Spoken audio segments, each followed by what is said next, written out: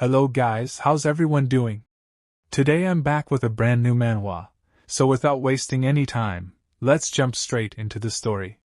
The story begins in Untitled City, where we see a luxurious Grand Yuen hotel, a top-tier 5-star hotel that screams wealth and power. The scene shifts inside one of its rooms. Inside the bathroom, a woman is taking a shower. Meanwhile, in the bedroom stands a man named Feng Chao. Slowly, shamelessly, he lifts the woman's dress and inhales its scent deeply. An evil smile spreads across his face as he mutters to himself. Jiao, no matter what, you'll become mine. Just as he's drowning in his filthy thoughts. Ding dong. The doorbell rings. From outside, a voice calls out, "Sir, your food delivery has arrived." Annoyed, Feng Chao clicks his tongue and walks toward the door. "I'm coming." The door opens. Standing outside is a delivery boy. And that delivery boy is our main character, Ye Chen. With respect, Ye Chen says, "Sir, your food delivery." But before he can finish, his eyes drift inside the room. At that exact moment, the bathroom door opens. Wang Jiao steps out, wrapped in a towel, her wet hair clinging to her shoulders. She looks at Feng Chao and asks casually, "Feng Chao, did you take my clothes?" Then, her eyes land on Ye Chen. She freezes. At the same time, Ye Chen's mind goes completely blank. His hands loosen. The food package slips and hits the floor. Feng Chao explodes in anger. "Hey!" But before he can continue, Jiao suddenly blurts out, "Honey!" Feng Chao pauses, confused. "Honey?" Then it clicks. He looks Ye Chen up and down, a mocking smile curling on his lips. "So this is your useless husband? A food delivery guy?" He laughs, proud and amused. "I can't believe I ordered food from Wang Jiao's trash husband." That's when Ye Chen finally snaps. He looks straight into Jiao's eyes, his voice trembling with pain. "Wang Jiao, I stayed in your Wang family for 3 years. I cooked for your family 3 times a day. I cleaned dog shit. I fed the cats. I won't say it was hard, but I treated you sincerely." His voice grows heavier. "In these 3 years, you never even let me touch your hand." A flashback appears. Jiao coldly pushing him away. "Don't come near me. Sleep on the floor." Back to the present. Ye Chen shouts, tears burning in his eyes. "I thought you were a woman with principles. But today, you're enjoying yourself with another man." He asks desperately, "Why did you do this?"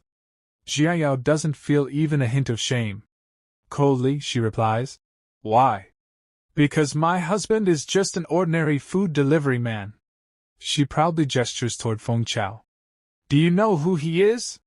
CEO of an investment firm. Young master of the Feng family, one of Yunuo's first-class families, with assets worth hundreds of millions." Then she looks at Ye Chen with disgust. "Only men like him are worthy of me. Not poor trash like you." Seizing the moment, Feng Chao puts his hand on Jiao's shoulder and smirks at Ye Chen. "Since you're her husband, I won't file a complaint. Just consider the food fed to dogs." Then he adds mockingly, "If you kneel and apologize, I'll even give you a 5-star rating." Inside, Ye Chen thinks, shameless. Just because you're rich. Feng Chao leans closer to Jiao. "Don't worry about him. Before he can finish, Ye Chen lunges forward and grabs Feng Chao by the throat. "Stop right there, you animal!" Feng Chao struggles, gasping. "It hurts, let go!" Instead of helping Ye Chen, Jiao screams at him. "Ye Chen! How dare you touch him? Get out right now, or I'll call security!" Seeing his wife protect another man completely breaks Ye Chen. He releases Feng Chao and can only whisper one name. Wang Jiao. A memory flashes. His grandfather saying, "She's the fiancée I chose for you." Back then, Ye Chen thought he could live a happy life with her. Now he realizes. It was just wishful thinking. Before leaving, he gives her one final warning. "Wang Jiao, I hope one day you won't regret this." He turns and walks away. Behind him, Jiao screams hysterically. My biggest regret in life is marrying a useless husband like you. Outside, Ye Chen sits on his scooter. His phone rings. Hello, Tan Tan delivery. On the other end, an old man speaks calmly and respectfully. Third young master, your 3-year character trial as a live-in son-in-law has officially ended today. Ye Chen falls silent. The next trial is a business trial. Old master has already acquired Huashan Group. Everything is arranged for you to become its chairman. At that moment, it becomes clear. Ye Chen was never ordinary. He was a billionaire heir, merely undergoing a test. His expression settles. I understand. The old man hesitates. Old master also wants to know, should young madam be formally accepted into the family? Ye Chen's face turns ice cold. No need. She's not worth it. He hangs up. At 8 p.m., in the Shingang residential community. Jiayao stands on one side. Ye Chen packs his luggage on the other. She sneers. Running away? Over such a small thing? Ye Chen turns. You think cheating is a small thing? Jiaya shows no shame. So what? You expect me to apologize? You eat our food, drink our water, live in our house. Even if I did something wrong, you should tolerate it. That's it. Ye Chen explodes. I tolerated your Wang family for 3 years. Your parents insulted and beat me publicly. I never fought back. Your relatives bullied me, and you all pretended not to see. I respected you because I cared. Then he says clearly, Wang Jiayao, let's get a divorce. She snaps. How dare you ask for a divorce? After divorce, you won't live in luxury or drive an Audi. Ye Chen laughs coldly. I don't need any of that. Her ego shatters. My Wang family is near first class with billions in assets. You were never worthy. She screams. Fine. Divorce. I don't know what Grandpa was thinking marrying me to a loser like you. Ye Chen replies calmly. Tomorrow morning. Civil Affairs Bureau. She pauses. Not tomorrow. It's my grandma's 80th birthday. I need to discuss this with my family. Do it fast, Ye Chen says. I'll wait for your call. He walks out.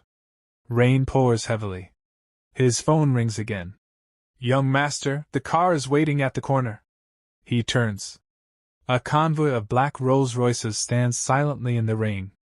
Black-suited bodyguards bow in unison. Welcome, young master.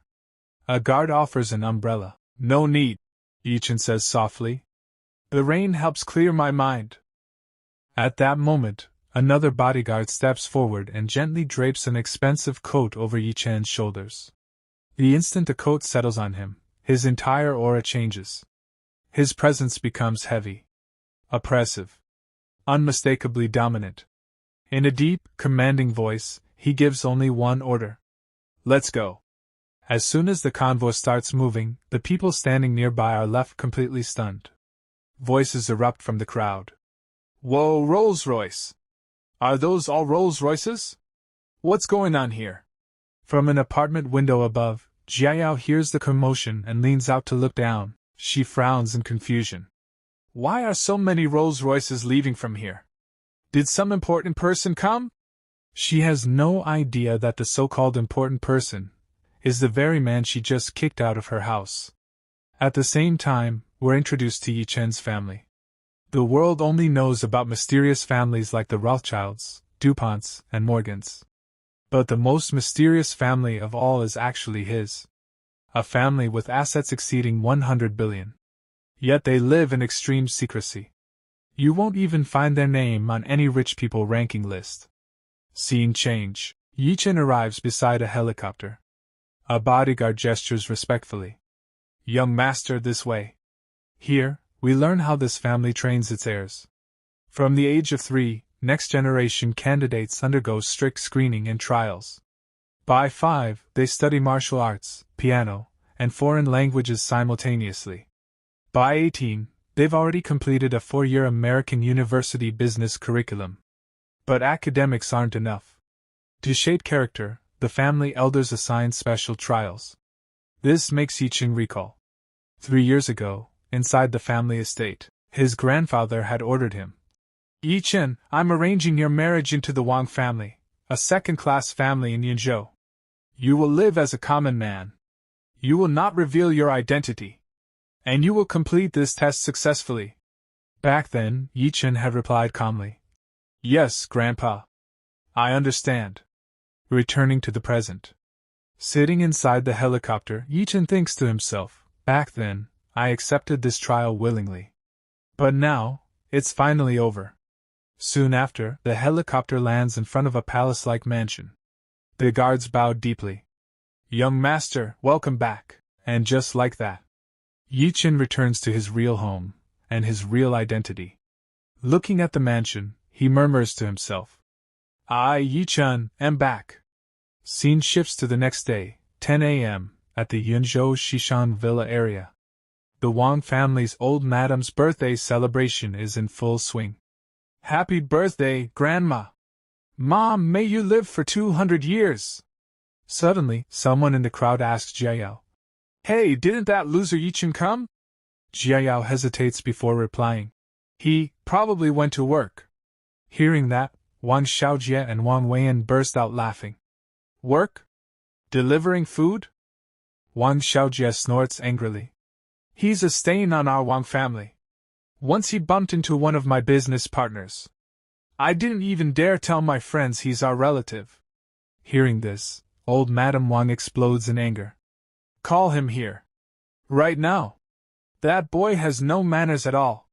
Panicking, Jaya blurts out. Grandma, he didn't come today because we're getting a divorce. Old Madam freezes. Divorce? Who gave you permission to divorce? Have you forgotten that your marriage was arranged by your late grandfather? Jiayao immediately starts acting. She drops to her knees, crying. Grandpa, I would never dare go against Grandpa's last wish. But Ye Chen crossed the line. He's having an affair with another woman outside. Inside, she thinks. They can never find out that I cheated first. If he wants to abandon me, then flipping the game is better. Hearing this, old Madam becomes even angrier. That animal? We gave him a mansion to live in for 3 years. Luxury cars to drive. And he still couldn't stay loyal to you? At this moment, Wang Xiaojie cuts in. Jiayao, don't take it the wrong way, but your elder brother has to say this. You're partly at fault too. 3 years of marriage, yet you never let him even touch you. No wonder he went looking for another woman. Or were you saving your purity so you could divorce him and marry some rich man later? That idiot probably didn't even realize it. Instead of calming down, old Madam's anger intensifies. No matter what Jiayao did, Ye Chen had no right to look for another woman. Bring that animal here immediately. Today, I'll show him what justice of the Wang family looks like. Terrified, Jiayao nods repeatedly and dials Ye Chen's number. The call connects. From the other side, Ye Chen asks calmly. What is it? Jiayao replies arrogantly. Grandma wants you to come here. Ye Chen responds instantly. I'm not coming. Click. The call ends. Jiayao stands there, shaking with rage. How dare he hang up on me? She reports back. He's not coming. Old Madam completely loses it. The status of a live-in son-in-law isn't even worth a dog. And he dares throw tantrums? Xiaojie, go. Bring him back to me, by force. Xiaojie grins excitedly. Got it. Perfect chance to beat Ye Chen again, he thinks as he leaves. After Xiaojie leaves, old Madam addresses everyone. I called everyone early today for a reason. Yesterday, Huaxin Group appointed a new chairman. No one knows who he is or where he came from. We're currently negotiating a 70 million financing deal, but the contract isn't signed yet. You all know Dingqing Real Estate has always collaborated with Huaxin Group. So building a good relationship with the new chairman is critical for the Wang family's future. Meanwhile, scene shifts elsewhere. Ye Chen stands quietly. A bodyguard looks at him, puzzled, and asks, Young master, why are you still wearing courier clothes? Hearing this, Ye Chen replies in a calm, steady tone. Today is the last day of my courier contract. I want to finish what I started. Inside, he thinks to himself. It's not time to reveal my identity yet. It's easier to see the enemy clearly when I stay in the dark. Just then, his phone suddenly rings. At the same time, we see Wang Xiaojie sitting in his car calling Ye Chen. Hello, Ye Chen. This is Wang Xiaojie. Where are you? Let's talk. Ye Chen answers without fear, completely calm. I'm delivering food at the Liyuan residential community. Wang Xiaojie lets out a cold laugh. Oh, I'm coming there right now. Wait for me. A short while later, Xiaojie drives over at full speed. He slams the brakes right in front of Ye Chen. Rolling down the car window, he says arrogantly, "Get in the car. Grandma wants to see you." Ye Chen replies instantly, without hesitation. Even if your grandma backs Wang Jiayao, it's useless. I'm getting this divorce no matter what. The moment he hears that, Wang Xiaojie explodes. Are you crazy? My grandma is backing you. She wants to give you family justice. Ye Chen asks calmly. Family justice? On what basis? That question makes Xiaojie even angrier. He points at Ye Chen and shouts. On what basis? You found another woman outside. No matter what, Wang Jiayao is still a member of the Wang family. You wronged the Wang family. So you deserve to die. Hearing this, Ye Chen slowly removes his helmet and asks with genuine surprise. I found another woman? Did Wang Jiayao say that? The next second, he can't hold it in anymore. He bursts out laughing loudly. Seeing this, Xiaojie snaps. What are you laughing at? Suddenly, Ye Chen's expression turns completely serious. Inside, rage surges. Wang Jiayao, even bullying has a limit. That shameless woman has gone too far. As Ye Chen's aura shifts, a trace of fear creeps into Xiaojie's heart. What's going on? Why did his expression suddenly become so scary? Like a superior looking down on everyone, but Xiaojie quickly reassures himself. No way. I must be imagining it. How could this useless trash have such an aura? Regaining his arrogance, he orders coldly. Trash, get in the car. First, kneel at the hotel entrance. After the birthday banquet ends, accept your punishment. Then listen to Grandma's instructions about the divorce. Hearing Xiaojie's nonsense, Ye Chen refuses directly. I already said I'm not going. Xiaojie opens the car door and steps out angrily. Looks like your skin is itching again. He moves forward, raising his fist. I'll beat you. Before his hand can come down, Ye Chen turns around and delivers a powerful kick straight to his face. Ah! Xiaojie screams in pain and stumbles back. You trash! How dare you fight back? As he shouts, he pulls a knife from his pocket and roars. I'll execute family justice for Grandma. I'll cut you to death. He lunges forward, slashing wildly. Swish, swish, swish. But Ye Chen effortlessly dodges every attack. With a precise strike, he hits Xiaojie's wrist, knocking the knife to the ground. Immediately after, Ye Chen rains down punches, smashing Xiaojie's face mercilessly. In just a few seconds, Xiaojie collapses to the ground, screaming in pain. Ah! Ah! Looking down at him, Ye Chen gives a cold warning. Go back and tell the Wang family. I'm not their dog anymore. I won't come when they call, and I won't leave when they wave. Unless I choose to. No one can order me around. Lying on the ground, Xiaojie roars angrily. You live in son-in-law, just you wait. Scene shifts. We see the Manhua hotel. Old Madame Wang is waiting. Soon, Xiaojie arrives. Seeing him, she smiles happily. Xiaojie is as efficient as ever. But the next moment, Xiaojie staggers out of the car crying. Grandma. Seeing his swollen face, old Madame is shocked. My good grandson! Who did this to you? Who dared to hit you? Xiaojie cries and complains. Grandma, it was Wang Jiayao's useless husband. He beat me. Hearing this, Wang Jichang, Xiaojie's father, turns red with rage. That useless thing dared to hurt you. I want him dead! Xiaojie hurriedly adds. Call the police! Old Madam immediately refuses. No. This is a family matter. Don't worry. I'll make sure he gets the punishment he deserves. If we call the police, this shameful matter will spread easily. She then turns to Wang Jichang and orders coldly. Jichang, I know you have some friends in the underworld. Let them teach that animal a hard lesson. And bring him back to me. Jichang nods immediately. Yes. Half an hour later. Scene shifts to another residential community. Ye Chen is walking calmly when two large thugs block his path. You're Ye Chen, right? Come with us. Ye Chen instantly understands. The Wang family sent you again, right? Today is my last day delivering food. I'm not going anywhere. One thug sneers angrily. Refusing a toast just to drink a forfeit. Break his hands first, then we'll talk. Both of them charge at Ye Chen. The next moment, only screams echo through the area. Ah! After beating them down, Ye Chen checks his delivery bag and exhales in relief. Luckily, the food isn't damaged. Just then, one thug gathers his courage and tries to attack from behind.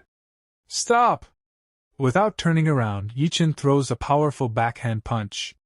The thug is sent flying and crashes to the ground, completely knocked out. Ye Chen checks his bag again and nods. Luckily, the takeout is fine. He gets on his scooter and rides toward the next destination, muttering calmly. Just one last order left. After that, the scene shifts to the Manhua Hotel, where the Wang family's grand party is in full swing. At that moment, Wang Jiqiang, looking completely panicked, rushes to his mother and says, Mom, the professional goons I hired, they were all crippled by Ye Chen. Hearing this, old Madame Wang is instantly shocked. Anger flashes across her face as she coldly asks, Is there really no one left who can handle this animal? The moment those words leave her mouth, the guests standing nearby are stunned. They start whispering among themselves. My God! I really didn't expect this. Could that useless live-in son-in-law actually be a martial artist? Just then, an old man standing nearby speaks up respectfully. Old Madam, Mr. Ma Kun, the general agent of one-to-one delivery in Yunzhou, has come to wish you a happy birthday. The moment he hears that name, Jiqiang immediately turns to his mother and says, Mom, isn't he Ye Chen's boss? I have a great idea. In the next scene, we see Ma Kun, the general agent of one-to-one delivery, entering with an expensive bottle of wine in his hand. He walks forward politely and says with a smile, Old Madam Wang, I heard you enjoy drinking. This is a 1990 Romani Conti, specially prepared for you. Happy birthday. I wish you a long and healthy life. Old Madam Wang accepts the gift, but her expression remains gloomy. In a low voice, she says, Thank you, President Ma. Seeing her mood, Ma Kun becomes slightly concerned and asks, Old Madam Wang, what's wrong? You seem a bit upset. Old Madam takes a deep breath and replies, Boss Ma, I'm not afraid of embarrassing myself in front of you, but our Wang family is currently facing a very serious family problem. Before she can continue, Jiqiang cuts in and says, Do you remember Ye Chen? The live-in son-in-law from my younger brother's family. Hearing this, Ma Kun is slightly surprised and immediately asks, Are you saying that live-in son-in-law not only cheated, but also injured your young master?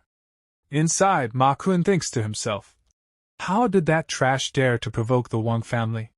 Then, in a regretful tone, he says, It's unfortunate. I don't have many connections in Yunzhou, otherwise I would personally teach that ungrateful bastard a lesson.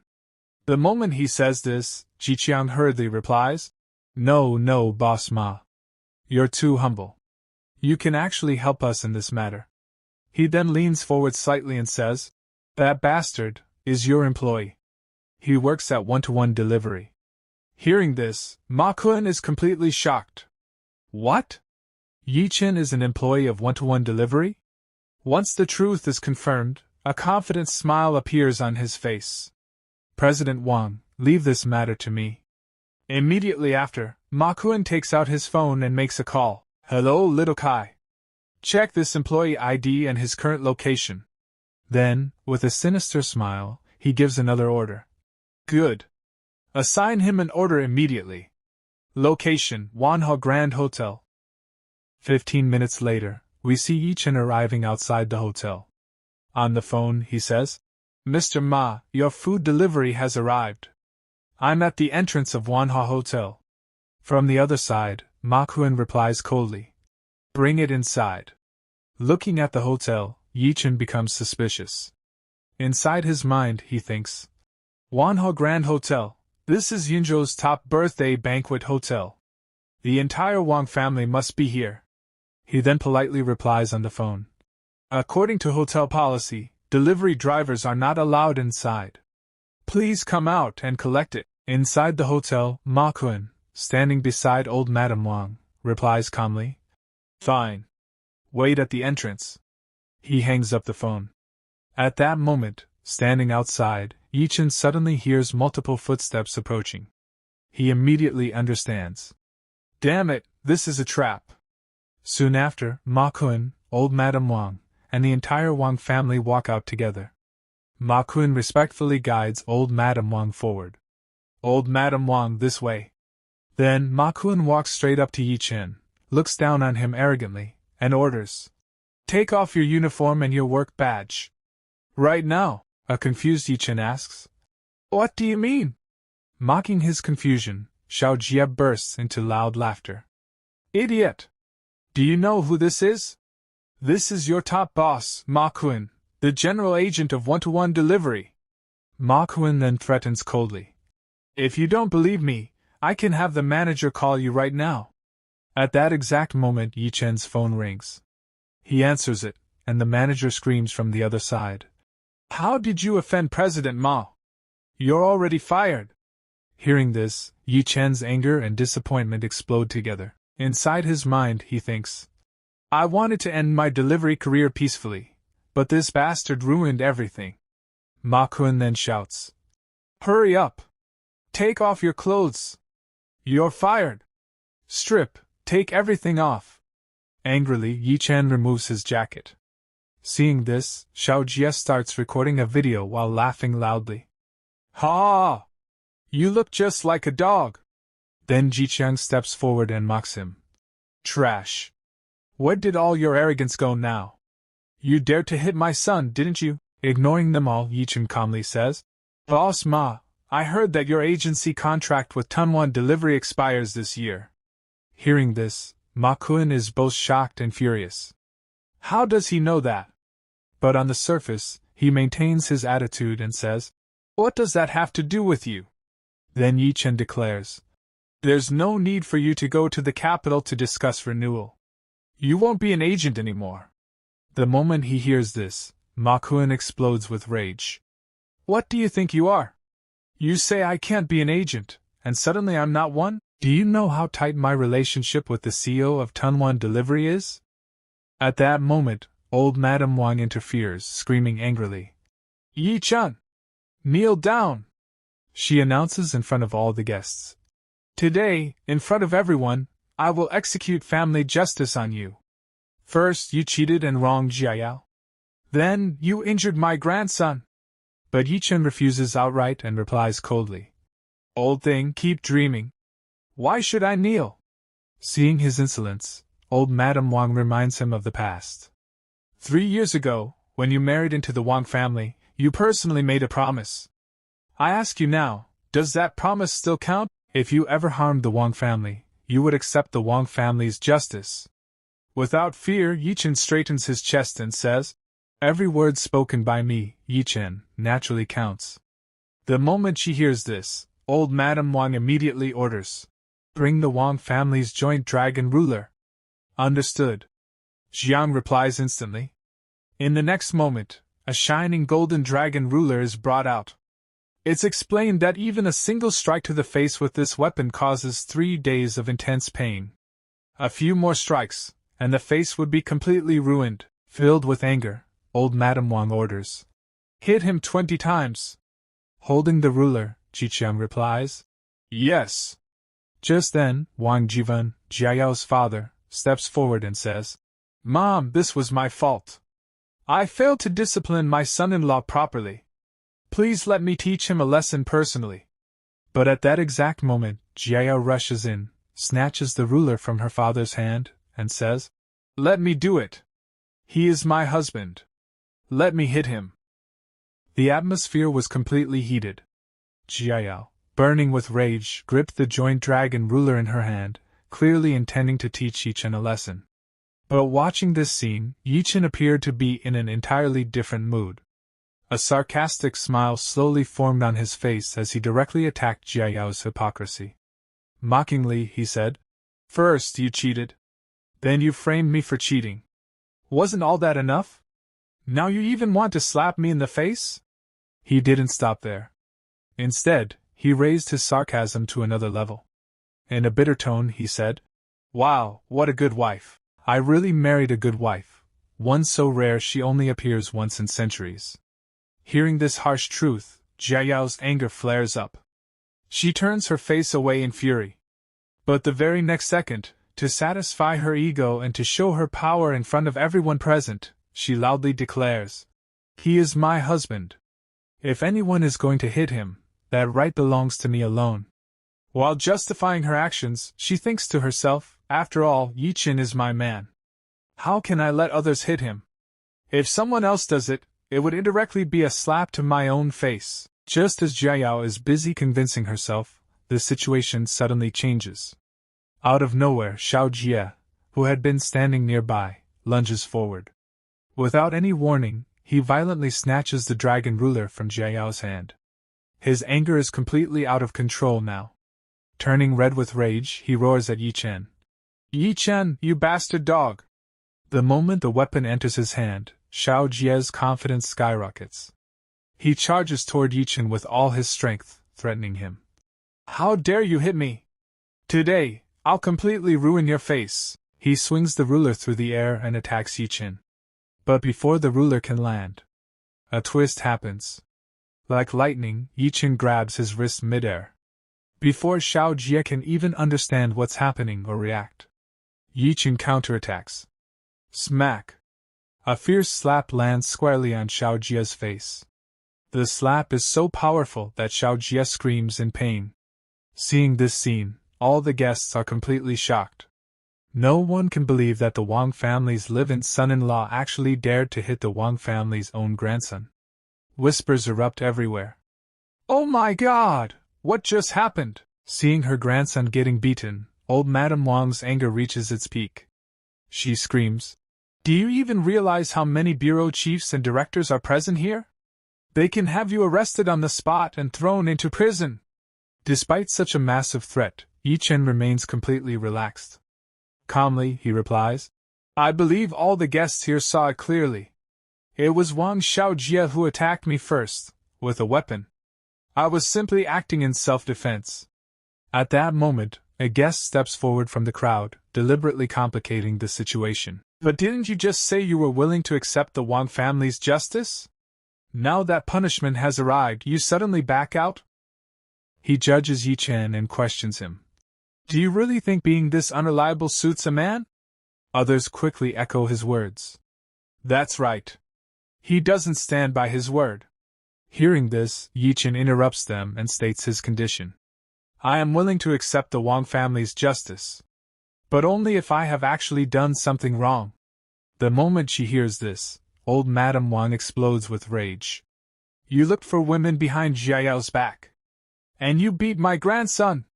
Isn't that enough?" At this point, Ye Chen finally loses control. With absolute determination, he reveals the truth in front of everyone. "For the past 3 years, I loved Wang Jiao with my whole heart. I never once strayed." Then he shouts, exposing the real truth. "The one who cheated was your granddaughter. Just yesterday, she booked a hotel room with Feng Chao. You can check the room records if you want."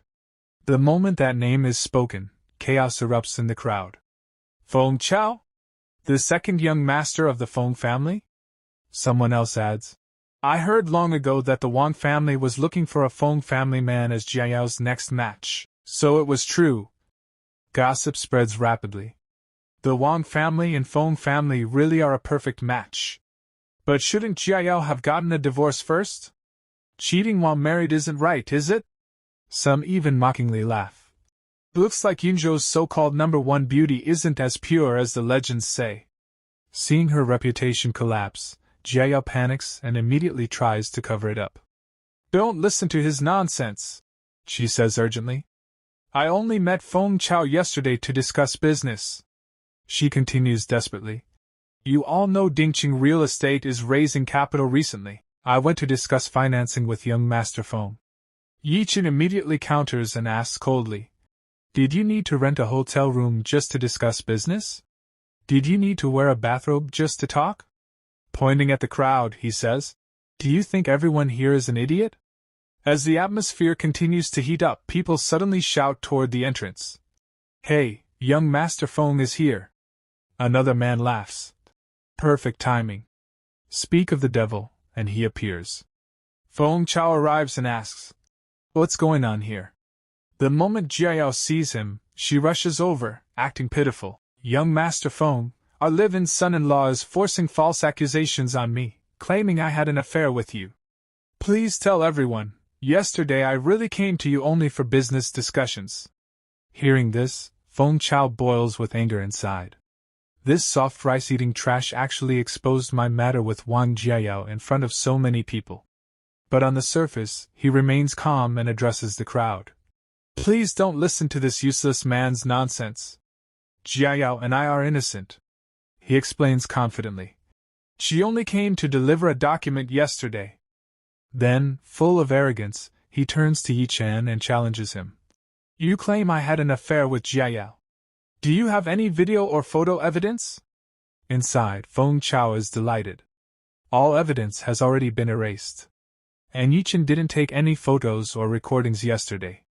He then fabricates a news story to strengthen his position. Friends, he's spreading this rumor for another reason.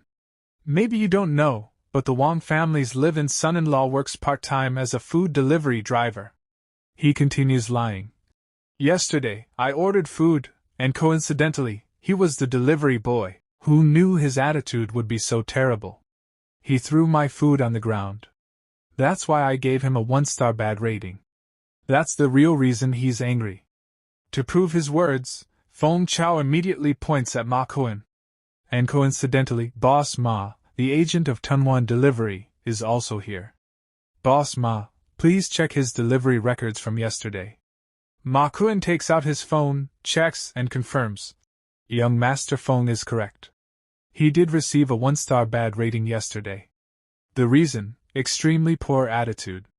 He threw the delivery on the ground. Hearing this, the guests look at Ye Chen with disgust. Wow, what a filthy mindset. Exactly.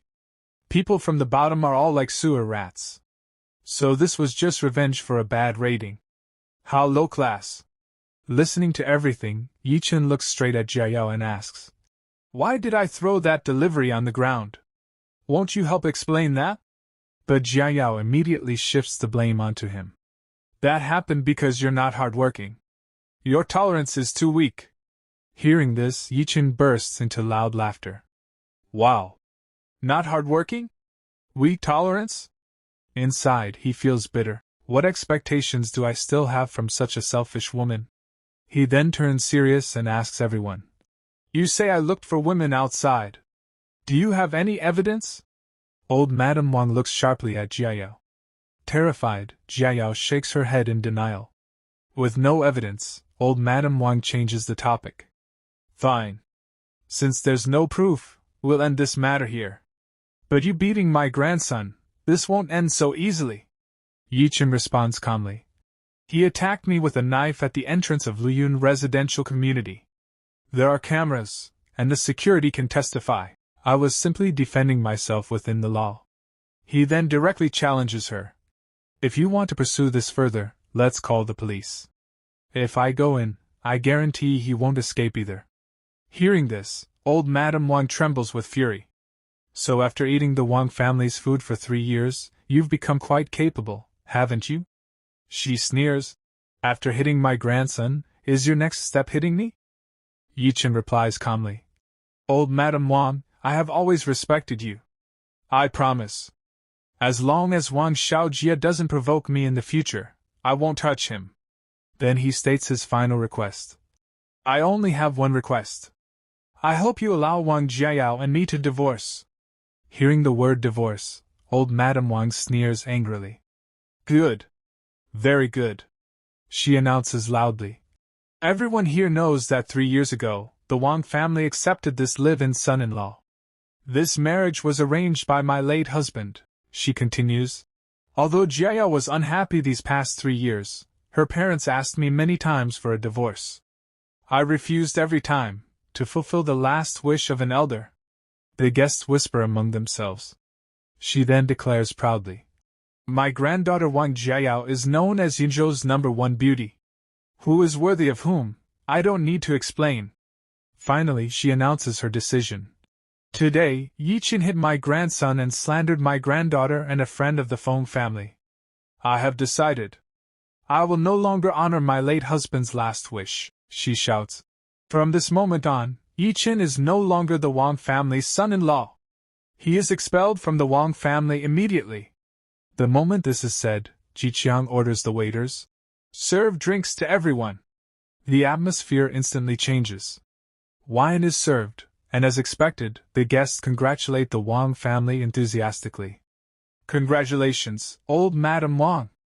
Congratulations, Jiayao. Laughter fills the hall.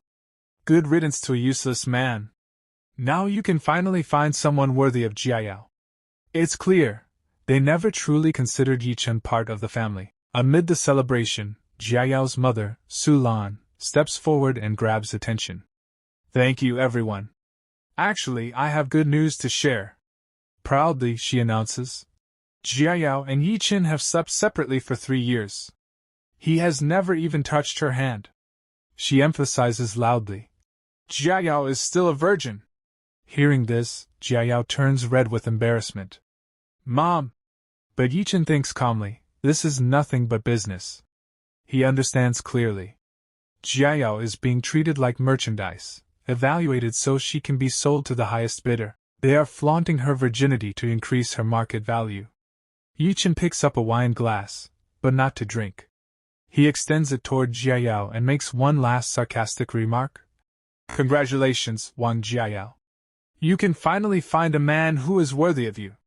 Hearing this, Jiayao regains her old arrogance. She believes Ye Chen is still afraid of losing her. If you kneel down right now and beg me, she says coldly, maybe I'll ask Grandma to delay the divorce. Ye Chen responds with fury and hatred. You betrayed me, and now you want me to kneel and beg you? At this point, Jiayao has lost all dignity in Ye Chen's eyes. He flips the wine glass over, pouring the wine onto the ground, a direct insult. Then he says coldly, You're not worth it. Inside, she screams, Ye Chen, this low, worthless man, has he gone insane? He's openly rebelling. Burning with rage and humiliation, she starts to shout. But suddenly stops herself. She turns sharply toward her grandmother. She knows where the real power lies. Grandma, letting him go with just a divorce would be far too merciful, she complains. We can't let him off so easily. He humiliated our family. Standing nearby, Xiaoji, who already hated Ye Chen, seizes the opportunity and nods vigorously. Sister Jia is absolutely right. We must teach him a lesson. Just look at my face. This isn't just my injury. This is an attack on the Wang family. Seeing her grandson wounded and her granddaughter disgraced, old Madame Wang's resolve hardens completely. For her, this is no longer about divorce. This is about the Wang family's honor. Don't worry, she declares coldly. Bullying the Wang family is not that easy. Then she raises her voice and addresses all the guests present. Everyone here, listen carefully. This man, Ye Chen, wasted 3 precious years of my granddaughter's youth. Not only that, he beat my grandson and betrayed our trust, she continues, her voice heavy with authority. My Wang family has been established in Yuzhou for many years. We have reputation and dignity here. If we let him leave unpunished, people will think we've grown weak. Then she makes her demand. All of you are influential figures from different industries in Yuzhou. I ask for your help. Cut off every possible source of his income. Let him understand the consequences of crossing the Wang family. As soon as she finishes, whispers erupt throughout the hall. So the Wang family wants to destroy his livelihood? That means they want him starving in Yuzhou. This is a direct strike at survival itself. Some shake their heads. A mere live-in son-in-law disgraced the Wang family and even asked for divorce. Of course they're furious. Others hesitate. But he's just a nobody. Isn't this like using an entire army to hunt a rabbit? Before the discussion can continue, a man steps forward, Fang Chao. Unwilling to miss this chance to curry favor, he announces loudly. On behalf of the Fang family, I fully support the Wang family. The crowd immediately recognizes him. The eldest son of the Fang family. The largest affordable luxury hotel chain in Yuzhou. His support is massive. Fang Chao steps closer to Ye Chen and threatens coldly. I guarantee that from today onward, no hotel below 4 stars in Yuzhou will allow you to check in. You won't even have a place to sleep. He smirks darkly, hatred burning in his eyes. In the future, I'll sleep with your wife and make you crawl and beg me, he thinks. I'll show you your place. As if competition has begun, another man steps forward. Everyone listen. An Zhongyi, owner of Lu Wei Lu, Shan Wai Shan, and Tian Tian restaurants. With confidence, he declares, I've been in Yuzhou's catering business for 20 years. I also support the Wang family. Whether you eat or starve in this city, that decision is mine. He continues firmly. With my connections, I guarantee you won't even get a part-time job in any restaurant. Forget being a waiter, you won't even wash dishes. Before he can step back, Ma Gung rushes forward, unwilling to be left out. I'm Ma Gung, general agent of Tuan Tuan Delivery in Yuzhou. I'll also cut off Ye Chan's livelihood. He stares straight at Ye Chen. Forget food delivery. Not just our company, you won't deliver for any platform. Every door is closed to you. Facing so many enemies, Ye Chen remains calm. He casually starts counting. Hotel service, food delivery, 2 industries blacklisted already. Then he looks up with a mocking smile. Any others left? If yes, come forward together. A man suddenly shouts. I'm the CEO of Golden Mind KTV. Don't even dream of working in any bar or KTV in Yuzhou. The entertainment industry has no place for you. Ye Chen bursts into laughter. To him, their efforts feel childish. Very good, he says. Anything else? Suddenly, Xiaoji realizes something terrifying. Wait. Ye Chen isn't ordinary. He's terrifying in a fight. He quickly warns the crowd. Be careful. This animal knows kung fu. His skills are extraordinary.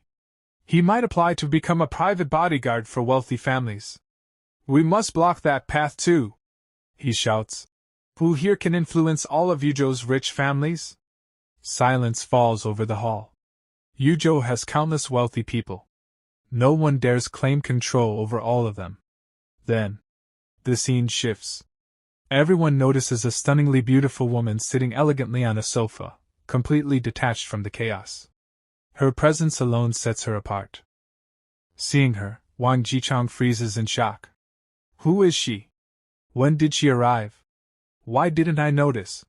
Realization strikes him. This is no ordinary guest. He rushes forward nervously. President Qin! When did you arrive? Please forgive me for not welcoming you at the door. I've made a terrible mistake. Ma Gung, clueless, whispers. President Wang, who is this beauty? Ji Chang glares at him inwardly. You ignorant fool, not knowing her will cost you dearly. He announces proudly. This is Vice President Qin Hongyan of Huaxing Group. The hall erupts. What? The Vice President of Huaxing Group? That legendary figure? People whisper in awe. She personally signed international contracts worth hundreds of billions. She stands beneath one man, but above 10,000. Ye Chen looks at her calmly. Huaxing Group, my company, he thinks. So she works for me. Meanwhile, Wang Jichang desperately tries to impress her. If there's one person in Yuzhou who knows all the wealthy elites, he flatters, it's President Qin. Ma Gang eagerly agrees, but Qin Hongyan cuts him off sharply. It sounds like you're saying I have affairs with all of Yuzhou's rich men, she says coldly. Watch your words. Ma Gang panics and apologizes, but inside, his thoughts turn filthy. Ji Chang quickly pushes his agenda. President Qin, please help us cut off Ye Chen's income. One word from you is enough. Qin Hongyan pulls out a cigarette and places it between her lips. Every man rushes forward with a lighter. She ignores them all. Then she points directly at Ye Chen. You! Come here! Gasps fill the hall. Her? Him? Ye Chen asks calmly. What do you want? Light my cigarette, she orders. Everyone is stunned. Ye Chen replies flatly. I don't have a lighter. Shock deepens. Qin Hongyan walks up to him, standing impossibly close. Name? She asks. Ye Chen. She smiles faintly and places her hand on his chest. Qin Hongyan fully takes advantage of her position and puts forward an offer right in front of Ye Chen. Ye Chen, just because your surname is the same as that of our newly appointed president of Huaxing Group, I'm willing to give you a chance to survive. She slowly scans him from head to toe, judging him openly, then adds, If I look carefully, you actually look quite decent. Listen to my request, and I'll hire you as my personal bodyguard. How does that sound? The moment she says this, the entire hall explodes. The atmosphere changes instantly. People start shouting and whispering at the same time. President Qin is trying to save that boy Ye Chen. Why? But it doesn't stop there. People start thinking deeper. Becoming the personal bodyguard of such a stunning beauty. Did President Qin actually fall for him? While the crowd is shocked, Jiao, standing far away, is already burning with anger. Confusion and jealousy twist her face. Inside her mind, only one thought keeps repeating: what exactly is Qin Hongyan trying to do? At the same time, Wang Jiqiang's brain suddenly rings an alarm bell. He realizes something shocking. The new president's surname, it's also Yi? Without wasting a second, he blurts out. President Qin, the new president of Huaxing Group. May I know his full name? Hearing this direct question, Qin Hongyan instantly becomes defensive. The truth is, she doesn't know the name herself. But she hides her ignorance perfectly and replies confidently. Sorry. President Yi doesn't want too many people to know about him for now. Outwardly calm, inwardly she's panicking. Damn it, even I don't know the mysterious president's name. If this gets exposed, I'll become a joke. Seeing her forced confidence, Ye Chen smiles inwardly. She definitely doesn't know my identity, he thinks. Otherwise, she wouldn't have asked me to light her cigarette earlier. Understanding the situation clearly, Ye Chen asks calmly. President Qin, how exactly do you plan to secure my livelihood?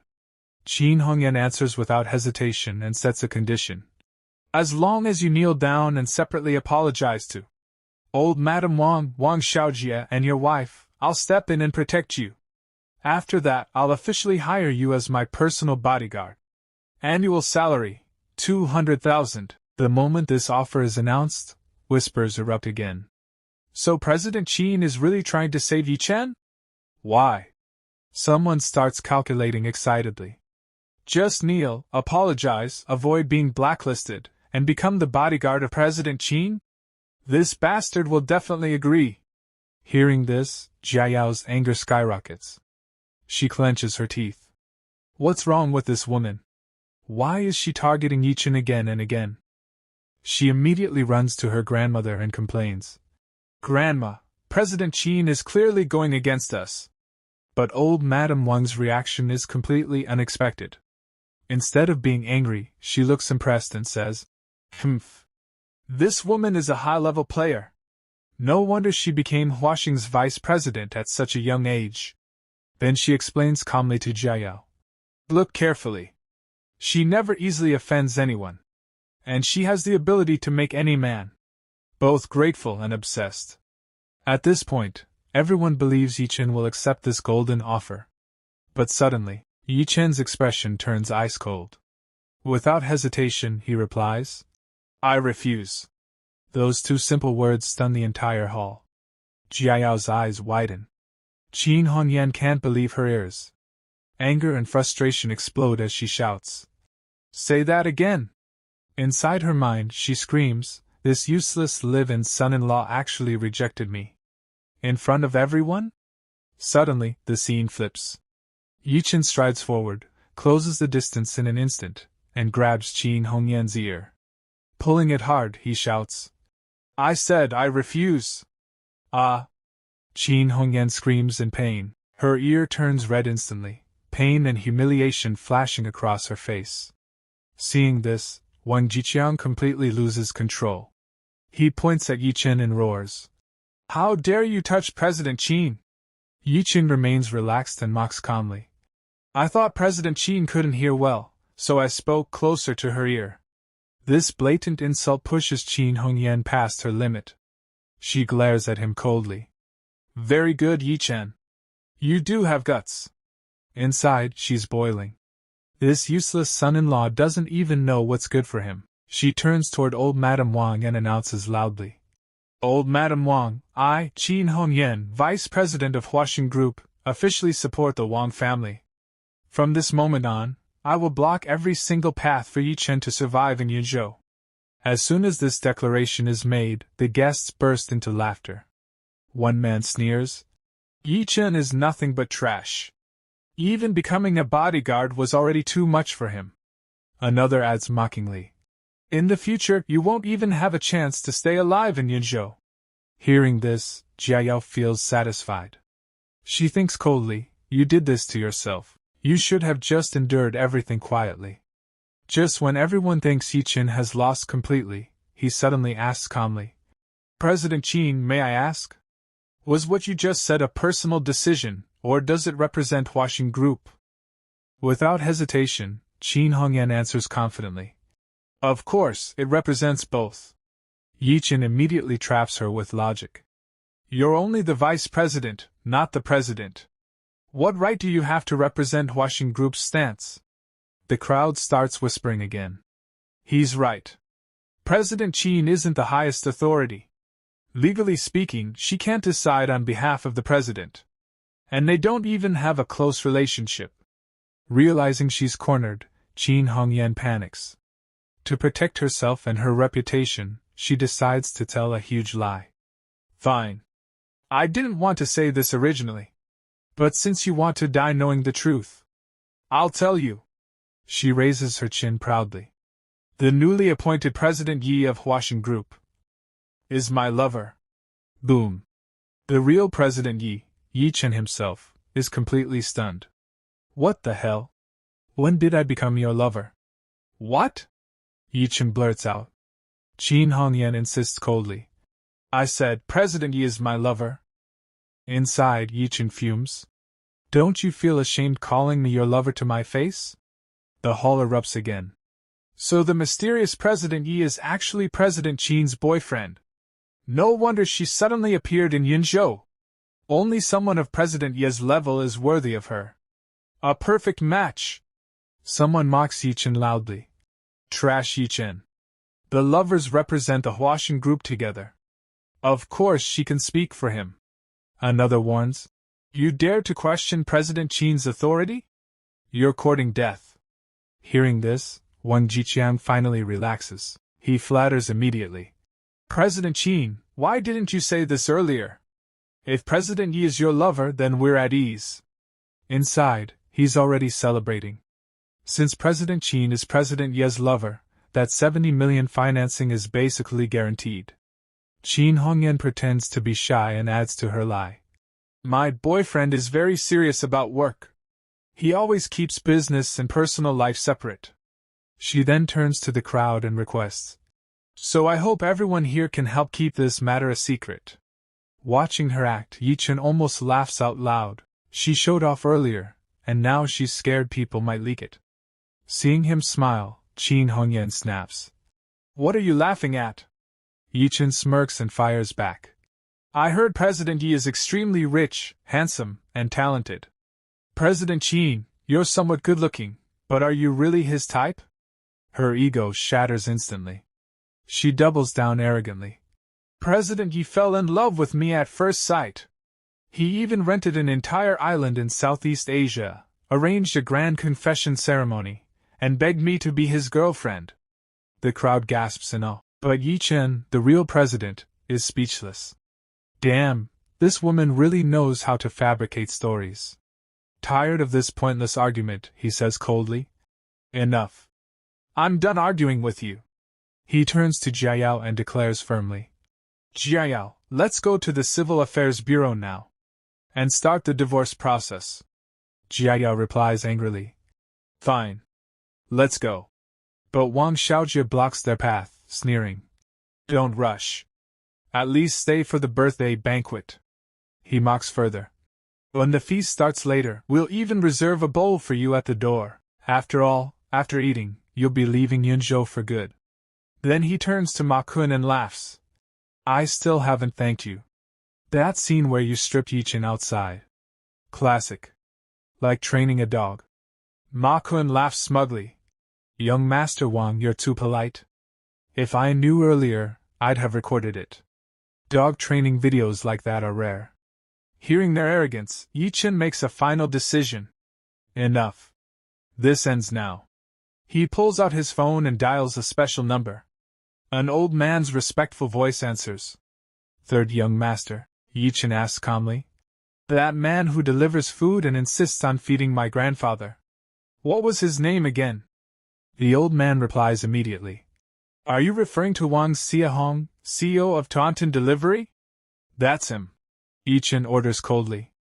Contact him immediately. Tell him to revoke Yunzhou's Taunton agency, effective now. Everyone nearby is stunned. They can't believe what they're hearing.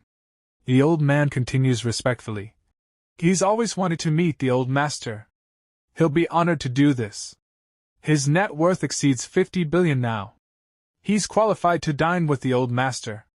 Ye Chen nods slightly. He's made decent progress these past years. Arrange a meeting with me another day. I'll treat him.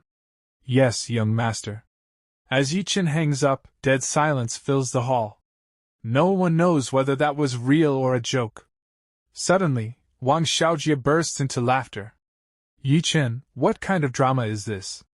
Revoking Boss Ma's agency? Who do you think you are? Ma Kun sneers. Kid, choose a better time to show off. Who would be afraid of fake nonsense like this? He even insults Ye Chen's grandfather. Your grandpa is just a farmer. CEO Wang is worth billions. You think he'll eat with your grandpa? You're living in a dream.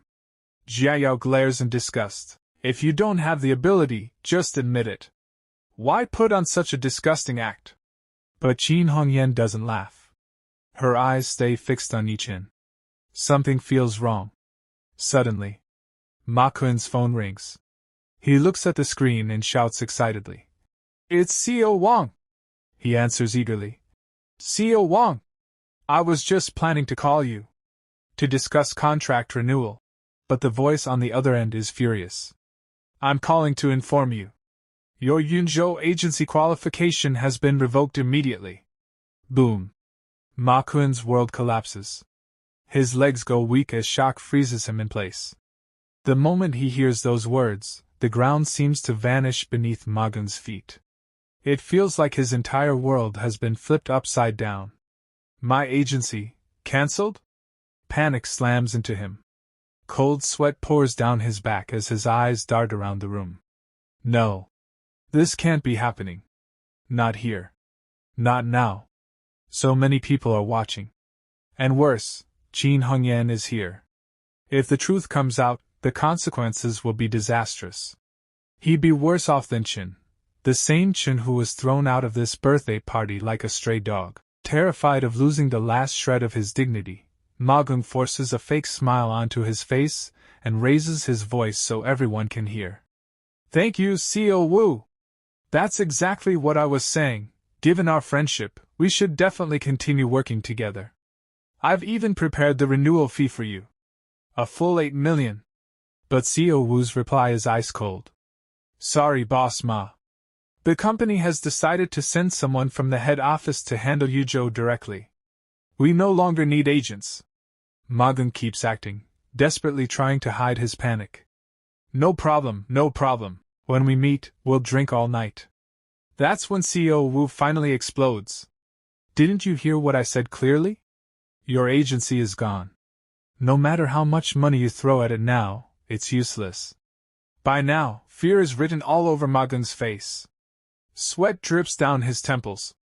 Yet he refuses to drop the act. Still smiling stiffly, he says, "All right, CEO Wu, please don't worry. We'll definitely do good business together in the future." The sheer amount of nonsense pushes CEO Wu over the edge. Are you insane? Why are you still talking nonsense? Listen carefully. When the contract expires next month, the head office will send someone directly. Click. The call ends. And yet Ma Gung keeps talking to the air. All right, CEO Wu. We'll talk when we meet. The whole performance leaves Chen slightly stunned.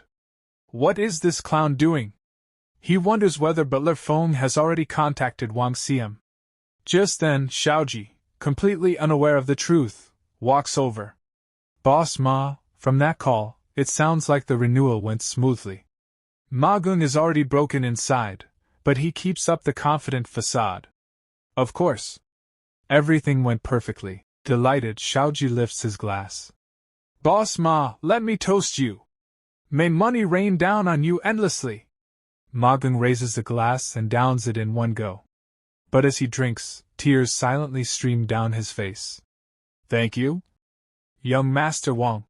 Chen, watching from a short distance, notices the tears in Ma Gung's eyes. Meanwhile, Xiaoji laughs loudly. Boss Ma really is generous. Finished it in one shot. But Qin Hongyan sees the tears clearly. Boss Ma, why are you crying? Are you okay? Afraid of being exposed, Ma Gung quickly makes up an excuse. I'm fine. The drink was just too strong, it burned my throat. That's when Chen finally steps forward. Boss Ma, big words depend on the occasion. What's the point of acting anymore? Everyone can see you're putting on a show. Why don't you just admit it? Your agency has already been cancelled. Ma Gung's rage explodes. This brat just stomped my dignity into the dirt. Clinging to his last shred of pride, he roars. So what if it's gone? The company just wants to take control directly. This has nothing to do with trash like you. Chen merely smiles faintly. If you believe that, fine. I'm not interested in making another enemy anyway. Those words stab straight into Ma Gung's ego. Who do you think you are? What qualifications do you even have? You're nothing but a filthy delivery boy. The atmosphere instantly turns heated. Guests whisper among themselves. Did Boss Ma really lose his agency because of Chen? No way. Chen is just a useless live-in son-in-law. But what if it's true? What if we mock the wrong person? Sensing the chaos, Jia Yao's mother steps in to control the situation. Everyone calm down. What happened to Boss Ma has nothing to do with this useless son-in-law. His family is from the countryside. His grandfather is a farmer. It's impossible for him to know someone like CEO Wu. The Wang family quickly agrees. Exactly. He's been living in our family for 3 years as a house husband. If he really had powerful connections, would he live like a dog for 3 years? Another relative laughs. Rich young masters are delicate. They can't endure hardship. How could someone like that survive 3 years as a live-in son-in-law? It's ridiculous. At that moment, old Madame Wang signals the security guards. They surround Ma Gung and begin escorting him out. Mr. Ma, please come this way. Unable to accept the humiliation, Ma Gung shouts. Wait. I brought rare vintage wine. The guard shoves the wine back into his hands. Please take your wine with you. Wait. Old Madame Wang. President Wang. His voice fades as he's dragged out. Watching the farce, Chen thinks coldly, the Wang family, these people, all of them are the same. No wonder Wang Jiayao betrayed me for money. To ease the tension, Ji Chang makes an announcement. Guests, please take your seats. Enjoy some soup and snacks first. The party will officially begin shortly. Everyone heads to the dining area, but a different tension brews there.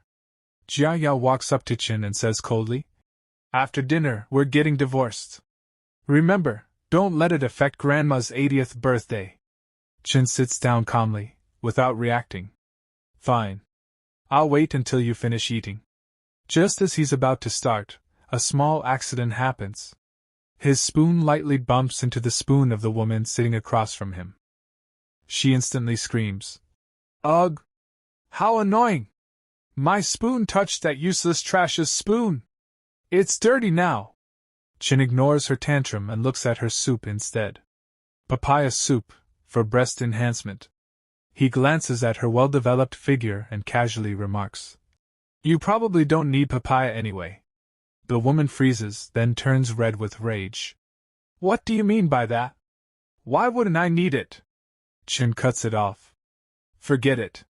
Pretend I didn't say anything. Here, have the soup. His indifference infuriates her. This house husband won't even look me in the eye. She storms over to old Madame Wang. Grandma, don't let Chen eat here anymore. He didn't even prepare a birthday gift. What right does he have to eat at your party? Old Madame Wang responds sternly, protecting the family's reputation. The Wang family has standards. Let him finish his meal.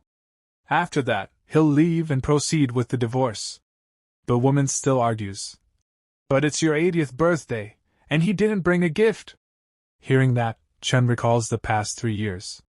If old Madame Wang hadn't insisted on no divorce for 3 years, my mission would have failed long ago. He makes a decision. I'm officially leaving the Wang family today. And since it's her 80th birthday, I should give a gift. He pulls out his phone and dials a number. Prepare a gift for me. Deliver it to Manhua Hotel. Seeing this, Jia Yao scoffs. What? Now you remember Shane? Our family won't accept your trash. She sneers inwardly. A man living off his wife, what could he possibly give? Stop embarrassing yourself. She snaps. Call them back and cancel it. If Grandma needs a gift, I'll arrange one for you. Chen ignores her and keeps eating. That finally sets her off. Hey! Did you hear what I said? 10 minutes pass. Suddenly, hurried footsteps echo at the entrance. A delivery boy with a bag tries to enter, but a guard stops him. Sorry. Today is a Wang family event. Outsiders aren't allowed. I'm here to deliver a birthday gift. The delivery boy explains. Allowed in, he asks. May I know whose birthday it is today? Seeing a stranger, Xiaoji snaps. Why is another delivery guy here? This is my grandma's party. Who let you in? The delivery boy hurriedly explains. I met a Rolls-Royce owner on the road.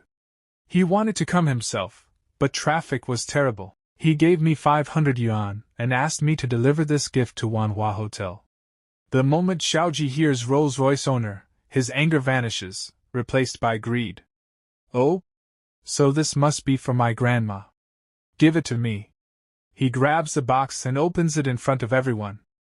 The instant the lid lifts, his eyes go wide. A green glow spills out. Is that? He screams in shock. Top-grade ice jade. Completely transparent. The best of the best. This bracelet is worth at least 10 million. The hall erupts. A 10 million yuan gift, delivered casually by a delivery boy. Who is this tycoon?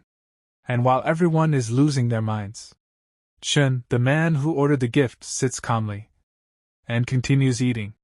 So, just like we saw in the previous episode, the moment that box is opened, an extremely precious jet bracelet is revealed inside. The instant everyone lays eyes on it, every single person present is left wide-eyed in shock. In the very next moment, the entire hall is buzzing with nothing but discussions about that bracelet. The guests and family members simply can't hide their amazement anymore. Voices rise everywhere as people excitedly talk over one another. This jet bracelet instantly becomes the most expensive and valuable gift among everything presented today. Hearing this, everyone's curiosity skyrockets. One by one, their gazes turn toward old Madame Wang, and someone finally asks, Old Madame Wang, who exactly is the person who sent such a generous gift? You must introduce us to them later. But this is where the story takes an unexpected twist. Old Madame Wang herself is staring at the bracelet with a confused expression. Holding it in her hands, she slowly says, "To be honest, even this old lady isn't very clear about it." The entire hall instantly falls into suspense. The guests begin whispering among themselves. Every single member connected to the Wang family is present today. No one is missing. So then, who on earth sent this bracelet? At that moment, from within the crowd, Chen's sister-in-law, Wan Yuan, stares greedily at the sparkling bracelet. Her eyes shine as she thinks, "What a beautiful bracelet." Then, with full confidence, she speaks up in front of everyone. "Could it be that one of my admirers sent this?" The moment she says that, the same thought starts circling in everyone's mind. Yeah, that's possible. After all, Wan Yuan has an incredibly hot figure. Any man who sees her would probably lose sleep that night. She's only 20 years old and doesn't even have a boyfriend. In fact, she's the target of many wealthy young masters who all want to date her. Hearing this, Yuan's father, Ye Chen, puffs out his chest proudly. Nodding eagerly, he says, "Absolutely. The chances are very high. My daughter is that beautiful. She has millions of fans online. This must have been sent by some rich young master who likes Yuan." After that, Qin Hongyan also chimes in with a smile. "Then congratulations in advance, President Wang. Your future son-in-law is truly generous, to send a gift worth tens of millions." Ji Chang beams with joy and hurriedly replies, "Oh, stop it, President Qin. You're embarrassing me." All of this drama is quietly watched by Chen from the side. There's a faint smile on his face as he thinks to himself, they'd rather blindly guess and believe that this bracelet came from one of Yuan's lovers, than accept that I'm the one who sent it. With that thought, Ye Chen finally stands up. Turning toward Jiayao, he calmly asks, "Jiayao, have you eaten?" Jiayao looks at him in surprise and replies coldly, "I've eaten. Why?"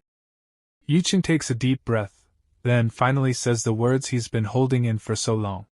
"Since you've eaten, and I've already given my gift, let's go to the Civil Affairs Bureau and get divorced. Right now." Jiayao is completely stunned. Shocked, she blurts out, "Wait, what did you just say? You gave a gift? When did you give a gift?" Without hesitation, Ye Chen points straight at the jet bracelet that has become the center of attention and says, "It's right there. That bracelet is my gift." The moment those words fall, it's as if a bomb explodes in the hall. Ji Chang turns red with rage and roars, "You're shameless! That bracelet is worth tens of millions. You couldn't earn that kind of money in 7 lifetimes. How dare you claim you sent it?" Yuan jumps in immediately, curling her lips in disdain. "Sister Jia, can you please stop your loser husband from making a bigger fool of himself? It's obvious this was sent by one of my suitors." Standing nearby, Shujia also seizes the chance to humiliate Ye Chen. "Our family of 4 couldn't even give a decent birthday gift. And now he comes out trying to steal credit for someone else's present. He's truly disgraced the Wang family." Immediately after that, Jiayao, furious, snaps at Ye Chen, "Let's go. Right now. We're going to the Civil Affairs Bureau. I don't want to be the wife of a loser like you for even one more second." But before leaving, Ye Chen turns one last time to old Madame Wang and says calmly, "Old Madame Wang, for 3 years, good times or bad, we were family. I give this bracelet to you. Happy birthday." Old Madame Wang waves her hand impatiently and snaps, "That's enough. Stop this nonsense and get out of here. Quit showing off. This live-in son-in-law has truly embarrassed our family." From behind, Shujia shouts threateningly, "Ye Chen, after the divorce, take a train and get out of Yuzhou. I don't ever want to see you here again." Ye Chen turns back and replies coldly, "Whether I leave Yuzhou or not is my freedom. You have no right to interfere." And with that, he walks away. Outside the hotel, Ye Chen spots a BMW parked nearby, with Feng Chao and Jiayao sitting inside. Feng Chao mocks him openly. "Kid, Jolin said you're not even qualified to sit in a BMW. Take a shared bike instead. We'll wait for you at the gate of the Civil Affairs Bureau." With that, he speeds off, leaving Ye Chen alone. But Ye Chen calmly raises his hand, flags down a taxi, and says, "Hello? Civil Affairs Bureau, please." A short while later, the scene shifts inside the Civil Affairs Bureau. The atmosphere is quiet. The officer at the counter hands them the documents and says formally, "Here are your divorce certificates." The moment Ye Chen takes the certificate into his hands, he lets out a relieved breath. Finally, I have the divorce certificate. After 3 years, I'm no longer a live-in son-in-law. Looking at the certificate, he immediately begins planning his next move. Next trial, business. From now on, I'll focus fully on my career. But Jiao sneers. That's right. You're no longer a live-in son-in-law. Now you're a discarded son-in-law, which is even more shameful. Ye Chen replies without stopping. Say whatever you want. I have nothing to do with you anymore. He gets into the taxi and leaves. Behind him, Jiao is still furious. Watching the taxi drive away, she screams, "Ye Chen! You're a useless, abandoned son-in-law!" In anger, Jiao and Fengchao jump back into their car. Sitting down, Jiao orders, "Fengchao, drive. Follow him. See if he's leaving Yuzhou." Fengchao immediately starts the engine and chases after the taxi. Confidently, he says, "He's definitely going to catch a train and leave. He can't survive in Yuzhou anymore. He has no savings. If he doesn't leave, what, will he live on air?" Jiao hesitates and says, "That makes sense, but looking at his expression earlier, I feel like it's not that simple." After following for a while, Fengchao frowns. "This road, it's not toward the train station." Jiao asks sharply, "Is it the airport?" Fengchao shakes his head. "No. This goes toward the Xishan district."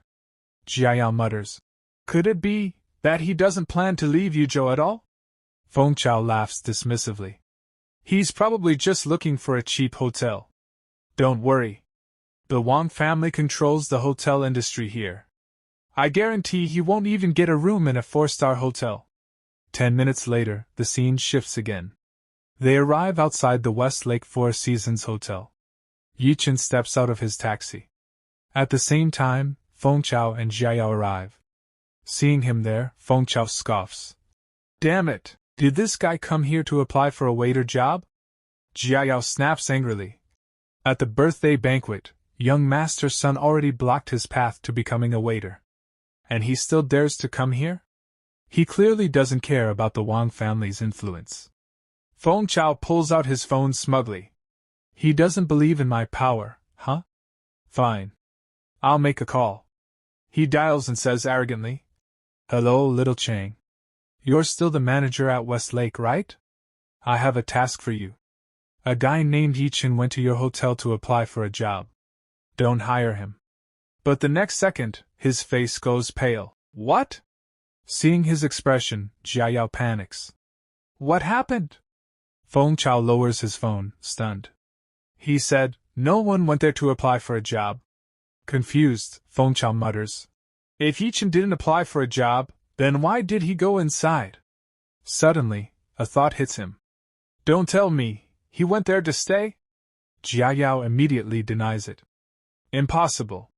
Westlake costs at least 8,000 per night. I already confiscated all his bank cards during the divorce. He only has a few hundred in cash and a 2,000 credit limit." To clear things up, Fengchao says, "Let's go inside and ask Little Chang directly." Scene shifts to the hotel lobby. As soon as they enter, the receptionist explains, "Brother Chow, the Ye Chen you mentioned did check in just now. He prepaid for 7 days." Hearing that, Fengchao feels the ground disappear beneath his feet. 7 days? He quickly calculates. 8,000 a night, 7 days, that's 56,000. Grinding his teeth, he snarls, "That bastard hid private money. Jiao, he must have skimmed money from groceries and daily expenses. Shameless, stealing even that much." But then the receptionist gently interrupts. "Sir, Mr. Ye Chen didn't stay in a standard room, he booked the presidential suite." Boom! Fengchao and Jiao are struck like by 440 volts. "What?" Feng Chao stammers. The Westlake Presidential Suite is 80,000 a night, 7 days. That's 560,000. He turns to Jiayao in shock. Jiayao, are you sure that money came from your family's expenses? To turn his suspicion into certainty, Feng Chao immediately spun around toward the receptionist and asked in disbelief. Are you sure? Did Ye Chen really just pay the full 5,600 right now? The receptionist nodded calmly. Yes, sir. The payment has been completed. But her very next sentence was like rubbing salt into an open wound. Smiling brightly, she added, and not only that, he was so happy that he even gave me a 10,000 tip. The moment Jia Yao heard that, her anger completely exploded. She snapped, shouting, How dare you keep that tip?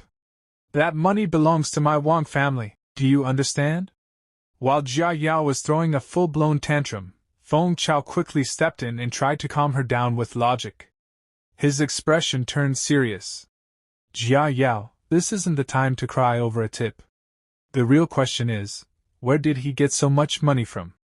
Even if he stole vegetable money for 3 whole years, there's no way he could save up 1 million.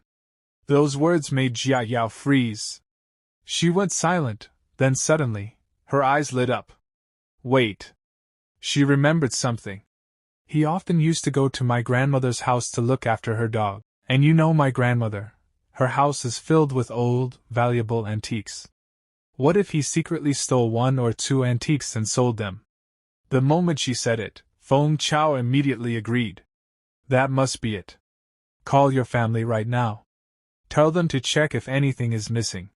Without wasting a second, Jia Yao pulled out her phone.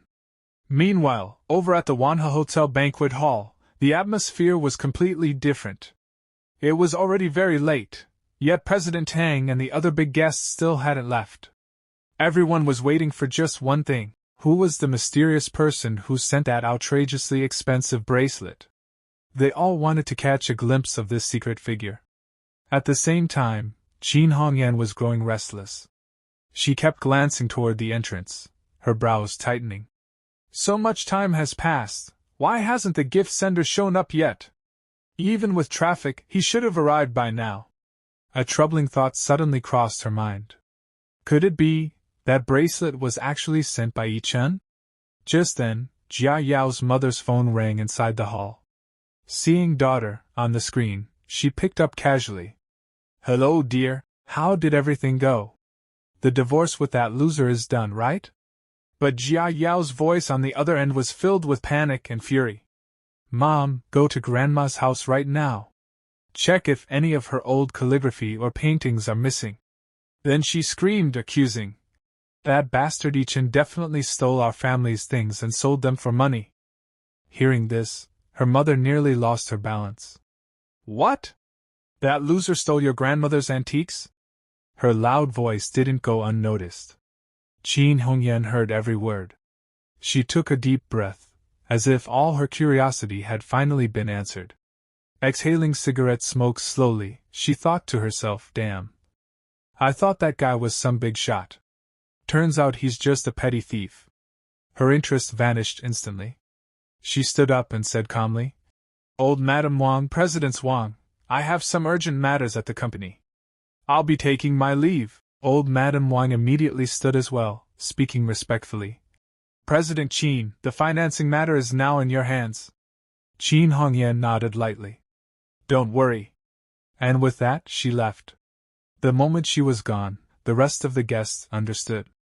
That mysterious tycoon wasn't coming tonight. One by one, they all began to leave. Once the hall emptied, old Madame Wang, furious and confused, demanded, What did Jia Yao say? Why did she only find out after the divorce that Ye Chen stole something? Jia Yao's mother explained angrily. She said Ye Chen booked the presidential suite at Westlake Hotel for an entire week. He spent nearly 600,000. That's why they suspect the money came from selling your antiques. Old Madame Wang slammed her hand on the table. That useless live-in son-in-law! But even then, she was still thinking about the bracelet sender. She forced herself to calm down and said firmly, The honored guest who sent that bracelet still hasn't arrived. We cannot lose such a huge opportunity because of that trash. She immediately split the family into two groups. Ji Chang, Su Xian, Yun Lian, you stay here with me. We'll wait a little longer. Then she turned to the others. Xiao Jie, Jiyuan, Su Lan, you go to my house right now and check what's missing. Everyone answered together. Yes. Scene shift. At the Wang family villa. Xiao Jie, Jia Yao's father, and her mother arrived and immediately began searching the house. After 20 minutes of checking every corner, nothing was missing. Xiao Jie frowned. There's nothing gone. The uncle walked over and confirmed.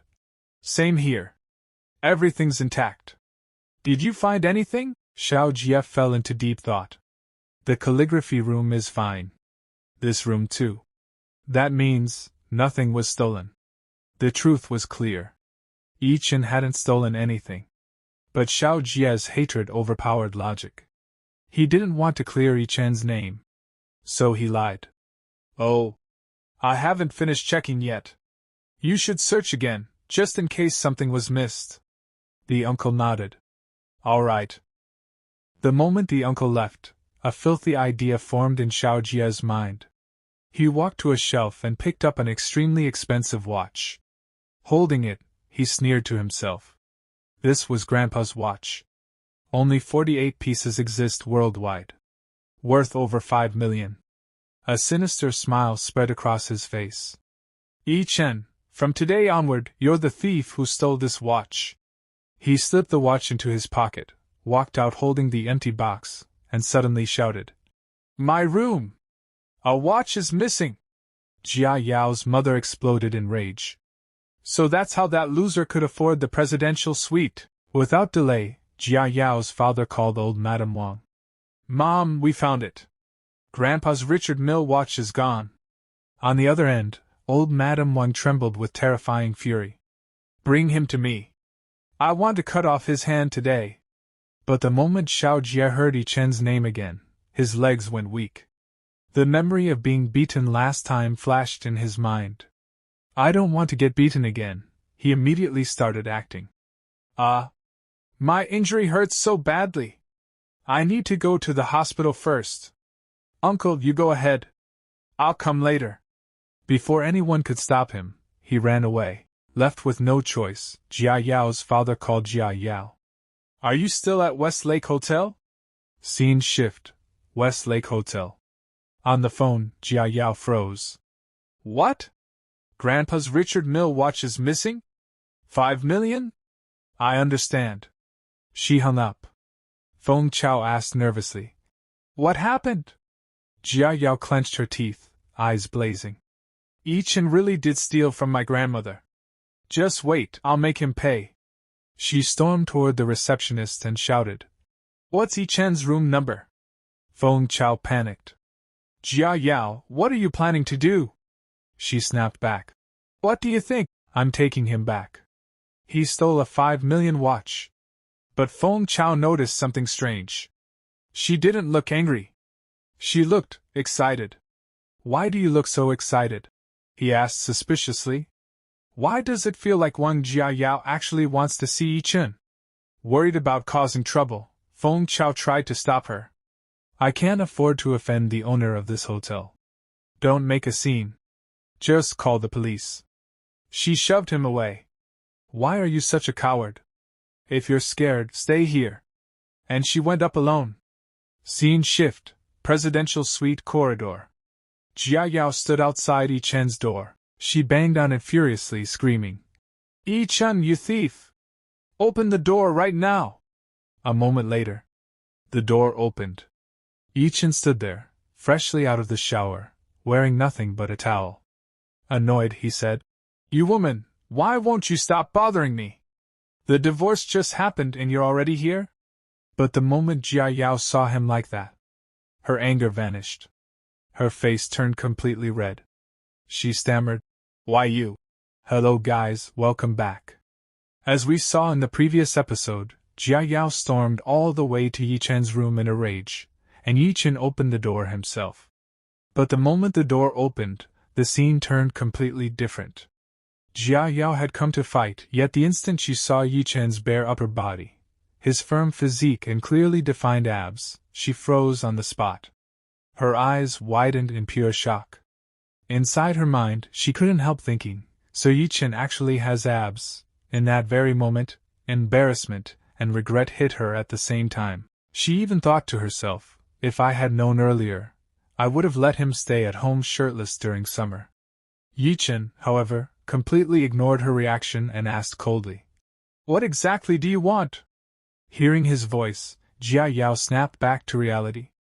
To hide her embarrassment, she immediately changed the topic and accused him straight out.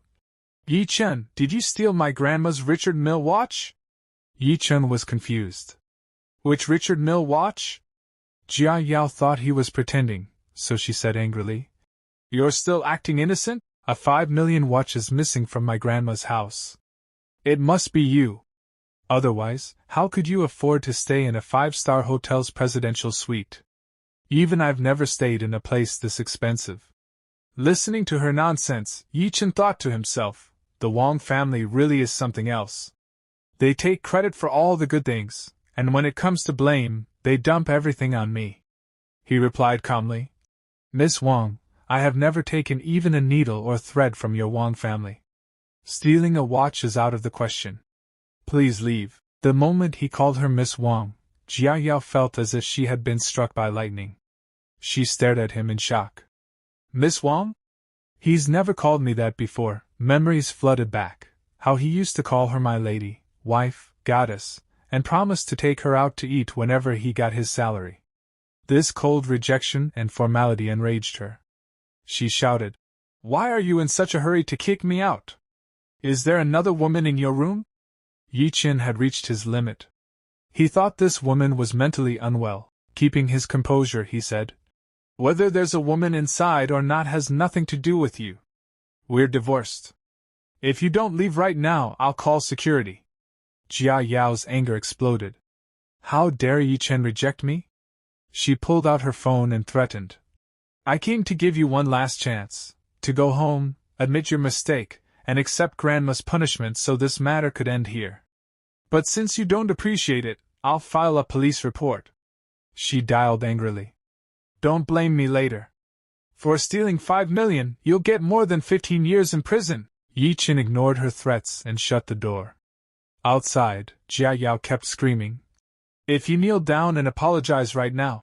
But the door was already locked. Inside the room, Ye Chen calmly dried his hair, looked at himself in the mirror, and laughed softly. Just because I loved her, I always knelt, always apologized. Since when did liking someone mean lowering yourself this much? Outside, Jia Yao continued banging on the door. "Ye Chen, open up! I've already called the police. Just wait for jail." The scene then shifts. When old Madame Wang heard that Jia Yao had called the police, she exploded. "What? Jia Yao called the police?" Jia Yao's mother immediately defended her. "Mom, Ye Chen must have refused to cooperate. That's why Jia Yao had no choice. Besides, he's no longer part of our family. We can't handle this with family justice anymore." Old Madame Wang snapped back. "Who told her to call the police? Family matters should be handled by us." Then she coldly added, "Forget it. Maybe Ye Chen is destined to rot in jail. That live-in son-in-law has already stained our family's name." 10 minutes later, the scene returns to the hotel. The police arrive and ask, "Are you Miss Wang Jia Yao? You reported that Ye Chen stole a 5 million watch from your family?" Seeing the police, Jia Yao immediately plays the victim. "Yes. Ye Chen was our live-in son-in-law. We just got divorced. He stole our family's watch and sold it. That's how he's been staying in this 5-star hotel's presidential suite for a week. He even hired a hooker." She urges them, "Comrades, arrest him and bring him down immediately." An officer orders the receptionist, "Call Ye Chen and tell him to come down." The receptionist nervously agrees and calls the room. The phone keeps ringing, but inside Ye Chen is fast asleep. When he doesn't answer, Jia Yao's suspicion turns into certainty. He didn't even pick up. He must be guilty. The two officers exchange looks and say together, Let's go upstairs and check. They take the elevator, reach Ye Chen's room, and ring the bell. When Ye Chen opens the door and sees the police, he's slightly surprised, but his face remains calm. The leading officer says, "Are you Mr. Ye Chen? I'm directly from the district police station. We received a report from Miss Wang Jiayao accusing you of stealing a 5 million watch. Is this true?" Ye Chen answers confidently. "I took nothing from the Wang family." Director Li doesn't fully believe him. Scanning him up and down, he says skeptically, "Forgive me, but I heard you were once the Wang family's live-in son-in-law with little money, doing food delivery for the past 6 months.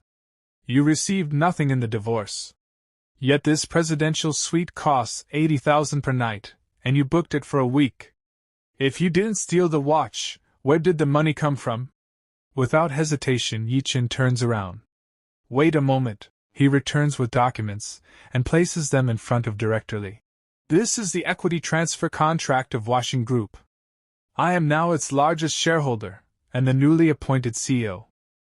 He hands over a business card. "Here's my card." The moment the officers see it, they're stunned. This black background, yellow text. Swiss metal, diamonds embedded. Just this card alone costs 10,000 yuan. Another officer whispers, "This feels exaggerated. Could it be fake?" Director Li asks, "Can your information be verified on Sky? Ye Chen replies calmly, "The founder of Sky, Dr. Zhang Chao, is my second brother's university classmate. Since I haven't officially joined the office yet, I asked him to hide my data. If you trust Sky, I'll have it open temporarily." He makes a call. "Dr. Zhang, the police want to check my Sky profile. Please open it for 10 minutes. After hanging up, he says, "You can check now." The officers search Washing Group, and their eyes go wide. Ye Chen, CEO of Washing Group. Director Li still hesitates. Could this be hacking? Ye Chen sighs. "I didn't want to show off my wealth, but since you still don't believe me." He opens his banking app and shows them. "Here's my account. Take a look." The officer checks the balance and nearly loses his breath. Below the transactions. Available balance, over 10 billion. So many zeros. He blurts out, "This is 10 billion!" The chapter begins with Ye Chen still talking to the two police officers. As he listens to them, he starts thinking to himself. Fortunately, when we got married, we signed a prenuptial property agreement. When we divorced, Wang Jiayao never checked my real assets under my name. Then he calmly says to the two police comrades, "To be honest, this is just one of my cards. However, the money in this card alone, I'm afraid that even if you sold all of the Wang family's assets, it wouldn't amount to even half of what's inside."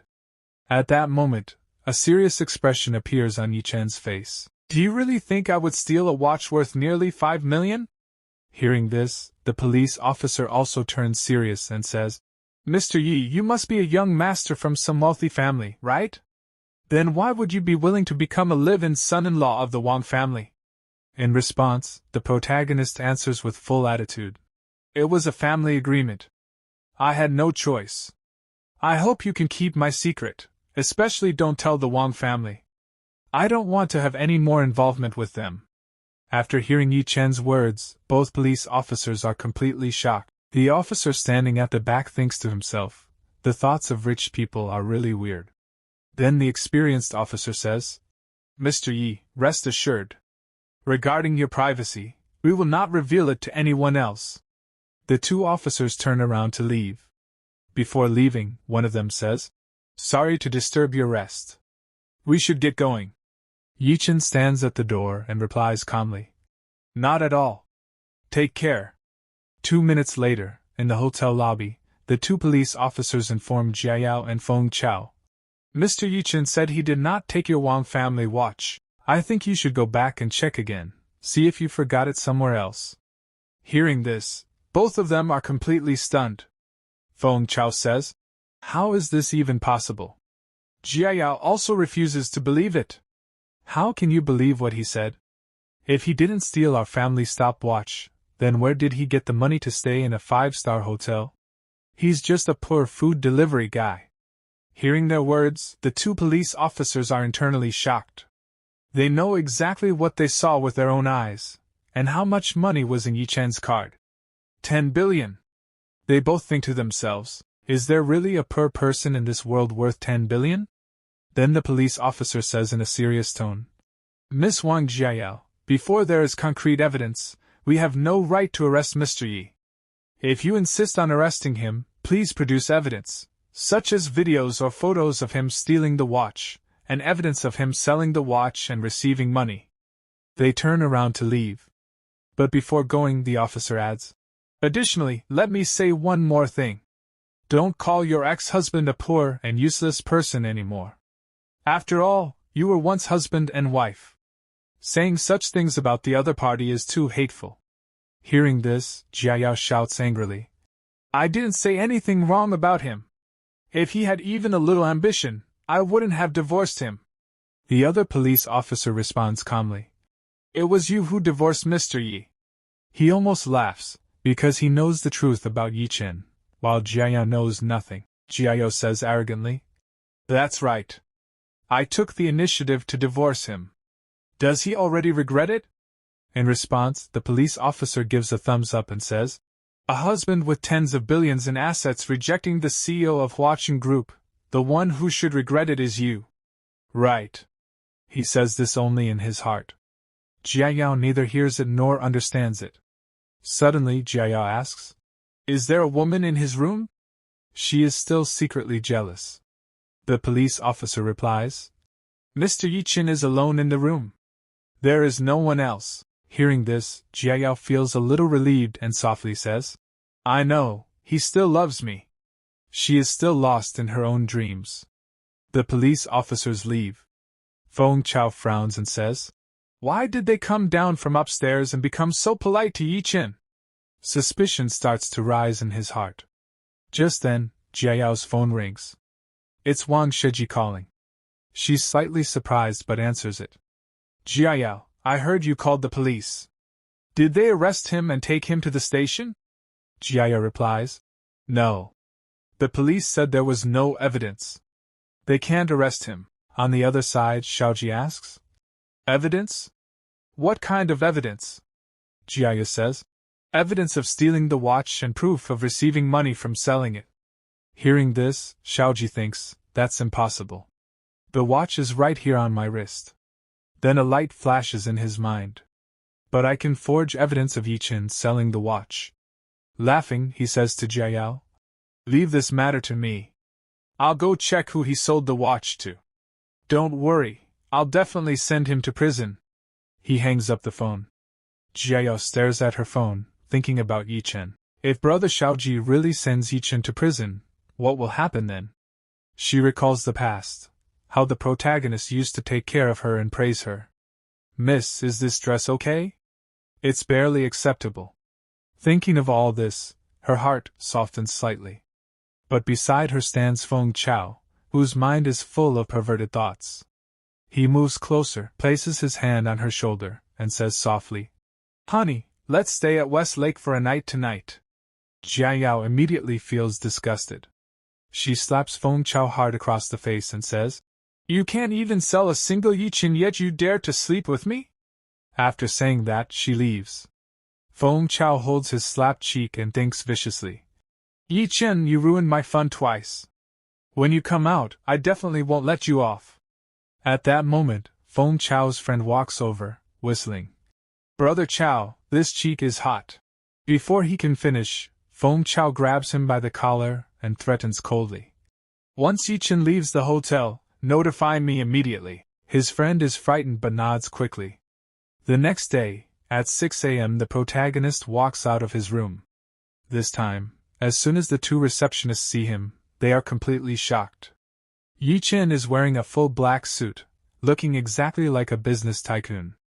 They think to themselves, dominating CEO, completely different temperament from yesterday. Love it. Don't know who's lucky enough to be his wife. Ye Chen leaves the hotel. The moment he steps out, Feng Chao's friend calls and reports that Ye Chen has left. He starts following him. Ye Chen gets into a taxi. Behind him, A black car follows closely. Brother Feng, I'm following that kid. The car is heading toward the city center. 20 minutes later, Ye Chen gets out of the taxi. In front of him stands a huge building. He walks forward confidently. But in his mind, he thinks about Qin Hongyan. Yesterday, you cut off my livelihood. I wonder what your attitude will be when you see me today. Meanwhile, Feng Chao talks to his friend. You said Ye Chen went to the CBD building where Pushing Group is located? What is he doing there? Suddenly, he recalls something. Yesterday, President Qin said she wanted to cut off all his livelihood. Is Ye Chen going there to take revenge? A wicked smile appears on his face. Good opportunity. Maybe I can get close to that great beauty, Qin Hongyan. He immediately calls President Qin. She answers, Who is this? President Qin, I'm Feng Chao. Yesterday, at old Madame Wang's birthday banquet, I toasted you. She recognizes his voice and says, Young Master Feng, calling so early, what's the matter? Feng Chao says urgently, President Qin, you still remember the Wang family's live-in son-in-law Ye Chen, right? Yesterday, we supported the Wang family together and cut off his livelihood. That kid ran to your company building early this morning. I guess he wants revenge. President Qin replies calmly, Don't worry. The building has access control and security. He can't get upstairs. Feng Chao quickly adds, The people I sent told me that kid has a guard in his hand and already passed the access control. He might be heading to your company floor right now. If you go up, your life might be in danger. Hearing this, President Qin becomes suspicious. What? How could he have our company card? This part begins with Feng talking to President Qin. That kid installed the Wang family watch and sold it for 5 million. He's rich now. Your company has so many people sending a little money just to buy an access card. Isn't that strange? I'm very worried about you, President Qin. You are so beautiful. If that bastard tries to hurt you with a knife, how heartbreaking that would be. On the other side, President Qin calmly replies, Thank you for your reminder. I will send someone to check the company right now. Hearing this, Feng practically starts drooling. Dirty thoughts fill his mind. I'll also go to your company to help you right away, Sister Hongyan. Meanwhile, President Qin calls her colleague. Rong, go to the company immediately and see if there are any suspicious people. If there are, call the police immediately. Yes, President. Half an hour later, Huaseng Group. Inside the company, a girl walks in. The security guards greet her with, Good morning. She replies politely. She is Secretary Zhao. She is Qin Hongyan's personal secretary, Zhao Rong. And she looks absolutely stunning. She walks toward the top floor, heading to the elevator. The security guards blush as they watch her. Their perverted nature is obvious. Secretary Zhao is so sexy, and still pure. Although far less sexy than President Qin, but she wins in approachability. Rong suddenly pushes open the office door and shouts, Who are you? How did you get into our company? What do you want? The protagonist gives her a side glance. He is dressed in a perfect suit, looking like a true boss. No tension on his face. Calm. Composed. Full aura. Who are you? He asks coolly. Rong adjusts her glasses confidently. I am President Qin's personal secretary, Zhao Rong. Hearing this, Ye Chen looks at her carefully. Qin Hongyan is a woman? Why does she like this type of secretary? Isn't this usually a man's preference? Then a dangerous thought crosses his mind. Could Qin Hongyan be a lesbian? Wow! What imagination! Rong slams both hands on the table and glares at him. What are you thinking? Answer my question quickly! What are you doing in our company? The protagonist responds seriously. I am Ye Chen. I am the new president of this group. The moment Rong hears this, shock, she panics immediately. I'm sorry, President Yi. I was too stupid. The one who has the key to open this door must be you, Mr. President. Please forgive me. President Qin said a suspicious person was coming, so I Ye Chen doesn't pay much attention. He focuses on his work. But in his mind, he thinks, damn. The Wang family people are following me like lingering ghosts. Alright. You can leave. Rong Rong lowers her head softly and nods. Then Ye Chen adds casually, "Oh right. I heard President Qin is the #1 beautiful female president in Yizhou. If she comes, tell her to come to my office immediately. I want to see just how beautiful our company's vice president is." After hearing this, Rong Rong goes to the restroom and calls Qin. On the other side, President Qin is driving fast toward Huaseng Group. "How is it? Are there any suspicious people in the company?" Rong Rong replies, "The suspicious person you mentioned is President Yi. The new president of our group has arrived. And he said he wants to see you." Qin is completely shocked. "What? President Yi is at the company?" She presses the accelerator harder. "I must get there quickly." 10 minutes later, CBD lobby. Rong Rong calls out from behind. Qin turns around. They walk together toward the office. "Where is President Yi?" Qin asks. "He's in the office. He said he wants to meet you immediately." As they walk, Qin notices female employees touching up their makeup. "Why is everyone here so early today?" The receptionist posted in the group chat that the new CEO is here, and he's super handsome. So everyone rushed over. Qin gives a side glance. "Oh? How handsome?" Rong Rong's eyes sparkle. Her cheeks blush. "More handsome than male celebrities. Very young. Looks about 23 years old." Qin frowns slightly. "So young?" She thinks. "It's already rare that I became vice president at 32. Is the president really that young?" She turns and says, "Tell everyone to be professional. Don't be love-struck. He is our president. He will look down on us." Rong Rong's eyes shine again. "How could we be worthy of President Yi? A dominating CEO like him, only President Qin is worthy of him." As they move forward, female employees whisper, "President Yi called you the #1 beautiful female president in Yizhou. Maybe he came here just to see you." "Don't talk nonsense," Qin says confidently. "I've been in Yunzhou's business circle for years. There's no man Qin Hongyan, can handle. Just a 23-year-old little boy." Inside her heart she thinks, "There is nothing I cannot resolve once I take action."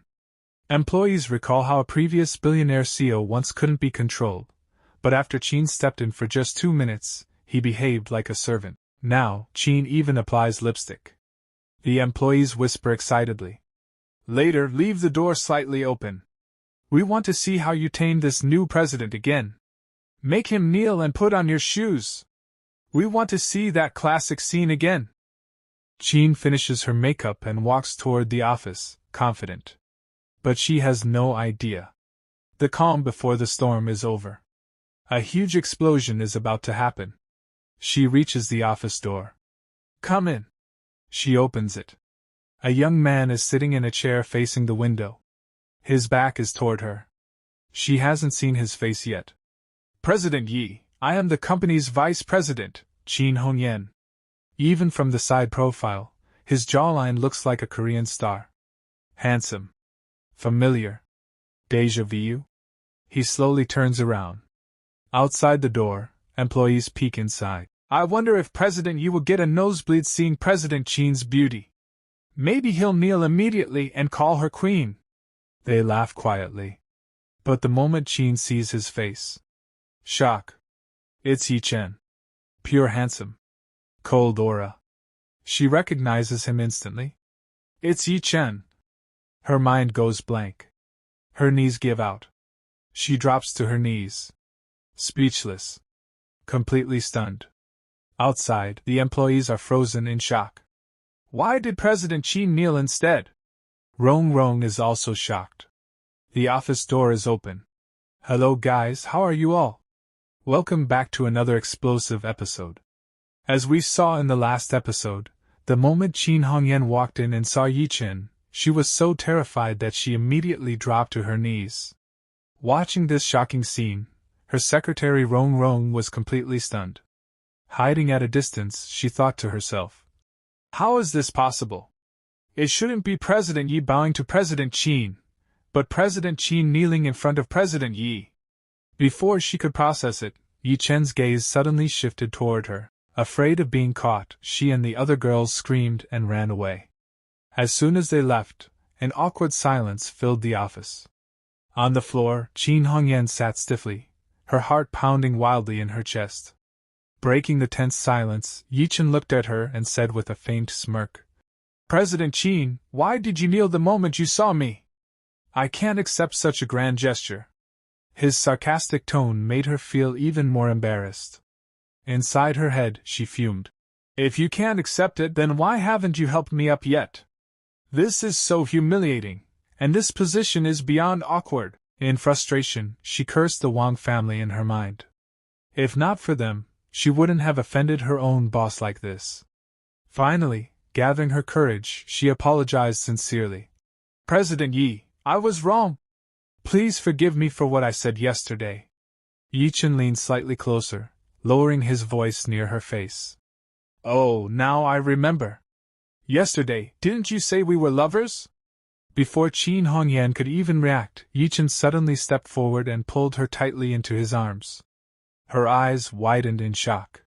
A soft gasp escaped her lips. Holding her close, Ye Chen inhaled her fragrance and thought to himself. So soft, and she smells incredible. No wonder so many men are crazy about this woman. Then he whispered smoothly near her ear. I heard I even rented an entire island just to make you my girlfriend. So, which island was it? Her face flushed bright red. In a trembling voice, she said, I'm sorry. I was wrong. Only then did Ye Chen finally release her. All right. Stand up first. Then we'll talk. He stepped back and ordered calmly. Close the curtains. If the other employees see this, it won't look good. Qin Hongyan immediately stood up and obeyed. Once the situation settled, Ye Chen sat in the boss's chair, flipping through a file. President Qin, yesterday you said you would block all my ways of making a living in Yuzhou. Now I am the president of the company, your boss. Tell me, how exactly are you planning to blacklist me now? The air in the room turned heavy. Hesitating, she replied, I truly didn't expect someone of your status to become the Wang family's live-in son-in-law. She lowered her head but spoke firmly. I know my mistake can't be undone. Whatever punishment you give me, I will accept it. If you want to slap me, I'll step forward. If you want to scold me, I'll listen. If you want to fire me, I'll pack my things and leave immediately. Her fearless attitude impressed Ye Chen slightly. He thought, this woman, she's not simple. She doesn't panic in front of problems. She takes responsibility. After a long silence, he finally relaxed. I had no intention of firing you. His expression softened. Yesterday, you were the only one who gave me a way out. If I really were just an ordinary live-in son-in-law, you would have been my benefactor. Relief finally appeared on her face. Thank you, President Yi. From now on, I will serve you wholeheartedly. But Ye Chen's expression turned serious again. I can forgive you. But at yesterday's banquet, those who tried to cut off my livelihood, I won't spare a single one. She responded softly. You can just call me Hongyan. Without hesitation, he ordered. Hongyan, gather all the information on everyone who tried to block me yesterday. She nodded immediately. At that moment, she understood. A storm was about to sweep through Yuzhou's business circle. Half an hour later, she returned with files. This contains everything you asked for, President Yi. Inside was the full history of Fang Chao. Seeing the name reminded Ye Chen of the mockery from Wang Jiayao, who once said, Look at Fang Chao. His family has nearly 10 billion in assets. How can a loser like you compare? Ye Chen asked calmly. I heard the Fang family is considered first class in Yuzhou. Around 10 billion in net worth? Qin Hongyan clarified. 2 years ago, yes. But now their business has collapsed. They're barely worth 3 billion. They're not much better than the Wang family. She added that the Wang family was seeking 70 million in financing from their company. I'll return all the benefits they offered me and cut them off. But Ye Chen stopped her. These are separate matters. Bring me the project proposal. I want to review it. She immediately agreed. Meanwhile, outside the company, Fang Chao arrived with a smug smile. He wondered if President Qin had already handled Ye Chen. Suddenly, a girl approached him flirtatiously. Young Master Fang, don't you remember me? That night at Link's bar. Realizing he might have gotten drunk that night, he forced a smile. Oh, of course I remember. A plan began forming in his mind. Soon, they reached the upper floor. There, Rong Rong and the others were gossiping excitedly. The moment President Qin saw him, she knelt instantly. Suddenly, Fang Chao barged in. Where is President Qin? Without waiting for an answer, he stormed into the office without knocking. Seeing Ye Chen inside, he shouted, Ye Chen! You shameless live-in son-in-law! So you're hiding here? Qin Hongyan stood up angrily. Who allowed you in? Ignoring her, Fang Chao pointed at Ye Chen. Are you planning revenge on President Qin? Then he changed his tone, pretending to be heroic. Don't worry, Sister Hongyan, I'll throw this trash out right now. The next second. Slap! Qin Hongyan stepped forward and slapped him hard across the face. Who is your Sister Hongyan? Call me President Qin. Hello guys, how are you all? Welcome back to a brand new episode. As we saw in the previous episode, Feng Chao had already arrived at Ye Chen's company. The moment he saw Ye Chen there, he started talking nonsense, and at the same time he addressed Qin Hongyan as Sister. But before he could continue, Qin Hongyan suddenly lost her temper and pulled him in for a hard slap across the face. After receiving that loud slap, Feng Chao was completely stunned. Stammering, he quickly corrected himself. As Sister Hongyan.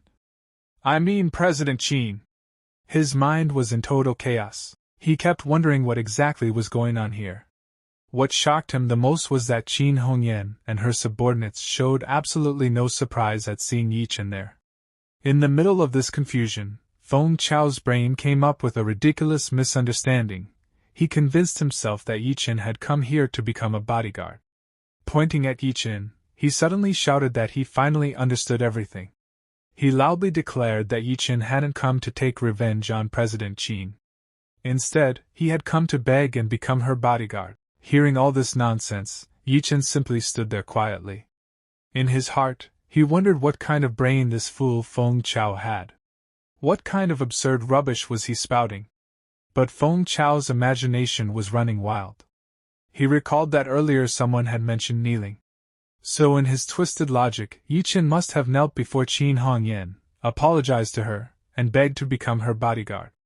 Feeling proud of his deduction, Feng Chao mocked Ye Chen. He reminded everyone that at yesterday's birthday banquet, President Qin had asked Ye Chen to become her bodyguard, but Ye Chen had refused. At that time, Feng Chao had even thought Ye Chen had some backbone. But now, he sneered, he never expected Ye Chen to wake up early in the morning, dress up like a dog in a bodyguard suit, and come running here to kneel and beg to stay by President Qin's side. After spitting out all this garbage, Feng Chao turned to Qin Hongyan and said she couldn't possibly agree with this. He reminded her that just yesterday at the banquet, she had promised to cut off all of Ye Chen's livelihood and block every path for him. The moment she heard this, Qin Hongyan's anger shot through the roof. In her mind, she labeled Feng Chao a complete idiot. Rong Rong, who was standing nearby, heard everything and was shocked. She wondered if President Qin really wanted to block all of Ye Chen's ways to survive. But before that doubt could grow, Qin Hongyan exploded in rage and slapped Feng Chao a second time. When did I ever say that? She shouted furiously. Still burning with anger, she ordered Rong Rong to throw this man out immediately. From today onward, he was not allowed to step into her company ever again. And any employee who had let him come upstairs would be fired on the spot. After receiving the clear order, Rong Rong immediately agreed. 2 bodyguards stepped forward to escort Feng Chao out. Although humiliated, Feng Chao swallowed his anger. He thought about how he was the respected young master of the Feng family, yet he had just been slapped twice in public. The most humiliating part was that it all happened in front of that useless live-in son-in-law. As the bodyguards dragged him away, he still wasn't done. He shouted at Ye Chen, warning him not to think that becoming Qin Hongyan's bodyguard meant he was untouchable. He told Ye Chen to just wait. Soon he would make sure Ye Chen couldn't even eat properly, would end up sleeping on the streets, and finally land in jail. After those threats, he was shoved out. Later, sitting inside his car, Feng Chao started the engine with extreme anger and frustration written all over his face. He cursed Qin Hongyan, calling her a cheap woman who had only gained power by relying on her looks and other men. Gripping the steering wheel tightly, he swore that once he fully controlled Wang Jiaxiao, one day he would make Qin Hongyan kneel before him and call him Daddy. He even threatened to toy with her brutally. In his frustration, he remembered Ye Chen again and decided he had to inform the Wang family immediately that this useless Ye Chen had become Qin Hongyan's bodyguard. 1 hour later, the scene shifted to Shirshan Villa. After hearing everything Feng Chao reported, old Madame Wang was shocked. She asked him to repeat what he had just said. Was it true that that useless, abandoned live-in son-in-law had actually become Qin Hongyan's bodyguard? Feng Chao confirmed that he had seen it with his own eyes. Ye Chen was standing in Qin Hongyan's office, holding her documents. Yan was stunned. Xiao Jia also questioned the basis of this claim. Adding fuel to the fire, Feng Chao said he had heard that the moment Ye Chen saw Qin Hongyan, he immediately knelt down and begged for forgiveness.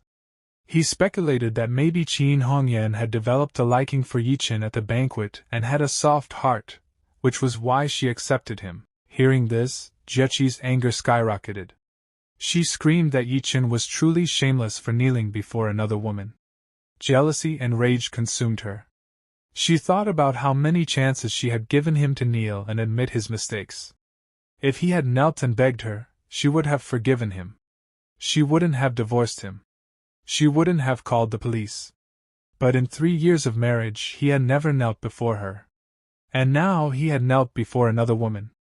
In that tense moment Yan mocked her, saying it seemed Jieqi's charm hadn't worked on him. She even boasted that if Ye Chen were her husband, she would have made him kneel on the very first day, and wash her feet every day after. Grinding her teeth, Jieqi swore that if she got another chance, she would make him kneel from morning till night. She then turned to her grandmother, and demanded that since Qin Hongyan had broken her promise, they should cut off all contact and take action against her. But suddenly, old Madame Wang slapped Jieqi and scolded her for talking nonsense. She reminded everyone that their 70 million financing was still in Qin Hongyan's hands. How could they afford to offend her? Later, old Madame Wang personally called Qin Hongyan and demanded an explanation. Qin Hongyan calmly explained that things were not as they seemed. She apologized and admitted she could not fulfill her previous promise. In her heart she smirked. If old Madame Wang ever found out that the so-called useless live-in son-in-law was actually her real boss, President Yi, she would probably faint from shock. Old Madame Wang, suppressing her excitement upon hearing President Ye's name, offered to send her son Jichang to personally meet President Yi and discuss the project. After the call ended, she strictly instructed Jichang to perform perfectly during the meeting. Meanwhile, she ordered the investigation against Ye Chen to continue. They must gather all evidence against him. Xiao Jia proudly claimed he had already found proof that Ye Chen had stolen from gang hooligans. Old Madame Wang praised him and said to keep the evidence safe. At the right time, they could send Ye Chen to jail, or even use him as leverage against Qin Hongyan. After humiliating Jieqi's family in comparison to others, Jieqi completely broke down. Trembling with humiliation, she ran out of the house. Ignoring her mother's calls, she drove straight toward Huashan Group, furious and determined to teach Ye Chen a harsh lesson. Moments later, she entered the underground parking lot of Huashan Group. But as soon as she looked ahead, her mouth fell open in shock. Standing right there in front of her were Ye Chen and Qin Hongyan together. Hello guys, how are you all? Welcome back to another video. So just like we saw in the previous episode, Wang Jiayao had already stormed her way to Ye Chen's company in pure rage. The moment she stepped into the underground parking lot, she saw something that completely froze her. There stood Ye Chen and Qin Hongyan, together. And when she saw Ye Chen, dressed sharp, looking insanely handsome and well put together, she was completely stunned. Jealousy burned inside her as she thought. So this bastard really upgraded himself after divorcing me? She couldn't take it anymore. She slammed her car door open, stepped out, and shouted furiously. Ye Chen! Have you no shame? You actually became Qin Hongyan's dog? Hearing her sudden scream, Ye Chen turned around. He was clearly surprised. What is Wang Jiaya doing here? He muttered. On the other side, Qin Hongyan also felt something strange seeing the arrogant eldest daughter of the Wang family here. But Jiaya wasn't done. She kept yelling like she was doing him a favor. So you knelt in front of Qin Hongyan and begged her? If you could throw away your self-respect like that, why didn't you kneel in front of me and beg? Her tone was disgusting, like she was granting mercy. I gave you so many chances. If you had just knelt and begged me, you would still be the son-in-law of the Wang family today. At this point, Ye Chen's patience snapped. You have the nerve to ask why I didn't kneel before you. Don't you think you're talking way too much? His anger flared up. Just the day before yesterday, you booked a room with that guy surnamed Fang and cheated on me, and after all that, you still wanted me to kneel and apologize to you? But Jiayao had zero shame. At my birthday banquet yesterday, I gave you a chance. If you had knelt, I would have told Grandma not to force the divorce. You could still be my husband. She even pointed angrily at Qin Hongyan.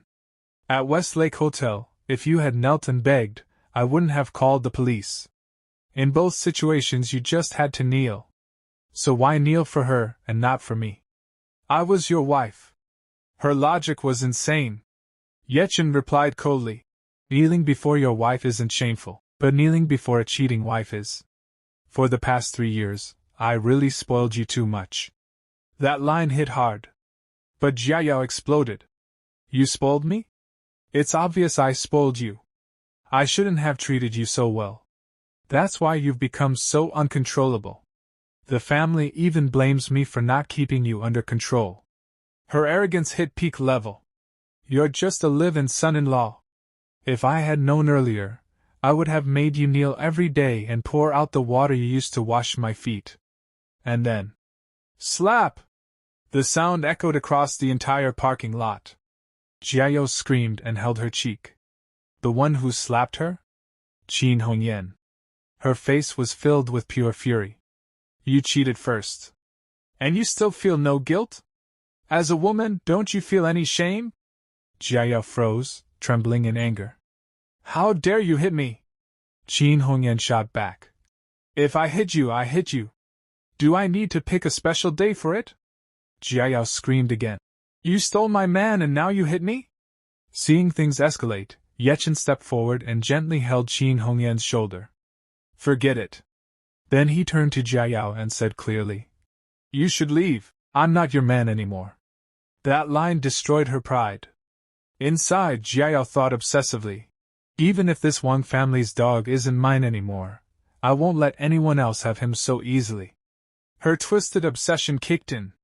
I order you to resign from Wanxing Group right now. You don't need to be Qin Hongyan's bodyguard anymore. Then she tried to flex money. She pays you 200,000 a year? I'll give you 500,000. And that's when Qin Hongyan burst out laughing. You want to buy Ye Chen for 500,000? She couldn't stop laughing. Even if you add another zero to that amount, it still wouldn't be enough. Jiayao's eyes widened. Wait, his salary isn't 200,000? Is it 5 million? Has Qin Hongyan gone crazy? Before she could process it, Qin Hongyan calmly told Ye Chen. Let's go. As they walked away, Jiayao panicked. Ye Chen, stop! She ran up and grabbed his arm tightly. You must resign today. Wang Xiaojia already has proof that you sold that watch. If it gets to the police, you're going to jail. Then she made her final offer. If you leave Qin Hongyan and return to the Wang family as my personal bodyguard, I can make Wang Xiaojia drop everything. But Ye Chen rejected her immediately. Thank you for your kindness. But I can't be your personal bodyguard. Then he added coldly, I can't protect someone who books rooms with other men in front of my eyes. That brutal truth made her explode again. But Ye Chen didn't care anymore. He calmly got into his car. If Wang Xiaojie really has evidence, let him file a case. I don't care. And with that, he drove away. Jiao screamed behind him. Ye Chen, you're not allowed to leave. But he was already gone. Standing there shaking in rage, jealousy twisted her thoughts. There's no way Qin Hongyan spends 5 million just for a bodyguard. Could she be using him as her lover too? Her suspicion deepened. And just like that, jealousy turned into obsession. Jiao stood there shaking with rage. Inside her head, jealousy twisted into something ugly. So what, Qin Hongyan? Even with a rich CEO boyfriend like President Yi, you're still chasing other men? And you dare say I have no shame? The truth is, you're the most shameless one. The thought made her even angrier. And Ye Chen, that bastard, is no better. He knows she already has a boyfriend, yet he's still willing to become her lover. Just thinking about it makes my blood boil. Her pride wouldn't let it go. In what way am I inferior to Qin Hongyan? What does she have that I don't? Her obsession deepened. Scene shift, Yunjiao's 7th Street. This wasn't just any place. 7th Street was the most infamous slum area in Yunjiao. Public security here was chaotic and unreliable. On one side, poor families struggled to survive. On the other, ruthless mafias and underground dons built their nests. In Yunjiao's underworld, everyone knew one saying: whether the city is in peace or chaos, the final decision always belongs to Brother Gue. And there was one terrifying rule. Whenever Brother Gue walked out holding a bag in his hand, it meant only one thing. Inside that bag was either a human head or a sharp blade. And now, Wang Xiaojie arrived at this dangerous place. He stepped forward respectfully. Hello, Brother Gue. Brother Gue greeted him in a rough, gravelly voice. Ah, young Master Wang. Welcome. Forgive me for not coming out to receive you. After a few formalities, Xiaojie went straight to the point. He opened a box and revealed a luxury watch. I came to make a deal. He lifted it slightly. This is a Richard Mille watch worth over 5 million. I'm willing to sell it to you at a special discounted price, 4.5 million. Then came the condition. But you cannot say I sold it to you. You must tell everyone that a man named Ye Chen sold it. Brother Gue's sharp eyes narrowed. He stared at the bruise on Xiaojie's face. The injury on your face? That Ye Chen boy did it, didn't he? Xiaojie clenched his fist. Brother Gue guessed correctly. He's just a live-in son-in-law from my second uncle's family. Our family doesn't want to escalate this for reputation's sake. But I can't swallow this humiliation. I must send that bastard to jail.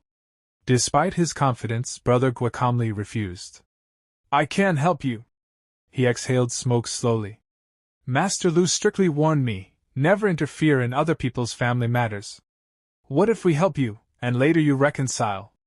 We'll be the only ones left carrying the blame. Xiaojie panicked. That won't happen. Ye Chen has already divorced into our Wang family. And who is this Master Lu anyway? Why do you have to listen to him? The moment Master Lu was disrespected, one of Brother Gue's subordinates exploded. Bastard. Master Lu is Brother Gue's boss. Xiaojie was visibly shaken.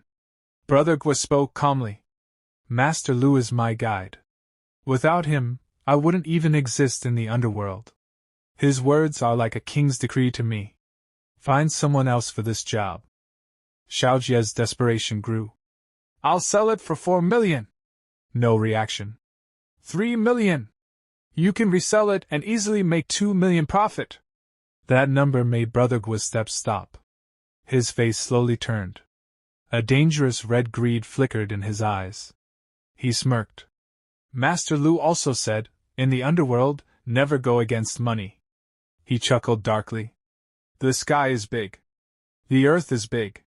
But nothing is bigger than making money. Young Master Wang. I'll take the job. And just like that, the deadly deal was sealed. Scene shift, back to Ye Chen and Qin Hongyan. They were driving. Silence filled the car. Then suddenly, Ye Chen broke it. "From now on, without my permission, you're not allowed to hit Wang Jiao again." Qin Hongyan was slightly startled. Inside, a thought crept in. Does President Yi still care about his ex-wife? She couldn't hold it in anymore. President Yi, after everything she did to you, do you still not hate her? Hello guys, how are you all? Welcome everyone to this new video. So, as we saw in the previous episode, Ye Chen suddenly warns Qin Hongyan and tells her that from now on, without his order, she is absolutely not allowed to hit Wang Jiechi again. Hearing this sudden warning, Qin Hongyan is badly shocked for a moment, and she starts thinking in her heart whether President Yi still feels so much pain and attachment for his ex-wife. As soon as this thought comes to her mind, she cannot stop herself from asking and directly says to him, President Yi, that woman treated you so badly. Don't you still have even a little hatred toward her? At her words, a light silence spreads there, and then Ye Chen answers her. Hatred and love are two sides of the same coin. Hating her is exactly like loving her. Is there really any difference in it? Hearing such deep and mature words from Ye Chen, Qin Hongyan becomes completely impressed. Looking at him, she starts thinking in her heart that as expected, he truly is the young master of a big family. Whether it is his understanding or his mindset, nothing about him can be underestimated. She feels herself falling even more for Ye Chen's personality. She thinks he is so handsome. His family is so rich, and his thinking is completely different and above everyone else. Along with that, he is such a generous and loving person toward women. Thinking all this, a light shy smile appears on Qin Hongyan's face, and she makes a promise to herself that since Wang Jiechi did not value such a diamond, then she herself will be the one who makes this man hers. After a short while, the scene shifts, and we see that Ye Chen and Qin Hongyan have reached a new location called Golden Pavilion Temple. Both of them stand among the beautiful scenery and start talking. Ye Chen, in a slightly serious tone, asks whether the Wang family is planning to build their first-class private residence right here. Saying this, he recalls in his mind the project details. This is the same project for which the Wang family is asking financing from Washing Group. This so-called first-class private residence is actually a special housing designed only for top-level and first-class families. At his question, Qin Hongyan nods her head and, looking at the surroundings, says that yes, this is exactly the place. She further explains that this place has the most gardens in Yuzhou, and along with that, there is a whole mountain of red maple trees here. The people living here can comfortably picnic in those maple forests. Not only that, Yuzhou's only natural hot spring is also present at this place. After explaining all this, she says that although the location is really very good, President Yi, do you truly intend to give them money for this project? The Wang family has treated you extremely badly and beyond limits. But at this moment, Ye Chen's expression remains completely calm, and he says that to tell the truth, this project was actually his own idea. Hearing this, Qin Hongyan is shocked and asks in surprise whether it is possible that the Wang family secretly stole his idea. Seeing her shock, Ye Chen calmly explains that she cannot say that. He tells the whole story in detail, saying that he could clearly see that the Wang family always wanted to move toward becoming a first-class family in Yuzhou. But after Wang Jiechi's grandfather passed away, Wang Jiqiang and Wang Ziyuan both turned out completely useless and incapable. They kept fighting among themselves just to obtain the little remaining family property. Because of this, he thought about this project for the Wang family. His plan was that through this project, without increasing their own family strength, they could easily control other first-class families. And the method was to specifically design a set of private residences for them. Ye Chen further tells that he had told this powerful idea to Wang Jiechi. Then Wang Jiechi directly went and told old Madame Wang. Old Madame Wang immediately accepted the project but showed partiality and handed the entire project to Wang Jiqiang. After hearing all this truth, Qin Hongyan wisely says that this means the Wang family truly prefers and favors Wang Jiqiang's side of the family. She falls into thought and says that in the end, they still give more importance to men than women.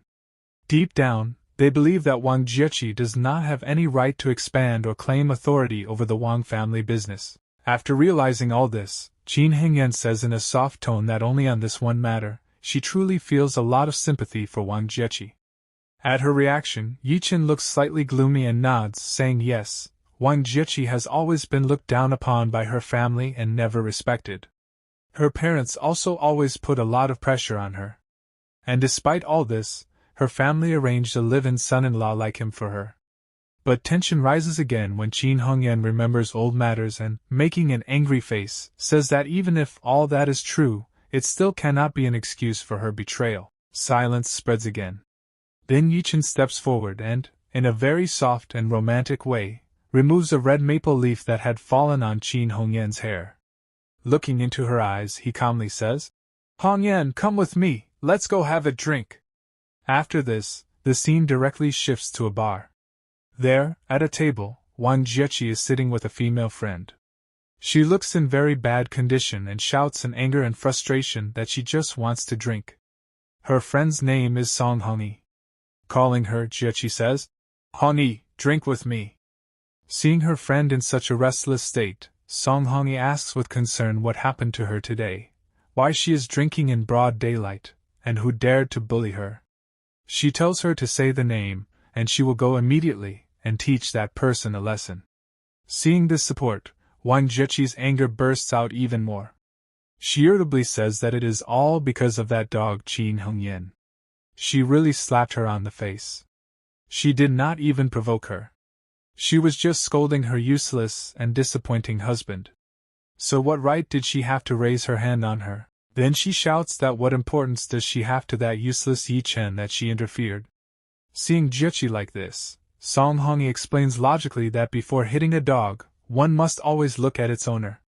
Now her ex-husband has basically become Qin Hongyan's dog, so obviously she would not allow her to humiliate him like that.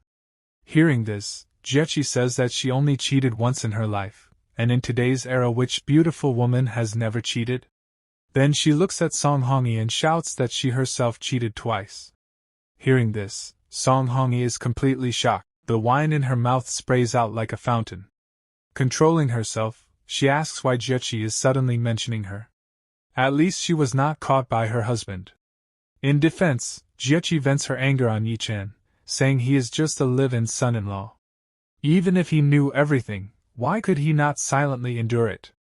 She says she asked him to kneel before her, but he clearly refused. Instead, he turned around, kneeled before Qin Hongyan to apologize, and willingly agreed to become her bodyguard. Looking confused and jealous, she asks what the reason could be. She could have paid him just as much money. Hearing this, Song Hongyi thinks and seriously analyzes the situation. She says that in the past 3 years, from what she understood about Ye Chen, he loved Jiechi very deeply and cannot change his feelings so easily. She confidently explains that he rejected her offer and chose to become Qin Hongyan's bodyguard because he wants Jiechi to respect him and see him at a higher level. This goes over Jiechi's head, and she asks in confusion. Seeing her blank expression, Song Hongyi explains in detail that if he used her money, he would feel inside that he is still living off her and surviving on her leftovers. But money earned from others would allow him to stand proudly before her. She concludes that Ye Chen wants to go out into the world, build a big name for himself, prove himself worthy of her, and then one day return and propose again. After hearing this explanation, Jiechi's eyes shine. All her tension disappears instantly. She thinks excitedly that this must be true, and a proud smile appears on her face. With attitude, she flips her hair back and says she already knew that useless man still loves her. Seeing her overconfidence, Song Hongyi reminds her whether she did not want someone of equal status. She says Jiechi could marry Feng Chao. Hearing his name, Jiechi wrinkles her nose and says Feng Chao is too much of a playboy and does not know how to care for people. At least Ye Chen is not like that. Song Hongyi says that if things do not work out, she can divorce again and keep Ye Chen as her fallback guy, her backup plan. An honest and simple man like him would happily accept that. Hearing this selfish plan, Jiechi says she is really evil, but the next moment bitterness appears on her face, and she angrily says that Ye Chen made her very sad and disappointed, so he deserves all this. During the discussion, Song Hongyi asks another doubt, was he not always a house husband? Then why did he suddenly start doing food delivery in the past 6 months? Jiechi recalls in a flashback that about half a year ago, when their whole family had gone to Switzerland for vacation, he fell sick and desperately needed money. He could not contact them, so later he decided to earn money himself. While they are talking, Jiechi's phone suddenly rings loudly on the table. The screen shows young Master Wang. She quickly picks up the call. On the other side, Wang Xiaojie tells her to immediately come to Grandma's house because he has found evidence against Ye Chen regarding selling that watch. The scene cuts to the next morning inside the grand building of Washing Group.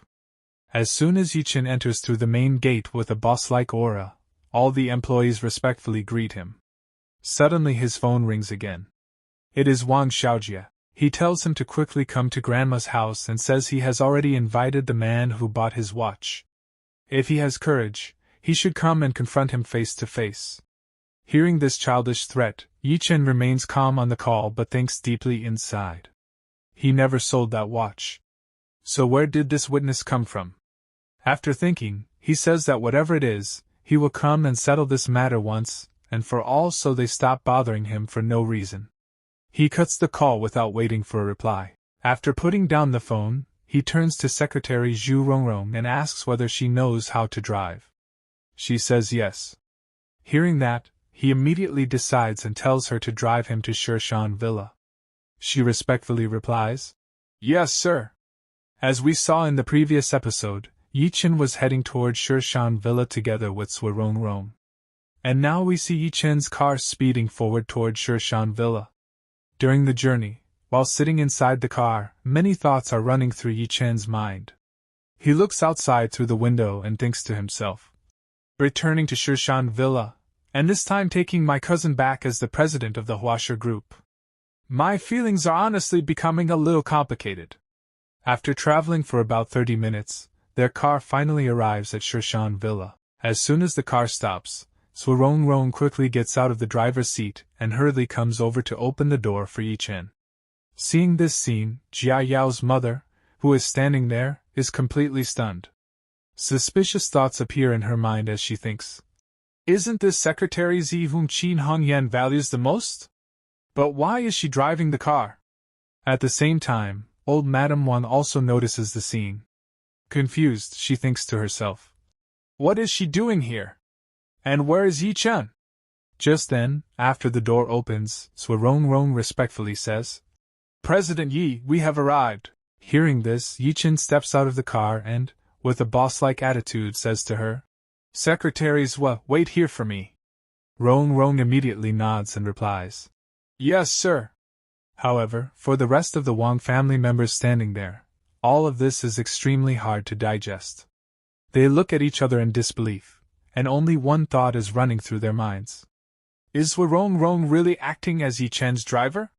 In the middle of this shocking moment, Jia Yao can't hold herself back and mutters, Ye Chen, how is this even possible? Before Ye Chen can react, Xiao Jie, who is standing there, suddenly bursts out laughing exaggeratedly. Mocking Ye Chen loudly, he says, oh, I get it now. Is this fake Ye Chen trying to create a scene like those stories where a normal food delivery guy humiliates a rich family to take revenge? Hearing his sarcastic remark, old Madame Wang also seizes the chance and says mockingly, oh yes, exactly. What are you showing off for? Watching all this just makes me laugh. Jia Yao's mother quickly agrees and says, yes, Xiao Jia is absolutely right. Xiao Jia laughs again and shouts at Ye Chen. Ye Chen, you've really gone too far with this acting. You're behaving as if you're actually the CEO of some big company. You even made secretaries would drive the car and open the door for you. Tell us honestly, how much money did you pay her to act in this drama? Meanwhile, Wan Yuan also jumps in and sneers. Who in this city doesn't know that you're just President Qin's dog in the Washing Group? Then what's the point of this useless attitude and fake show-off? Even after hearing all these insulting words from the Wang family, Ye Chen remains silent. In his mind, he thinks, the Wang family has always been like this. Their nature will never change. Can elephant tusks ever grow out of a dog's mouth? At that moment, his gaze suddenly falls on Jia Yao. He notices that she is actually smiling slightly. Seeing that smile surprises him, and he wonders, why is Wang Jiayao smiling? In reality, Jiayao is lost in her own fantasy. Looking at Ye Chen's new appearance, she happily thinks to herself, Hong Yan was absolutely right. Ye Chen joined the washing group just to become successful one day and prove himself to me. And today, all of his actions are the biggest proof of that. Seeing Jia Yao's delusional smile, Ye Chen feels slightly irritated. He thinks in his mind, it seems their brains are filled with garbage. Then he calms himself and speaks to them in a cold, firm voice. Stop all this nonsense. Just tell me, where is the witness you were talking about? As soon as he asks this question, Xiao Jia smirks and points inside, saying, he's inside. Quietly follow me. Without further argument, Ye Chen and the others slowly walk inside Shirshan Villa. But the moment they enter, the scene completely changes. Inside, many thugs are standing there. Seeing them, Ye Chen pauses for a second and analyzes the situation in his mind. These people look like gangsters at first glance. What are people like them doing in Shirshan Villa? Just then, Brother Gua walks forward. The moment he sees Ye Chen, he smiles and says, Brother Ye Chen, it seems we meet again. Hearing this sudden statement, Ye Chen looks confused and asks, when and where have we met? Brother Gua pretends to be surprised and says, did you forget? Just a few days ago you came to me to sell a watch. I gave you 5 million for it. I'm Brother Gua. As soon as this statement comes out, Xiao Jie immediately takes advantage of the moment. Stepping forward, he mocks Ye Chen and says, even a normal high school kid knows who Brother Gua is. And you're saying you don't know him? I think you're just afraid to admit the truth. You were the one who sold that watch to Brother Gua, and now you're pretending not to recognize him. Hearing this nonsense accusation, Ye Chen confidently replies, Wang Xiao Jie, so this is the witness you brought? I have to admit, it perfectly suits your style. Hearing this, Xiao Jie completely loses his temper and shouts angrily, what nonsense are you talking about? It's obvious you stole that watch. At the same time, old Madame Wang's anger also explodes. She shouts, Ye Chen! You stole from the Wang family, and you still have the audacity to argue in front of us? The atmosphere becomes extremely tense, but Ye Chen calmly says, Old Madame Wang, I came here today only to clarify things. I never took your family's watch. Hearing this, old Madame Wang becomes even angrier. She immediately takes out the watch and shows it to everyone, saying, then explain this. How did this watch end up in Brother Gua's hands? This is a global limited edition watch, and every watch has its own exclusive mark. There is absolutely no chance of a mistake. At that moment, Brother Gua steps forward and points at Ye Chen, saying confidently, Brother, you're the one who came to sell me this watch. You even said you'd use the money to book a room at the West Lake Hotel Presidential Suite for a week. If you didn't take the 5 million, then tell me, where did you get the money to book that room?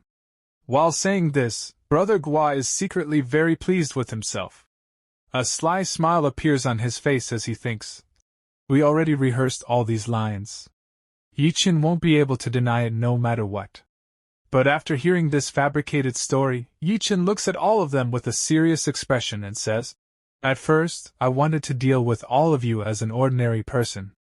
But I never expected that in return I would only receive your mockery and insults. Fine, then I'll reveal everything. With a powerful and confident voice, he declares, I am the president of Huasher Group. His voice carries authority and confidence as he continues loudly, I'm a billionaire. Isn't that reason enough? Hearing such a shocking truth, the entire place falls silent for a second. Everyone stares at him in disbelief. But the next moment, the silence bursts into loud laughter. Everyone starts laughing hysterically.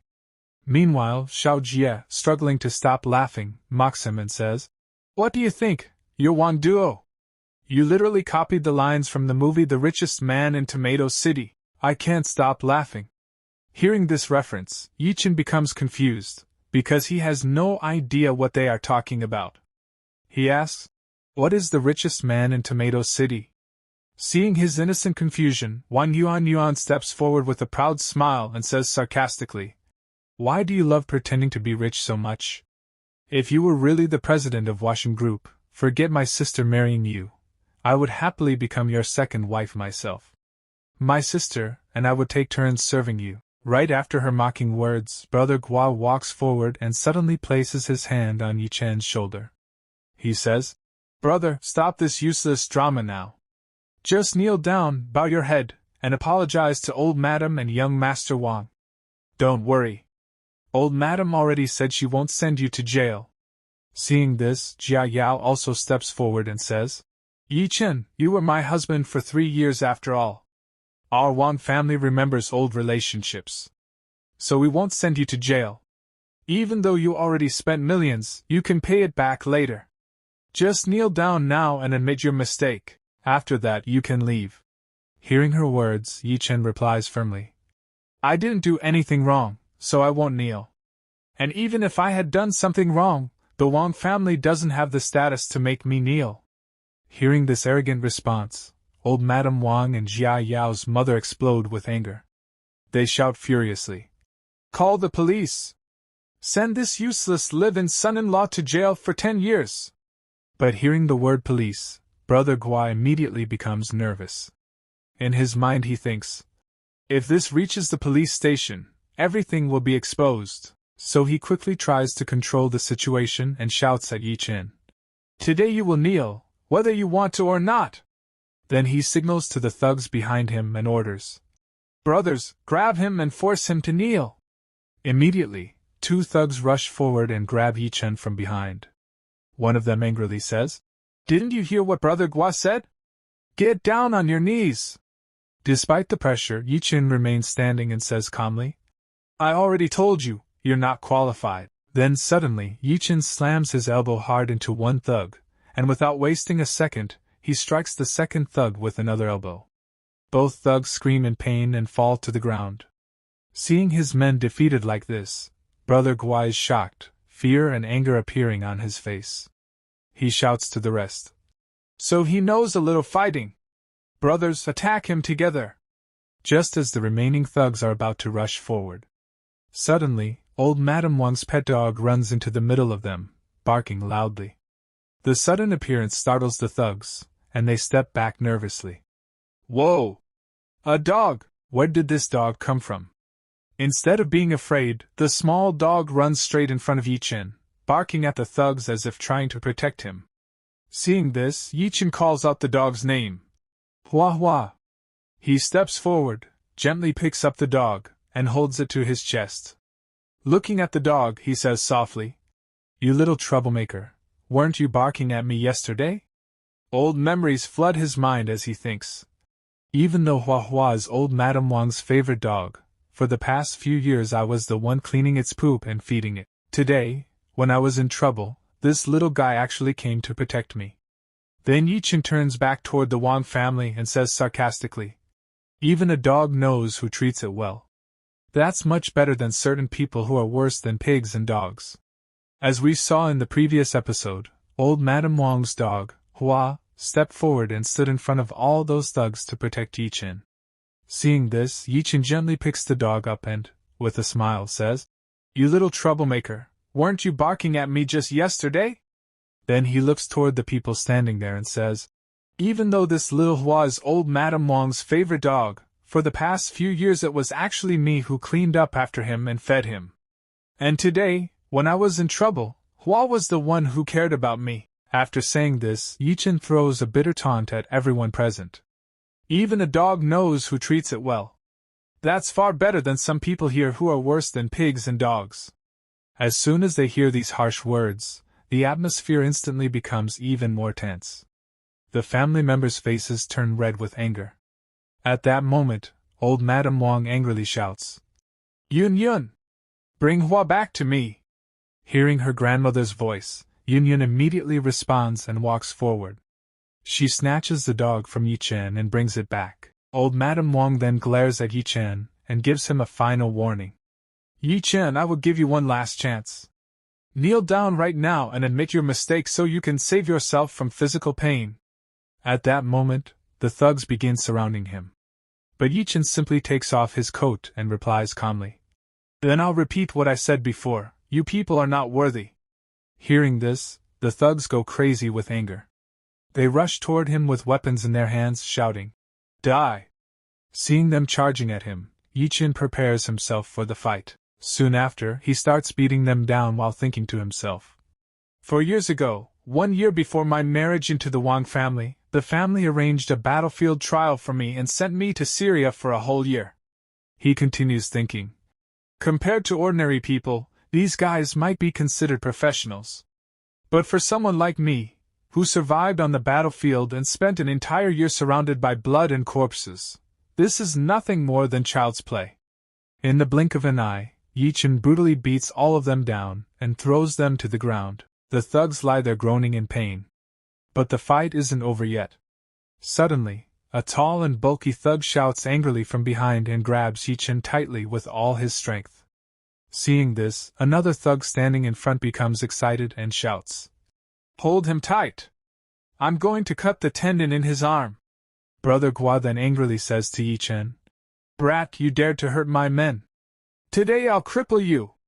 But in the very next moment, the situation completely reverses. Ye Chen suddenly breaks free and launches a counterattack on the thug. Then he starts beating the other thug as well. Seeing this intense fight and Ye Chen's terrifying strength, Yuan's eyes widen in shock. She screams in fear, "Oh my God! How can one person's fighting ability be this terrifying?" Meanwhile, old Madame Wang, seeing this scene, starts muttering in shock. Could it be that the old man insisted on marrying Jiaki to Ye Chen because he knew about these skills of his? At the same time, Jia Yogi secretly thinks in her heart, "Did Grandpa arrange my marriage with him so that he could protect me? No. She quickly tries to convince herself. Grandpa arranged this marriage because his family is rich. Besides, this is a peaceful era, and the Wang family has no enemies." Amid this tense atmosphere, Ji Chang suddenly laughs and says to Jia Yao's father, "Dad really found a strange specimen for your Jiaki. Good thing I refused at that time." Hearing this, Jia Yao's father looks surprised. "Huh!" Ji Chang then smiles and says, "Do you think Dad originally fixed Ye Chen and Jiaki's marriage first?" "Wrong. Dad actually came to me first." Hearing this, Jia Yao's mother asks in shock, "Big brother, what did you say?" At this moment, the story shifts into a flashback. Grandpa was saying to Ji Chang, "Ji Chang, right now we have found a very rare, top-quality son-in-law candidate. Are you willing to arrange Yuan's marriage a few years earlier?" Back in the present, Ji Chang reveals the truth to everyone. "When I found out that he was just a rural loser like Ye Chen, I refused on the spot. I said Yuan was still too young. And only after that was Ye Chen's marriage arranged with your Jiaki." Hearing all this, Xiaoji starts laughing loudly and mocks. "So that means Jia Yao actually picked up the man that my little sister didn't even want." After hearing this, Yuan's attitude becomes even more arrogant. She proudly says, "Oh my! Grandpa must have lost his mind to even think about marrying me to Ye Chen. He only knows how to fight and nothing else. I have zero interest in violent men like him." Then she smiles and mocks Jia Yao. "Luckily I was too young back then and escaped a huge disaster. Big sister, you should enjoy your good fortune now." After hearing all these words, Jia Yao quietly stands there without saying anything. Watching this scene while beating up the thugs, Ye Chen thinks to himself, "I never expected that there was such a story behind all of this." And while standing there, his mind drifts back to memories from 3 years ago. 3 years ago, when I returned from my battlefield trial, after seeing blood and corpses every single day, I was truly longing for love and a family. At that time, the moment I saw Wang Jiayao, I fell in love with her at first sight. I thought that I would spend my whole life with such a cute and beautiful girl. But now, as he compares that beautiful memory with today's harsh reality, he thinks to himself, "I never expected that our relationship would end like this." At that moment, Ye Chen starts walking straight toward Brother Gua. Seeing Ye Chen approaching him in anger, Brother Gua becomes extremely nervous. He slowly steps back and stutters, Why you? What are you doing? But without wasting any time, Ye Chen moves forward, grabs Brother Gua's arm, and twists it so hard that the loud cracking sound of a bone breaking echoes in the air. Brother Gua screams in pain. Seeing him writhing in agony, Ye Chen angrily asks, "Tell me, why did you falsely accuse me of stealing? And who instructed you to do it?" But Brother Gua, still trembling in pain, replies stubbornly, "Because I'm part of the underworld. I stopped caring about life and death a long time ago. If you've got the guts, then kill me. But let me remind you, if you go against me, you'll definitely regret it." Watching this scene, Xiao Jie, who is standing nearby, becomes terrified. He realizes that if Ye Chen makes this thug confess the truth, all his secrets will be exposed. Nervously, he thinks, if Ye Chen forces him to spill the truth, I'll be in huge trouble. As soon as this fear hits him, he suddenly shouts loudly, "Ye Chen, stop!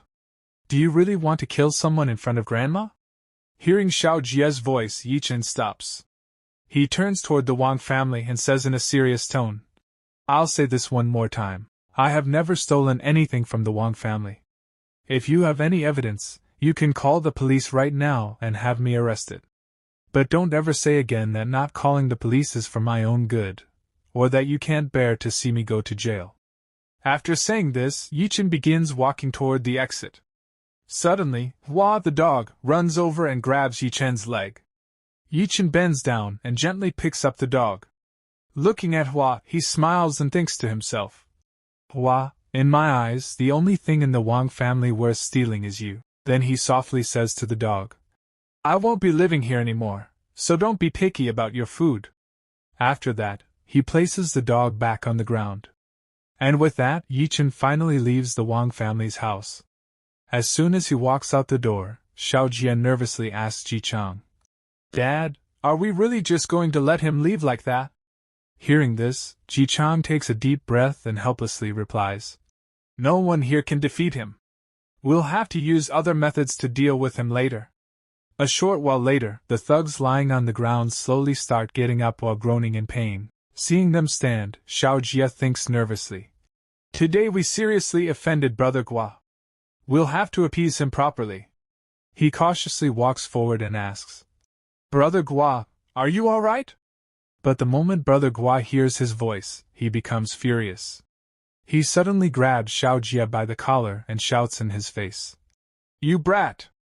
What kind of monster did you bring for me to deal with? You'll have to pay another 1 million to cover my brother's medical expenses." Even after hearing this huge demand, Xiao Jie immediately replies, "Money isn't a problem, as long as you teach Ye Chen a brutal lesson, and if possible, kill him." Hearing this deal, Brother Gua finally calms down a little. As he gets into the car with his men, he says, "Fine. I'll definitely settle this matter with Ye Chen. I'm in a hurry right now, so I'm leaving." While driving away, Brother Gua angrily mutters to himself, "Today Ye Chen humiliated me in front of everyone, and even broke my arm. I will definitely take revenge for this." With this burning desire for revenge, the scene shifts. We arrive directly at a luxurious conference room inside the Huaxing Group. Here, Ye Chen is sitting in the boss's chair, with Qin Hongyan and the other board members seated nearby. Leading the meeting, Ye Chen announces, "Since everyone agrees, from now on we will officially begin cooperation with Dingqing Real Estate." Then he turns toward Qin Hongyan and orders, "Hongyan, inform the Wang family, I mean Dingqing Real Estate, to send someone here so they can explain the project plans to me in detail. I also want to inspect their preparations." Upon hearing the order, Qin Hongyan immediately replies, "Yes, I'll notify them right away." After the meeting ends, the story shifts once again to Shirshan Villa. Here, Ji Chang looks extremely excited and happy. He runs in and excitedly tells old Madame Wang, "Mom! President Qin just called me. She said that the CEO of Huaxing Group has agreed to finance us with 70 million. However, he wants to meet me face to face to discuss the project so he can personally see how well prepared we are." Hearing this, old Madame Wang becomes overjoyed. She tells her son, "Ji Chang, you must perform well so that President Yi gets a good impression of you. We want to continue cooperating with Huaxing Group in the future." Hearing this, Ye Chen confidently replies, "Yes, I will definitely perform well in front of President Yi." But just then, Yuan suddenly walks in. She wants to take advantage of this opportunity to meet the rich CEO. Stopping her father, she asks, "Dad, can I come with you too?" Last time we saw that Wang Jiqiang was getting ready to go to President Ye's company.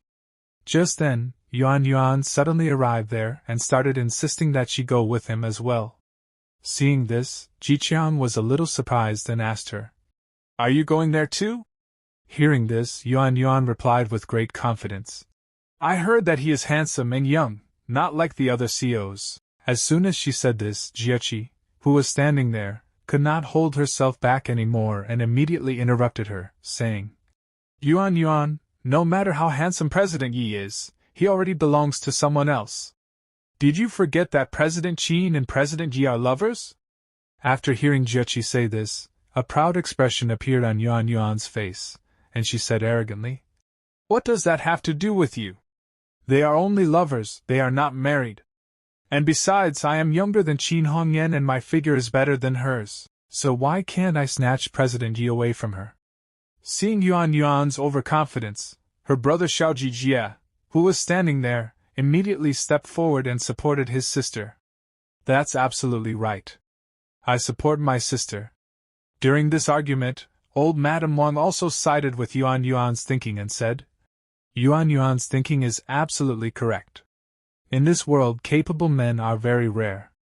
If you want to obtain them, you have to fight for them.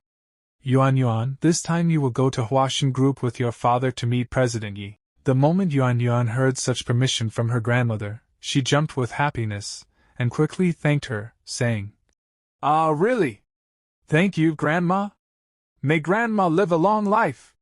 Seeing all this, Jiechi, who was standing on the other side, started thinking to herself, "The idea of the first-class private residence project was first given by me. But Grandma gave the responsibility of it to Uncle's family." She could not tolerate this unfairness, so she immediately spoke up and said, "I also want to go." The moment she said this, Yuan immediately mocked her and said, "Sister Jiechi, you are already a divorced woman. Do you really think President Yi would even look at a woman who is going to marry for the second time?" During this harsh remark, their grandmother also supported Yuan and said while looking at Jiechi, Yuan is absolutely right. Even if you are more beautiful, I have already decided to match President Yi with Yuan. Jiechi, you should just compromise and marry Feng Chao." With all this support, Yuan became even more arrogant. She happily massaged her grandmother's shoulders and assured her, "Don't worry, Grandma. I will definitely win President Ye's heart." Hearing all these things made Jiechi so angry that she clenched her fists tightly and thought to herself, "It's always like this. Grandma always shows favoritism." About 1 hour later, the scene shifts, and we see the building of Huashan Group. There, Secretary Rong enters President Ye's office and informs him, "President Yi, Wang Jiqiang and his daughter have come to meet you." Hearing this, President Yi replied without any special reaction, "Let them wait in the reception room." Rong immediately nodded and said, "Yes, sir." But just then, President Yi gave another order from behind and said, "Oh, and listen, don't serve them tea." After this order, the scene shifts directly to the reception room, where Yuan and her father Jiqiang were sitting alone. Yuan was wearing a very tight blue qipao dress with a high slit, and she looked a little uncomfortable in it. She asked her father, "Dad, why did you make me wear this qipao? Except for the slit on the leg, it is tight everywhere." Hearing this, Jiqiang explained to her, "You don't understand. If you wear very revealing clothes in the first meeting, President Yi will look down on you. He will think you are a cheap woman who does not care about her dignity. Your goal is to marry into the Yi family, not to become President Ye's lover or mistress. You must present yourself as classy. Only then will President Yi understand your value."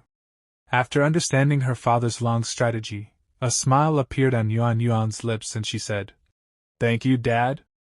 I will definitely snatch President Yi away from Qin Hongyan." At the same time, Jiqiang started thinking greedily in his mind. If Yuan manages to win President Ye's heart, then the position of the head of the Wang family will be mine. While they were thinking about all this, more than 10 minutes passed, but no one had even offered them a glass of water. Yuan said irritably, "Why haven't they even given us a cup of tea yet? Is Huaxin Group's hospitality this bad?" In anger, she stepped forward and called out to Secretary Rong. "Secretary Rong, bring us 2 cups of tea. I want black tea." Rong calmly replied, "Okay, please wait a moment." But another 10 minutes passed, and nothing happened.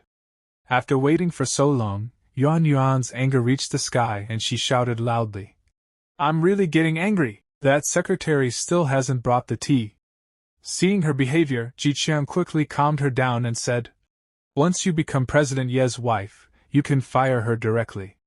Don't get angry right now. President Ye may come in at any moment." Hearing her father's words, Yuan calmed down a little and immediately adjusted her clothes. Then she sat straight like a queen with a calm and elegant posture. But their waiting still did not end. Another half-hour passed, and now Yuan's entire body was exhausted. Wearing that tight dress, she collapsed onto the sofa and said while breathing heavily, "Dad, I can't tolerate this anymore. Sitting like a refined and elegant lady is really tiring. Why hasn't President Yi arrived yet?" Seeing her condition and after such a long wait, Ye Chen's face also became tense, and he said, "It seems President Yi doesn't value us at all. He made us wait for a whole hour." But before he could even finish his sentence, suddenly the door of the reception room opened with a click, and the moment it opened, Ye Chen walked in. Seeing Ye Chen appear there so suddenly, both Ji and Yuan were stunned and froze in their places. Ye Chen first looked at Yuan, who was lying across the sofa casually, and seeing her posture, he mocked her and said, "Sister Yuan, I know that at home you stay very relaxed and casual, but do you behave like this even outside? Didn't your father tell you that sitting like this in front of others is considered rude?" Just then Ye Chen's eyes fell on her tight qipao dress, and looking at her from head to toe he said, "You're wearing a qipao. In these 3 years this is the first time I've seen you wearing one.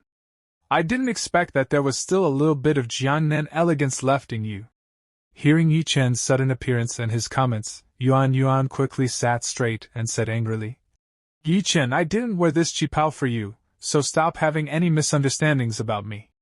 You weren't even worthy of a woman like Wang Jia, so how could you possibly be worthy of me?" Hearing this, Ye Chen replied, "You misunderstood, I was just saying."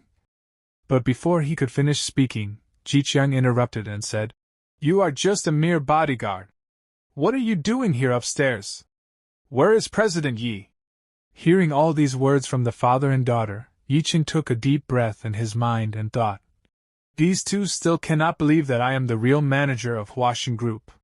So he brought the conversation directly to the point and said, "You two came here to talk about the first-class famous residence project, right? Fine, tell me what you want to discuss." But the moment Ji Qiang heard this, he became furious and said, "You are just a cheap bodyguard, a useless man who only knows how to fight. Do you even understand anything about these big projects? Do you know the B of business?" After hearing such continuous insults, Ye Chen's patience also started running out, and he looked at them coldly and said, "So you mean you don't want to talk about it? Fine, as you wish. I'm leaving." As soon as Ye Chen turned toward the door, Yuan suddenly ran after him and grabbed his hand to stop him, and in a slightly hurried voice she said, "Wait a minute, Ye Chen. Don't go yet. I need to ask you something important." Then she asked him, "You have been Qin Hongyan's bodyguard for the last 2 days, right? So you must know very well about the romance and affair between Qin Hongyan and President Yi." Ye Chen didn't understand why this girl had suddenly turned into a gossip ant, but he casually replied, "Yes, I know a little about it." The moment Yuan heard this, she became extremely excited and immediately asked, "Then can you tell me how intimate their relationship really is? Do they stay together at night? Do they sleep at President Ye's house, or at Qin Hongyan's house?" Hearing this endless chain of ridiculous questions, Ye Chen felt a little annoyed and thought to himself, "This Wang Yuan really has a big mouth. She can spread anything like wildfire. Why not use her big mouth to completely destroy the rumors between me and Qin Hongyan?" After thinking for a few seconds, Ye Chen kept a straight face and lied. They already broke up. The moment Yuan Yuan and Ji Qiang heard the word breakup, their eyes widened in shock. But the very next moment their shock turned into celebration. Ji Qiang started laughing loudly and shouted, "They broke up! God is really helping me. Heaven is truly blessing our Wang family. This is great news." On the other side, Yuan Yuan was also extremely happy and started dancing excitedly as she said, "A breakup? Nothing could be better than this." Seeing the father and daughter celebrating like crazy, Ye Chen looked at them strangely and asked, "Why are you two so happy after hearing about their breakup? What's so funny about it?" At this moment Yuan Yuan sat back on the sofa like a queen, with a smile on her face, and said to Ye Chen, "Ye Chen, oh no, calling you little you wouldn't sound right either, because President Ye's surname is also Yi. So I'll call you Little Chen." Hearing this sudden change in her attitude, Ye Chen became confused and thought to himself, "In just a few seconds you changed my name and title 3 times. What exactly is going on inside your small brain?" Then Ji Chen said, "Your brain really works like a pig's. Now you are just an ordinary employee of Huashan Group, right?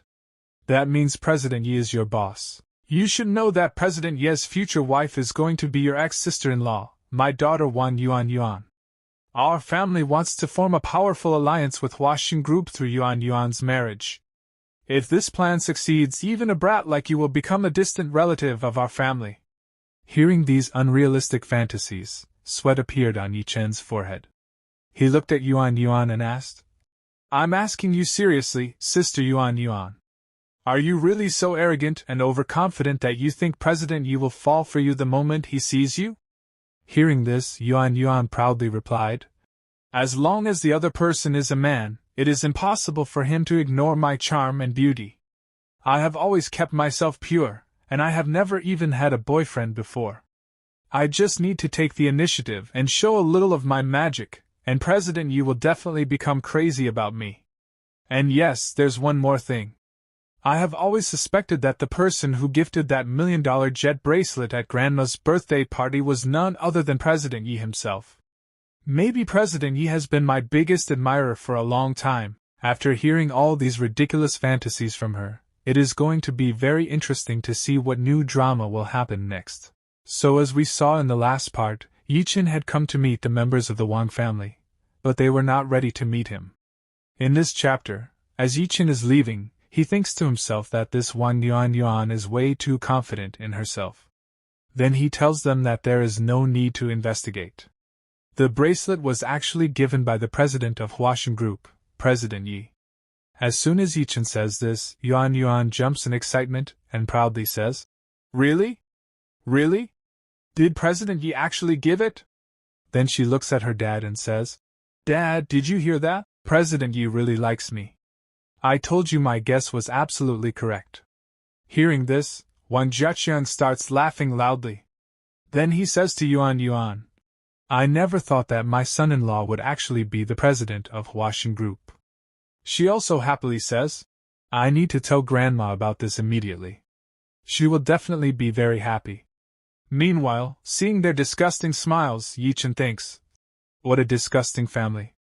They are trying to scheme another marriage alliance between this family and the Wang family. They are just dreaming." Then Yuan Yuan angrily asks Ye Chen, "Tell me, where is President Yi right now? I want to meet him." Ye Chen replies, "President Yi is currently meeting guests in the reception room." Although Ye Chen is still telling the truth, because he is indeed meeting guests. Yuan Yuan gets annoyed and says, "It's been so long, why hasn't he come out yet? Are those guests that difficult to deal with?" Ye Chen smiles at her foolishness and says, "Yes, the client is a father and a daughter. The father is talking with President Yi, and the daughter, she is very beautiful and dressed in a very seductive way. Right now, she is trying to seduce President Yi. I don't think they will come out anytime soon." Yuan Yuan indirectly says to herself, "That lady is so cheap. Being so shameless in President Yi's company. Now I understand why President Yi hasn't come to meet us yet." Then she asks, "Which room are they in? I'll go slap that cheap woman." Wang Jiaqiang stops her and says, Don't be so impulsive, calm down. If you do something like that, your first impression on President Yi will be ruined. It's better if we wait here. As soon as President Yi is free, inform us immediately. And Yuan starts behaving as if she is already President Ye's wife. Hearing all this, Ye Chen leaves from there. Now after 5 minutes, Secretary Zhao arrives there. She says, Mr. and Miss Wang, President Yi had some urgent work, so he has left the company. He asked you both to go back for now. Hearing this, both of them are shocked and left speechless. Wang Jiaqian asks, Did President Yi say when he will be free? Will he come back this afternoon? Secretary Zhao replies, I'm not sure. For now, please go back. And with that, both of them are sent out of Huaxin Group. While leaving, Yuan says, It's a pity President Yi is so busy, otherwise I would have completely charmed him right here. Wang Jiaqian says, But this trip wasn't completely useless. At least now we know that the jade bracelet worth crores, which Grandma received, was actually given by President Yi. He calls his mother and says, Mom, it's me, Wang Jiaqian. Please have everyone wait at Shishan Villa, because I have something important to tell you. Now the scene shifts to Shishan Villa. All the Wang family members start gathering. Wang Jieqi asks, What happened? You just left and came back so quickly. Did the contract get finalized? Yuan says, No, it's not about the contract. There is another piece of good news. Then proudly she says, The jade bracelet worth crores that was gifted at Grandma's birthday banquet was actually given by President Yi of Huaxin Group. Hearing this, Wang Jieqi's parents are shocked and say, What? That gift was from President Yi? Wang Jieqi thinks in her heart, How did I even believe that Ye Chen could give such a gift? I really overestimated him at that time. Her father says, How is this good news? Her mother says, President Yi and President Qin were lovers, and President Qin also has a good relationship with our Wang family. If he sent the gift because of her, then why would he send it separately at the end? Wang Jiaqian shouts, Sulan! President Yi and President Qin have already broken up. If it was because of Miss Qin, then why send it separately? Sulan says, Then that means... Yuan immediately says, There's no need to even ask. President Yi gave that gift because of me. At that time, Sister Jieqi hadn't even divorced Ye Chen yet. Hearing this, old Madame Wang claps happily and says, This analysis sounds absolutely correct. I already knew that the person who sent the gift must like Yuan. But I never imagined that he would be the president of Huaxin Group. Then she says, It looks like because of Yuan, our Wang family's fate is about to change. Yuan goes to her grandma and says, Grandma, I will definitely develop a good relationship with President Yi and make our Wang family a first-class family in Yuzhou. Her grandma becomes extremely happy and says, Very good, very good. My granddaughter is truly capable. Hearing this, Wang Jieqi asks, Who told you all this? Is this news confirmed? Yuan replies, Your useless ex-husband told us. So obviously it's reliable. Then she tells everything that happened today. She says, Grandma, President Yi was very busy this morning, so he couldn't meet us. But this afternoon, I will go alone and meet him. Don't worry, I can handle it. Hearing this, Wang Jieqi tries to say something but stays silent. Yuan humiliates her and says, Sister, if you don't have any work this afternoon, will you act as my driver and drop me at Huaxin Group? Hearing this, Jieqi thinks, Wang Yuan has gone too far. She is humiliating me in front of the entire family. She angrily says, I'm very busy today, so I can't take you. Saying this, she runs out. Her mother tries to stop her, but she doesn't stop. In the next scene, she is driving her car somewhere. She is driving angrily, thinking about Yuan's words. Suddenly, a tree appears in front of her car. Because of the speed, she loses control, and before she realizes, she crashes into the tree. Crying, she says, I hate this. I really hate this, she also says. All of this happened because of Ye Chen. Because of him, I got humiliated in front of my family. Now the scene shifts to Huaxin Group. Ye Chen is sitting in his office doing paperwork when his phone rings. As soon as he picks up the call and says hello, a voice from the other side shouts, "Ye Chen, you bastard, I hate you!" Hearing Wang Zheqi's voice, Ye Chen thinks, even after all this time, this woman never reflects on herself. She only knows how to blame me. Taking a deep breath, he asks, "What happened?" Zheqi starts abusing him and then, while sobbing, says, "If you were pretending from the start that you gave the bracelet, then you should have kept pretending. Why did you tell them that the bracelet was given by President Yi? Why did you tell Uncle and Yuan the truth? Because of you, I lost my respect in the family. Do you even realize that?" Hearing this, Ye Chen says, "So that's the matter," and thinks, "I was telling the truth from the beginning. No one believed me." Zheqi cries and says, "Now the entire family thinks President Yi likes Wang Yuan. Even Grandma keeps praising her in front of everyone. And do you know what that rude Yuan said to me? She even asked me to become her driver. If she really marries President Yi in the future, I will have no respect left in the Wang family." Ye Chen asks, "Don't you have the young master of the Feng family?" She replies, "How can Feng Chao be compared to President Yi? He isn't even the CEO of his own family business. Their levels are completely different." Ye Chen says, "Listening to you, I don't know whether I should be happy or not." Zheqi says, "Why would you be happy? Even if Feng Chao isn't as good as President Yi, he is still 10,000 times better than you. At least he can help our Wang family and let me live with dignity inside and outside the family. And you only know how to embarrass me. Before the divorce, you left behind such a big mess that now I have to deal with." She gets furious at him. Ye Chen thinks in his mind that she is a foolish woman. Then he says, "If you just called to scold me, then I'm hanging up. I'm very busy right now." She says, "Wait a minute. I called you because I need your help." Ye Chen asks, "What do you want me to do?" As we saw in the previous episode, Jia Yao, while crying, calls Ye Chen and says, "Wait a minute. I called you because I need your help." The moment the word help comes out of her mouth, Ye Chen becomes slightly serious and asks, "What exactly do you want?"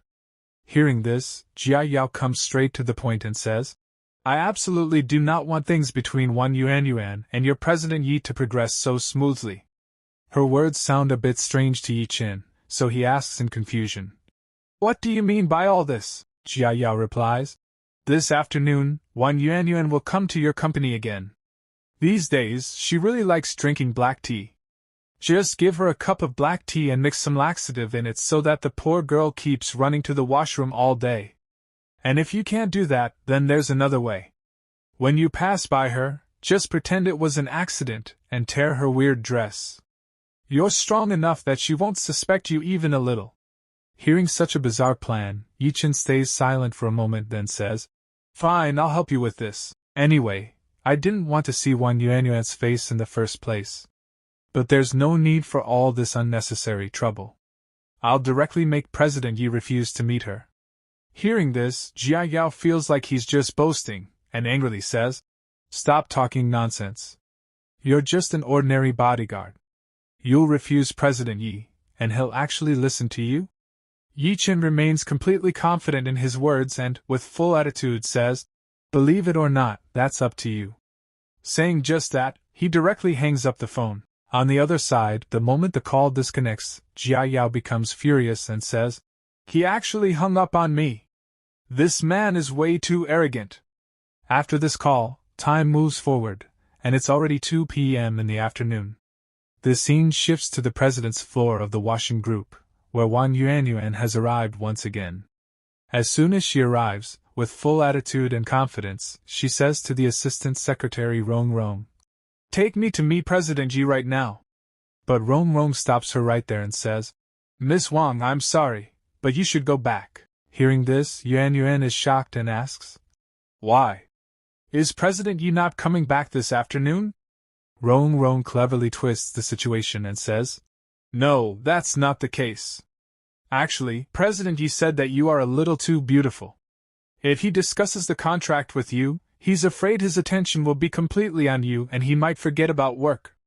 So he wants someone else from your family to come and meet him this time. Now, this was completely a lie.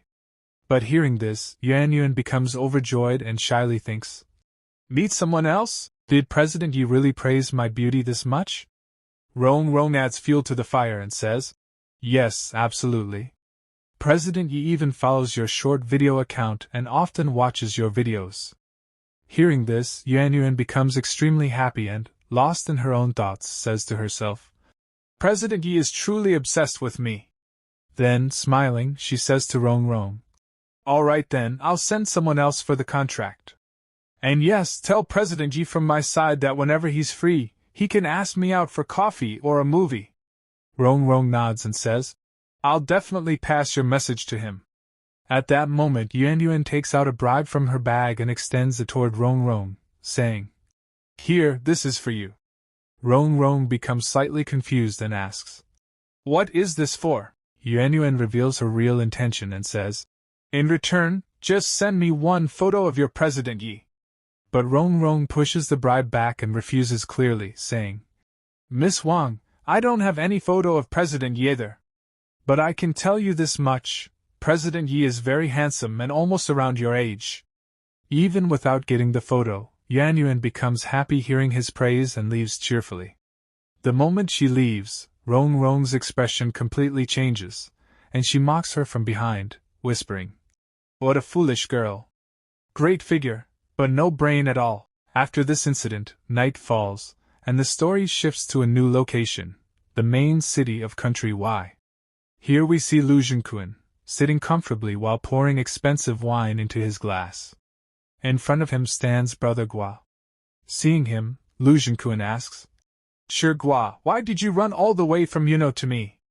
What exactly happened there? We then see that Brother Gua looks quite frightened and says, Lord Lu's calculations were absolutely correct. I really ran into a huge problem in Yuno, and now I need your help to get out of it, he begins to explain. Actually, the situation is like this. But suddenly, Lu Junquan's anger shoots to the sky, and he loses control, shouting, What did you say, you bastard? In a fit of rage, he throws the wine straight at Brother Gua's face and says, At that time, I gave you some of my best men there.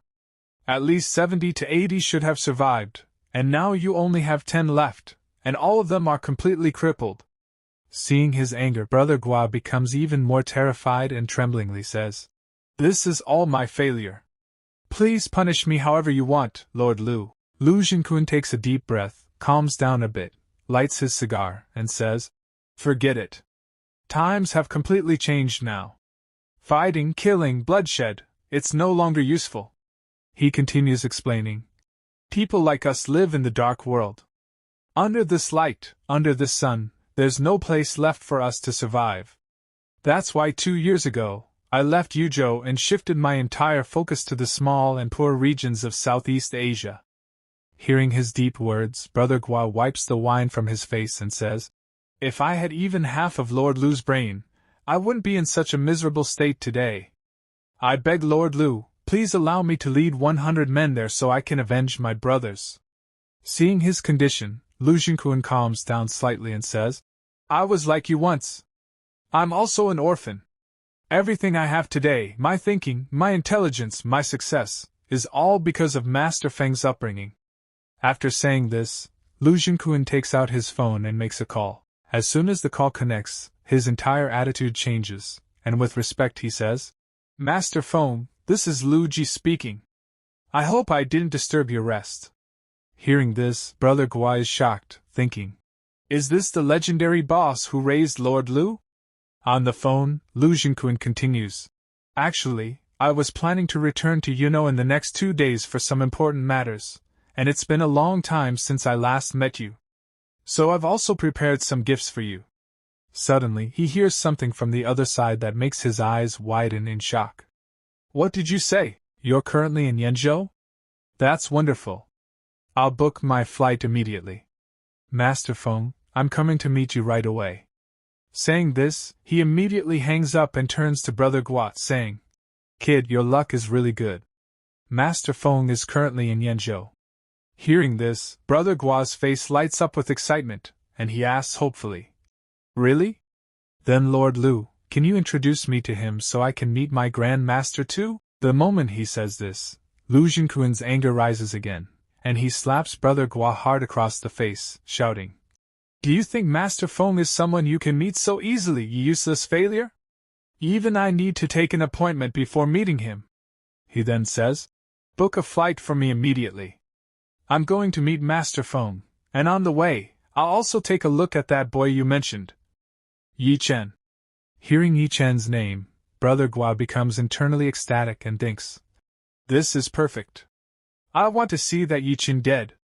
He quickly says, "Yes, Lord Lu." After this, the scene shifts to the Wang residence. In the hall, Yuan and Ji Chang are discussing the contract. Ji Chang asks in surprise, "Did President Yi really not plan anything? Could he really not have a serious discussion about the work? It seems President Yi is truly madly in love with you." Hearing this flattering statement, Yuan smiles proudly and says, "Of course." Ji Chang understands the situation and decides, "Since President Yi requested someone else for the meeting, Xiao Jie, you go meet him tomorrow." At that moment, Xiao Jie is staring at his phone, where a message reads clearly, "Tomorrow, Ye Chen will regret being born into this world." Reading this message, a sinister smile appears on Xiao Jie's face, and he says, "All right. I was planning to find that useless Ye Chen anyway." After that, the night passes. The next morning, the scene shifts to a luxurious villa in Yenzhou, Master Feng's residence. Lu Jinquan has already arrived there with his men and gifts. Seeing Master Feng, he immediately bows respectfully and says, "Master Feng." Master Feng, who is sitting there, calmly says, "Jinquan, you are now the boss of an entire region. There is no need for you to bow like this in front of me." But Lu Jinquan does not forget his place and says, "Everything I am today is only because of your teachings and upbringing, Master Feng. I can never forget such a great favor in my entire life." He stands up straight and curiously asks, "Master Feng, weren't you in the UK for the past 2 years? Why did you suddenly return to the country? And why specifically to a place like Yuzhou?" Hearing this, Master Feng's expression becomes slightly serious as he explains, "The old master sent me here to assist the third young master." The moment Lu Jinquan hears the names, Old Master, and Third Young Master, his face turns pale, and he begins trembling in shock. "Are you really talking about them?" Just thinking about it is unbelievable, that the third young master is actually in Yenzhou right now. I truly didn't expect this at all. His mind starts racing as he realizes that the master above Master Feng is an extremely powerful existence, one of the most powerful and richest figures in the entire world. Amid this tension, Master Feng gives a strict order. "Tell your men not to roam around recklessly. If they interfere with the third young master's work even by mistake, you alone will face the consequences." Hearing this direct warning, Lu Jinquan immediately nods and says, "Yes, absolutely." Then, hesitantly, he asks, "Master Feng, can you tell me what the young master looks like? So that even with my lowly eyes, I don't fail to recognize his greatness, and if I accidentally disrespect him, it would be a sin deserving 10,000 deaths." Hearing his request, Master Feng calmly gestures with his hand. One of his men immediately understands and steps forward, handing a photo to Lu Jinquan. As Lu Jinquan looks at the photo, Master Feng points at it and says, "This is the third young master. He is currently on a trial mission assigned by the family. So remember, under no circumstances should he be disturbed. When needed, I will naturally call you myself." As we saw in the previous episode, Lu Jinquan, trembling with fear, asks, "Master Feng, could you please tell me what the young master looks like? So that even with my lowly eyes, I don't accidentally fail to recognize his stature and status. And if by mistake I end up disrespecting the young master, then that would be a crime for which I deserve to die 10,000 times." Hearing his nervous request, Master Feng gives a signal, which one of his men immediately understands. That man steps forward and places a photo into Lu Jinquan's hands. The moment Lu Jinquan looks at the photo, Master Feng points at it and says, "This is the third young master. He is currently on a trial mission assigned by the family. So remember this, under no circumstances should he be disturbed." When I need you, I will naturally call you myself.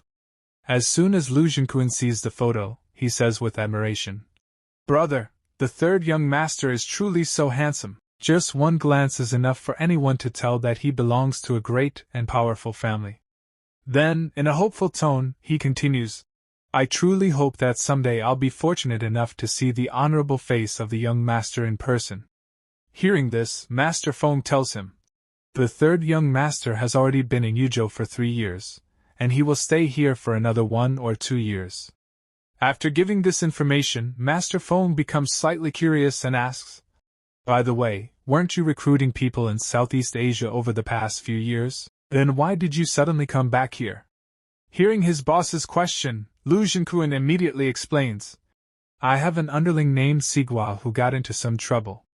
I brought nearly 100 thugs recruited from different countries in Southeast Asia with me so that I can help him deal with the situation.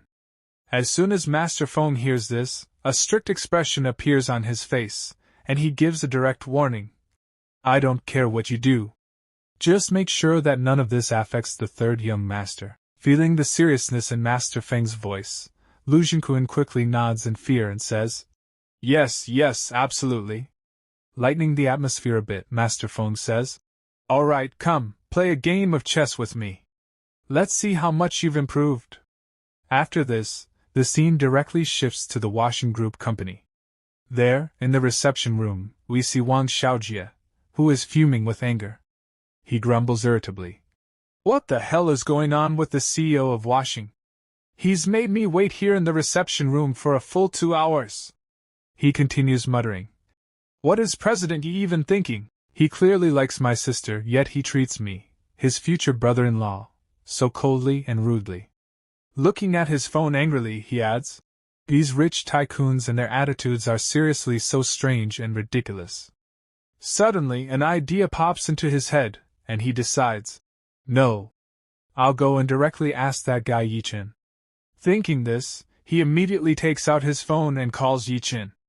On the other side, Ye Chen is calmly sitting in his office, and as soon as his phone rings, he sees Wang Xiaojie's name on the screen. Exactly 5 minutes after the call, the reception room door opens, and Ye Chen walks in and says, What exactly do you want from me?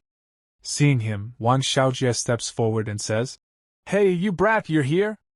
Tell me, where is your President Yi? Hearing this, Ye Chen remains completely calm. A faint sarcastic smile appears on his face as he coolly replies, President Yi is currently talking with an idiot. Hearing this taunt, Wang Xiaojie doesn't even realize he's the one being insulted. Instead, he laughs loudly and says, I think so too. That guy must be an idiot to talk to President Yi for so long. Meanwhile, Ye Chen looks at him and thinks, You don't even have the awareness to recognize yourself. The idiot I'm talking about is you.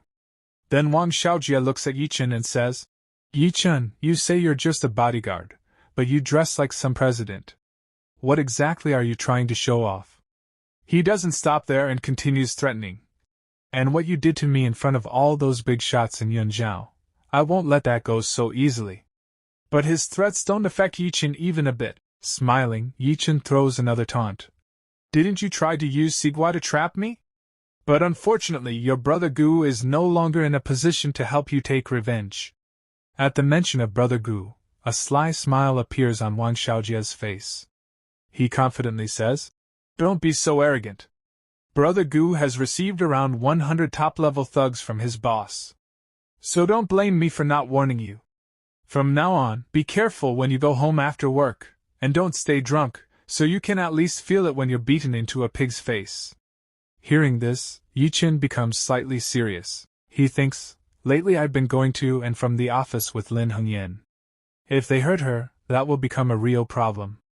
Understanding the seriousness of the situation, he decides to settle this matter right now. He thinks, there won't be a better time than this. So he directly says to Wang Xiaojie, Why don't you call them here right now, to the company parking lot? That way they won't have to trouble themselves attacking me after work. It's better to settle this here directly. Hearing this proposal, Wang Xiaojie becomes delighted. Taking out his phone, he says, Good, you said it yourself. I'll call Brother Gu right now and have his men come here. If you've got the guts, come downstairs and wait with me. Ye Chen replies with a slight smile. Sure, I'll wait. Immediately after this, the scene shifts to the underground parking lot of the company. The two of them arrive there, and complete silence fills the surroundings. Suddenly, Wang Xiaojie starts acting strangely and begins smashing the nearby cameras. Seeing this, Ye Chen asks, What exactly are you doing? He replies, Now that I've destroyed all the surveillance cameras here, even if I beat you to death, there won't be any evidence left.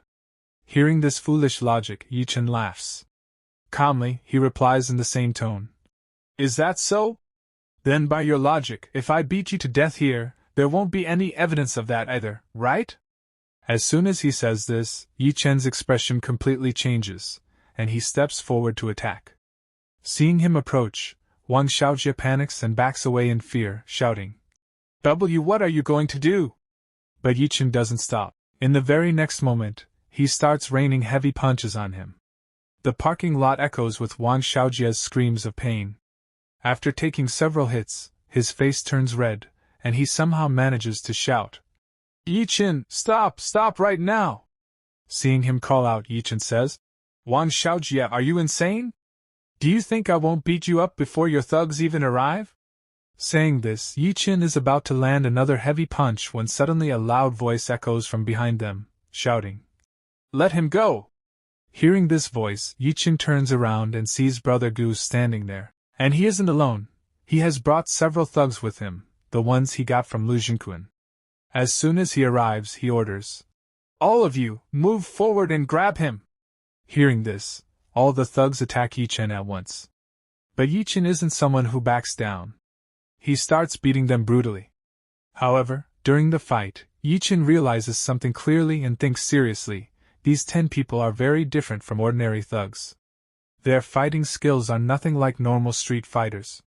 Meanwhile, Wang Xiaojie, standing behind, keeps shouting, Ye Chen, today I'll send 10 more people after you.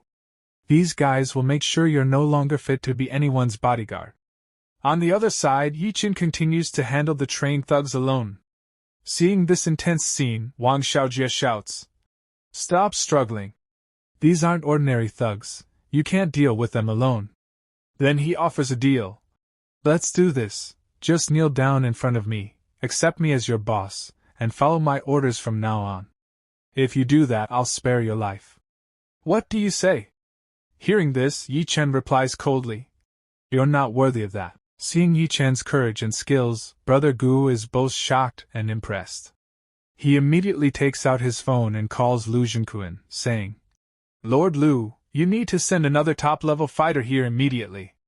This guy alone is overpowering 10 people. I must recruit this rare talent into my team at any cost. Hearing this on the other side, Lu Jinquan is completely shocked. He thinks, I can't believe there's actually someone in this country who can take on 10 trained thugs alone. Seeing this as a huge opportunity, he decides, I must recruit this talent no matter what. He immediately says on the phone, What nonsense are you talking about? Send me the location right now. I'm coming there immediately. About 10 minutes later, the scene shifts back to the parking lot. Suddenly, the sound of multiple vehicles echoes as several cars arrive and stop. From those cars, Lu Jinquan steps out along with even more dangerous thugs. Seeing his boss arrive, Brother Gu feels relieved. He runs up to him and says happily, Lord Lu, you're finally here.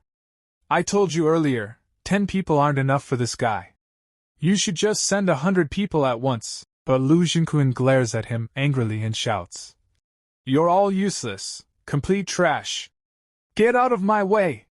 Seeing him so furious, Brother Gu trembles and nods quickly. Ignoring him, Lu Jinquan walks forward. Meanwhile, Ye Chen, still fighting, notices him and thinks, Let me see what this so-called Lu looks like. By now, Ye Chen's breathing has become slightly heavy from continuous fighting. While still battling, he calculates in his mind, I've already used more than half my strength dealing with these 10. If more people arrive now, things could become dangerous. At that moment, his eyes fall on the newly arrived Lu Jinquan. Instantly, a strategy forms in his mind. Instead of dealing with these wolves, it's better to capture their leader first. He decides, I'll deal with this Lord Lu first. Just as Ye Chen is about to make his move, Wang Xiaojie bursts into loud laughter and mocks him. Ha ha! Ye Chen, Lord Lu is someone way beyond your level. If you know what's good for you, kneel down and beg for forgiveness right now. As soon as Wang Xiaojie finishes his arrogant words, Lu Jinquan steps forward and finally sees Ye Chen's face clearly. The moment he sees him, his breath stops. His condition worsens instantly. His eyes widen in shock, and trembling, only one word escapes his mouth. You! At this moment, Wang Xiaojie misunderstands the situation and thinks Lord Lu is angry at Ye Chen. Excited, he shouts, Lord Lu, beat him to death! But in the very next second, Lu Jinquan turns around in anger and punches Wang Xiaojie straight in the face. Blood spills from his mouth, and he is left in shock. Holding his cheek in pain, he stammers, Lord Lu, what did you just do? Ignoring him completely, Lu Jinquan walks straight to Ye Chen, and suddenly drops to his knees. With a trembling voice, he says, Young master. And guys, that's where today's chapter ends. As we saw in the previous episode, Lu Jinquan finally stepped forward and clearly saw Ye Chen's face. Just one glance was enough to make his breathing stop. After that, he walked straight up to Ye Chen and dropped to his knees on the ground. A trembling voice came out of his mouth. While bowing on the ground, he thought to himself that this Ye Chen looked exactly like the photo that Master Feng had sent of the third young master. In his panic, he shouted, Young master! I am Master Feng's underling. Seeing this, Ye Chen relaxed a little and thought to himself, Oh, so you're Butler Feng's subordinate. Filled with regret for his mistake, Lu Jinquan begged, For everything that happened today, even if I, Lu Jinquan, die 100 times, it still wouldn't be enough. Please punish me, young master. Seeing this, Xiaojie and everyone standing there were completely confused. Xiaojie, troubled, asked, Lord Lu, what are you saying? This is just our family's live-in son-in-law. Why are you calling him young master? At the same time, Brother Gua, shocked, asked, Could it be that you've mistaken him for someone else? Hearing these foolish questions, Lu Jinquan's anger shot through the roof. He turned and shouted furiously at Brother Gua, You are completely useless. Hurry up and kneel before the young master. Brother Gua, who still didn't understand the situation, stammered, And me, kneel before him? Before he could finish, Lu Jinquan walked straight up to him, grabbed his head, and slammed it to the ground in front of Ye Chen, ordering, Shut up and bow down for me. Kowtow 100 times, and remember, if even one sound is too soft, you'll start over from the beginning. Hearing this threat, Brother Gua was terrified. He immediately began banging his head on the ground and crying as he begged, Brother Ye Chen. Master Ye Chen. I, Gua, made a huge mistake by offending you. Please show mercy and forgive me. The entire room echoed with the loud sounds of his head hitting the floor. Seeing this scene, Xiaojie's mind went numb.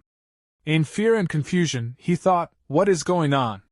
How did Ye Chen suddenly become this bastard Brother Gua's master? Amid the noise, Ye Chen said to Brother Gua, Alright, you don't need to kowtow anymore. You just have to do one thing. You must clearly explain to the Wang family that I did not steal that watch. Seeing this life-saving opportunity, Brother Gua quickly agreed, saying, Yes. I'll tell the Wang family that Wang Jia was the one who ordered me to do all this. Hearing this, Xiaojie panicked and shouted, Hey, Brother Gua! What about me? You can't betray me like this. But hearing his voice, Lu Jinquan turned his attention toward him. In anger, he forced Xiaojie to the ground and shouted, So you're the one who falsely accused our young master? He immediately ordered his men, Take him and throw him into the Luohe River. Hearing this, Xiaojie began screaming in fear. Facing death, he rushed toward Ye Chen, grabbed his leg, and begged, Brother-in-law, please save me. We are family. You can't let them treat me like this. But Ye Chen said angrily, Who the hell is your brother-in-law? Even then, Xiaojie shamelessly cried, Brother Chen, I know I was wrong.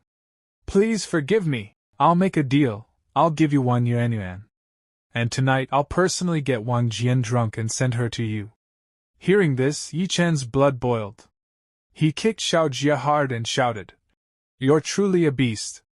Wang Jian and Wang Yuan are both your sisters, and one of them is even your biological sister. And you're offering them like gifts? Do you have even a shred of humanity left in you?" At this point, Lu Jinquan's men grabbed Xiao Jia again. But Xiao Jia kept begging, "Brother-in-law, at least save my life." Seeing his condition, Ye Chen gestured to the men and said, "Let him go for today." Then he turned to Xiao Jia and warned, "When you go back, you must clearly tell the Wang family how you framed me."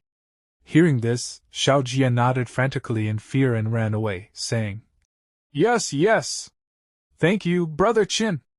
After he left, Lu Jinquan once again knelt respectfully and said, "Young master, I am Jinquan, Master Feng's subordinate. This time, I have brought 100 men from Southeast Asia, and I am ready to offer all of them for your service." Hearing this, Ye Chen said, "I know, take your men and leave for now." In his heart he thought these people might play a big role in some special situations in the future. After this, the story shifts to Shishan Villa, where Xiao Jia arrives in a badly beaten condition. Seeing the injuries on his face, Grandma anxiously asked, "Xiao Jia, how did you get these injuries?" Hearing this, Xiao Jia lied, "Oh, it's nothing. I just had a minor car accident." But in the middle of it, he ended up revealing the truth and said, "Grandma and Uncle, actually, Ye Chen didn't steal the Richard Mille watch. I was the one who framed him." Inside, trembling with fear, he thought, Ye Chen has connections with powerful and dangerous people. It's better not to mess with him in the future. Even after hearing the truth, old Madame Wang's anger toward Ye Chen didn't decrease. She said, "Forget about that. So what if he was falsely accused? Ye Chen is not that clean either. Even if he didn't steal from my house, I'll find out whether he has stolen from somewhere else. Otherwise, how could someone like him afford to stay in a 5-star hotel?" After venting her anger, the old lady changed the topic and asked expectantly, "By the way, Xiao Jia, did you go to the Wanshan group today? Did you meet President Yi?" Xiao Jia silently shook his head. Hearing this, old Madame Wang said, "What does this President Yi even mean? Could it be that unless I personally go, he won't agree to meet?" At this moment, Wang Jialu, who was standing nearby, gathered her courage and stepped forward. She said, "Grandma, why don't you let me try once?" Inside, she thought confidently, this project was originally planned by Ye Chen and me together. Maybe President Yi is waiting to meet the actual planner. Seeing Jialu step forward, Wang Yuan suddenly felt jealous and mocked her. "Our entire family went there, and President Yi refused to meet us. And you think he'll meet you? You must think too highly of yourself." But old Madame Wang interrupted the argument, and made a firm decision. Looking at Jialu, she ordered, "Jialu, you go and try once." Hearing this decision, Wang Yuan was shocked. Ignoring her reaction, the old lady seriously added, "If it still doesn't work, then I will personally go and meet President Yi. No matter what, we must cooperate with Wangshan Group." After this decision, the scene shifts to the Wangshan Group building, where it is exactly 2 p.m. Jialu arrives and asks Secretary Zhou, "Secretary Zhou, is President Yi inside?" Secretary Zhou serves her a drink and says, "Miss Wang, please wait in the reception room first. President Yi is a bit busy." As Jialu takes the drink and looks at it, her eyes widen in shock. She thinks this is honey water. Seeing the glass, memories from the past 3 years flood her mind. She recalls how Ye Chen used to prepare a cup of honey water for her every morning. At this moment, the scene shifts to the president's office, where Qin Hongyan reports to Ye Chen, "Wang Jialu has arrived. Do you want to meet her?" Hearing this, Ye Chen explains, "When Wang Jiqing, Wang Yuan, and Wang Xiaojia came to discuss the contract, I refused them. After that, they will definitely say that if this time doesn't work, the old lady will personally come. If we keep refusing like this, the Wang family will think we are playing with them." So Ye Chen makes a final decision and says, "Since we have already decided to cooperate with them, let's just give them the 70 million. After saying this, he orders, Hong Yan, bring the contract here. Hong Yan respectfully replies, yes. After that, Ye Chen personally comes to the reception room in front of Jialu. As soon as he enters, Jialu freezes in shock and says, Ye Chen, it's you? On the other hand, seeing Jialu, Ye Chen thinks in his heart, one, Jialu always liked to wear comfortable and casual clothes at home, yet she still looked very cute and beautiful. Jialu quickly says, President Yi must be very busy, right? I think he won't be able to come for a while. So you can sit and talk with me. But Ye Chen replies coldly, I have nothing to talk about with you. Getting straight to the point, he hands her the contract and says, Take a look at this contract. If you don't see any problems, you can sign it. The 70 million will be transferred to your company account in 3 installments within a week. Hearing this amazing offer, Jialu's eyes widen in shock. She asks, Has President Yi already agreed? I thought he would need more time to review everything before sending the money. As she opens the contract, her mind goes completely blank. Looking at the title, she says in shock, This? Because written in bold letters on the contract was the name, First Class Jialu. Seeing this name, Jialu is stunned and asks, Why is it named this? Suddenly, a memory from half a year ago flashes in her mind. She thinks in shock, this is the same name Ye Chen gave to this project when we planned it together. In the flashback, the past Ye Chen smiled and said to Jialu, This project was made for you, so why not name it First Class Jialu? As we saw in the previous episode, Jiechi opens that contract in which the project's name is written as First Class Jianla. The moment she reads this name, she is completely stunned, and in shock she asks herself, Was this name really given after me? At that very moment, a memory from half a year ago flashes through Ye Chen's mind. He sinks into deep thought and thinks to himself, Half a year ago, when I was planning this project, I was the one who named it First Class Jian, because I created this project for Wang Jiechi. So naturally, I wanted to name it after her. At that time, he had decided that even if the Wang family refused, after half a year, when the 3-year door-to-door son-in-law trial period would end, he would use his family's money to launch this First Class Jian project. It was meant to be a special gift from him to his wife. But with time, everything had changed so much. Who could have imagined that Wang Jiechi would betray him in the future? After steadying himself, Ye Chen looks at Jiechi and says, Private residence and dead residence sound quite similar, which is considered very unlucky. That's why the name was changed. Then he asks, So, did you not like the name? Hearing this, Jiechi says, Ye Chen, you must have begged President Yi to use this name in front of him, didn't you? At the same time, she thinks to herself, After all, he's just an ordinary bodyguard. Why would President Yi listen to him? Did he kneel and plead with him? After thinking all this, Jiechi steps forward, grabs Ye Chen's hand, and says, Thank you, Ye Chen. But her action has no effect on him at all. He pulls his hand away and says, It's nothing. Actually, President Yi really liked the name Jian because it has the same character as Jia from Delicious Food. That's why he used it. Hearing this, Jiechi says, You must have desperately begged President Yi. That's why he agreed. Why are you afraid to admit it? I know you still love me. But immediately Ye Chen turns his face away and says, Don't talk about that. Just sign this. After that, Jiechi sits back down. While signing the file, she thinks, If this deal is completed, Grandma will be really happy. As soon as the signing process is finished, Ye Chen immediately picks up a copy of the file and says without wasting time, All right, I'll take this copy for further filing. Just then, Jiechi calls out from behind, Wait a minute. Hearing her, Ye Chen stops. Jiechi continues, I'm really happy that you helped me this time. So how about lunch on me today?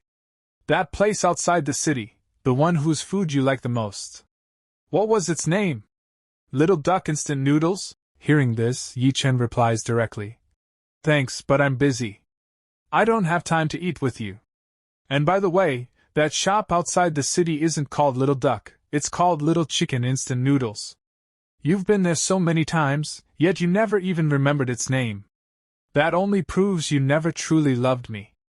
Hearing this, Jiechi shouts angrily, I went with you to that broken, shabby shop so many times.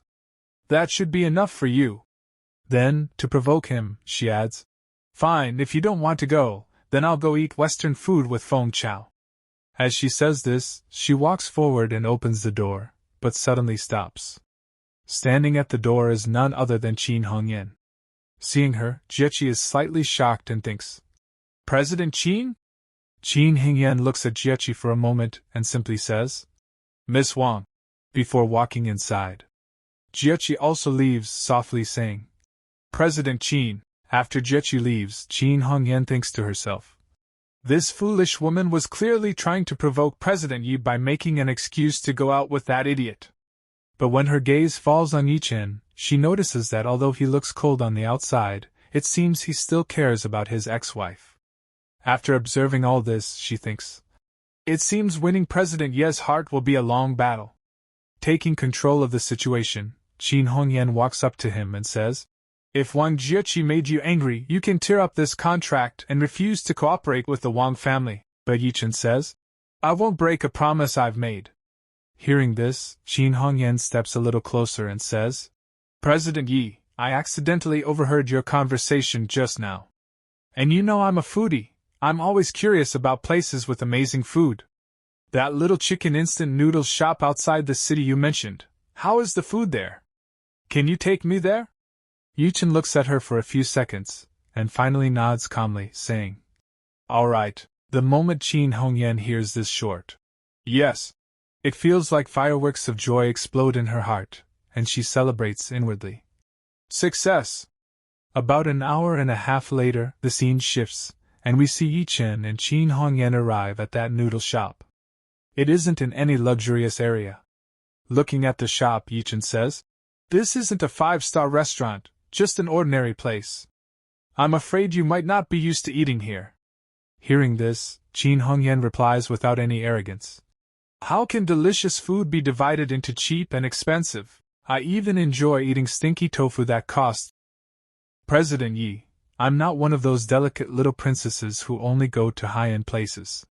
Hearing her words, Ye Chen looks at her and falls into deep thought. Qin Hongyan truly reached this position on her own, not by relying on her family. She must have faced many hardships along the way. She's completely different from other rich and beautiful girls. As they walk, Qin Hongyan suddenly steps forward, tightly holds Ye Chen's hand, and says, Sorry, President Yi, there are some pits at the entrance. I'm afraid I might fall in my high heels. Ye Chen replies, It's fine, hold on to me. I'll help you across. After that, she walks with his support, feeling relieved. But as soon as she comes close holding his hand, old memories resurface in Ye Chen's mind. He thinks, In the past 3 years, how many times did I wish to hold Wang Jiechi's hand like this? But she refused every time. And in the end, the person who held her hand, even touched her body, was another man. As these memories return, Ye Chen suddenly stops. Seeing him freeze, Qin Hongyan notices the change in his expression and nervously asks, President Yi, what's wrong? Why does your face look so strange? Hearing this, Ye Chen comes back to his senses and says, Nothing. Hongyan outside, you can just call me by my name.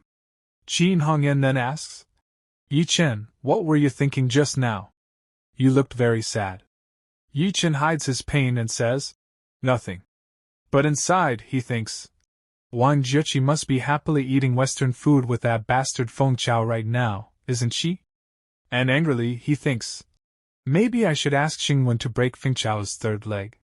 Seeing the sudden anger on his face, Qin Hongyan becomes completely confused and shocked, wondering what is going on in his mind. At the same time, the scene shifts to Yunzhou's city center, inside the Cube Light food restaurant at XR Mall. Here, Jiechi has invited her friend Song Hongye to eat. As soon as Song Hongye arrives, she asks, Why did you suddenly invite me out to eat? Hearing this, Jiechi shows a proud smile. Without wasting time, she takes out the file from her bag and says, Look at this. Song Hongye takes the file, confused, and asks, What is this? But as soon as she opens the contract and reads it, she is shocked and says, Not bad, my friend. You actually signed a contract with Shinsha Group on behalf of your family. And it's even named after you. But the very next second, a strange thought crosses her mind, and she asks Jiechi, "How did you do this? Did you sleep with President Yi?" Hearing this, Jiechi says, "Don't think so cheaply of me, okay? Am I that kind of woman?" But Song Hongye immediately reminds her, "Really? Didn't you agree to go to a hotel room with Feng Chao before, just to help your family's finances?" Hearing the truth laid out bluntly, Jiechi becomes extremely irritated. Snatching the contract from her hand, she shouts, "You're so annoying! Give me back my contract!" After that, she thinks to herself, "I'm only with Feng Chao because he promised to help the Wang family out of this financial crisis. I also wanted to achieve some results so that Grandma would see our branch of the family in a new light. Yes, even though Ye Chen was just a food delivery guy, I truly liked his proposal. I also wanted to help him complete it. But who would have thought that in the end, we would get divorced and things would come to this?" Jialin is sitting with her friend Song Hong'ai, and while explaining herself, she says, "I thought I was making a sacrifice for my family and my future, but in the end, that Ye Chen turned out to be completely useless. He just kept blaming me." Leaning slightly forward, she continues, "I was only pretending with Feng Chao so that I could secure the investment. Hong'ai, don't think wrongly about me." Hong'ai replies with a light smile and sympathy. All right, you're not that kind of woman. You're the purest girl in the world. Okay, don't be angry, drink." Then Hong'ai shifts the conversation toward the contract and asks, "But why did President Yi use your name for this project?" Jian, lost in her own illusion, replies, "Ye Chen was the one who requested President Yi to do that." Hong'ai says in surprise, "Ye Chen?" Jian nods and says, "Yes, Ye Chen asked him to use my name." Hong'ai becomes even more shocked. He's just a bodyguard.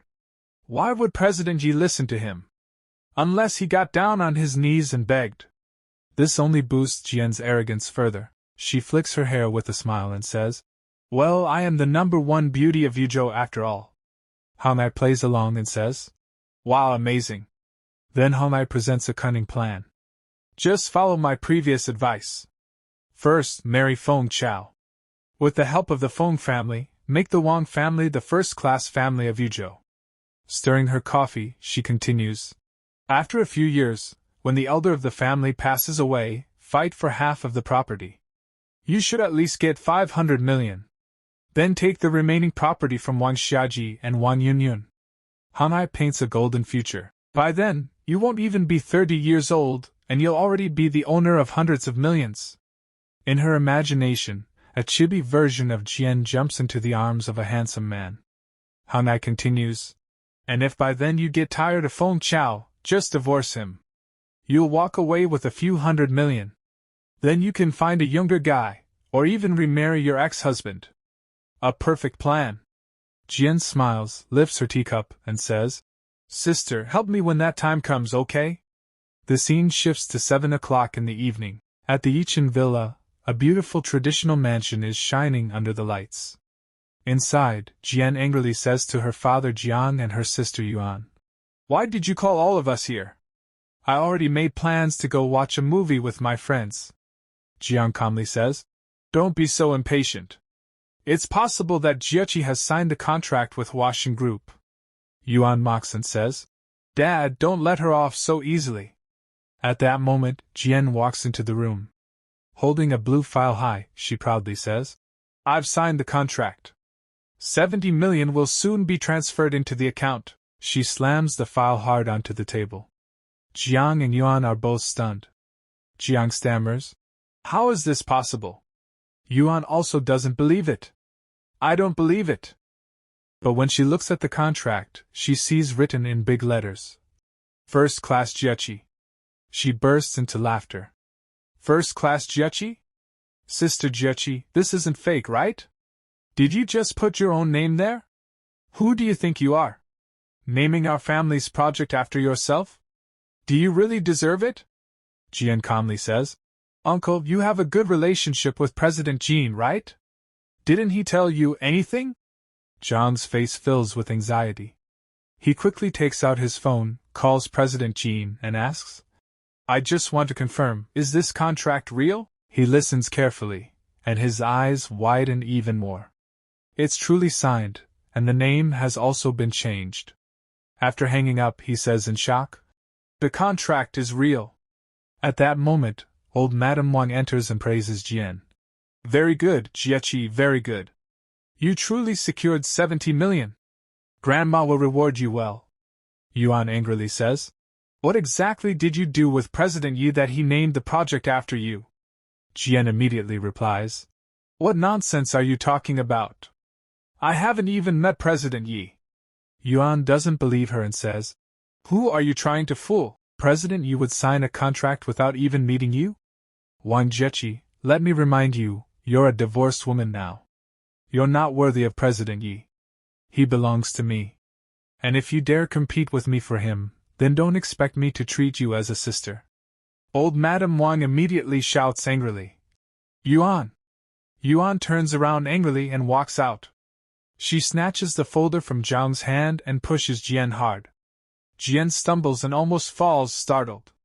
Jiechi says, Grandma, I really didn't seduce President Yi, and I obtained this contract honestly. Even after hearing this, old Madame Wang pays no attention and says, For this project, Jiang will be the director. Jia, you and your father will be deputy directors. Work together and complete this project diligently. Hearing this, she becomes slightly angry and says with a tense face, I signed this contract, and the project is named after me, so why am I not the director? Hearing this, Jiang pushes her and says, You brat, do you think a junior like you can climb above me? Because of that push, she feels uncomfortable and tightly holds the contract. Grandma says to her, Jia, your experience is still lacking. Work with your uncle and father, learn, and improve yourself. If you continue performing like this in the future, you will definitely be given an important position. Hearing this, she can only respond with a disappointed, Okay. She hugs the contract to her chest and says nothing more. She understands that no matter what she does, Grandma will always favor Yunyan's family. Forcing a fake smile onto her face, she says, Thank you, Grandma. I will work even harder for the Wang family, but in her heart she thinks, I am still too weak. When I become stronger, I won't let anyone take credit for my hard work. The scene shifts outside Wang Yunyan's house. She angrily kicks the tire of her red sports car and says irritably, Even as a divorced woman, Wang Jiechi still dares to go after President Yi. How shameless! She starts doing yoga to focus on her fitness, and sweat begins to form on her body. She says to herself, I have worked no less than anyone to maintain my figure. So how can I let Wang Jiechi ruin my plans? I will never let her get close to President Yi. What should I do? Thinking this, she scrolls to her phone and then says, Isn't the best way to get Wang Jiechi remarried? Once she's married, she won't be able to hook up with President Yi, right? She calls someone and says, Hey brother, give me Feng Chao's phone number. I need to talk to him. Her brother sends her Feng Chao's number. She quickly dials it. From the other side, Feng Chao answers, Oh, this is Wang family's sister Yunyan. In his mind, with his dirty thoughts, he says to himself, Why is such a hot girl contacting me? Then he asks, Is this your number? I'll save it now. Is your WeChat also on this number? I'll add you. Hearing this, Wang Yunyan thinks, What a complete pervert. Then she gets straight to the point and says, Hello brother Chao, are you busy? I need to talk to you about something. Feng Chao replies, No, I'm not busy. Tell me, what do you want to talk about? Yunyan says, Today my sister Jiechi finalized a 70 million contract with Huaxin Group, and the project has even been named after her.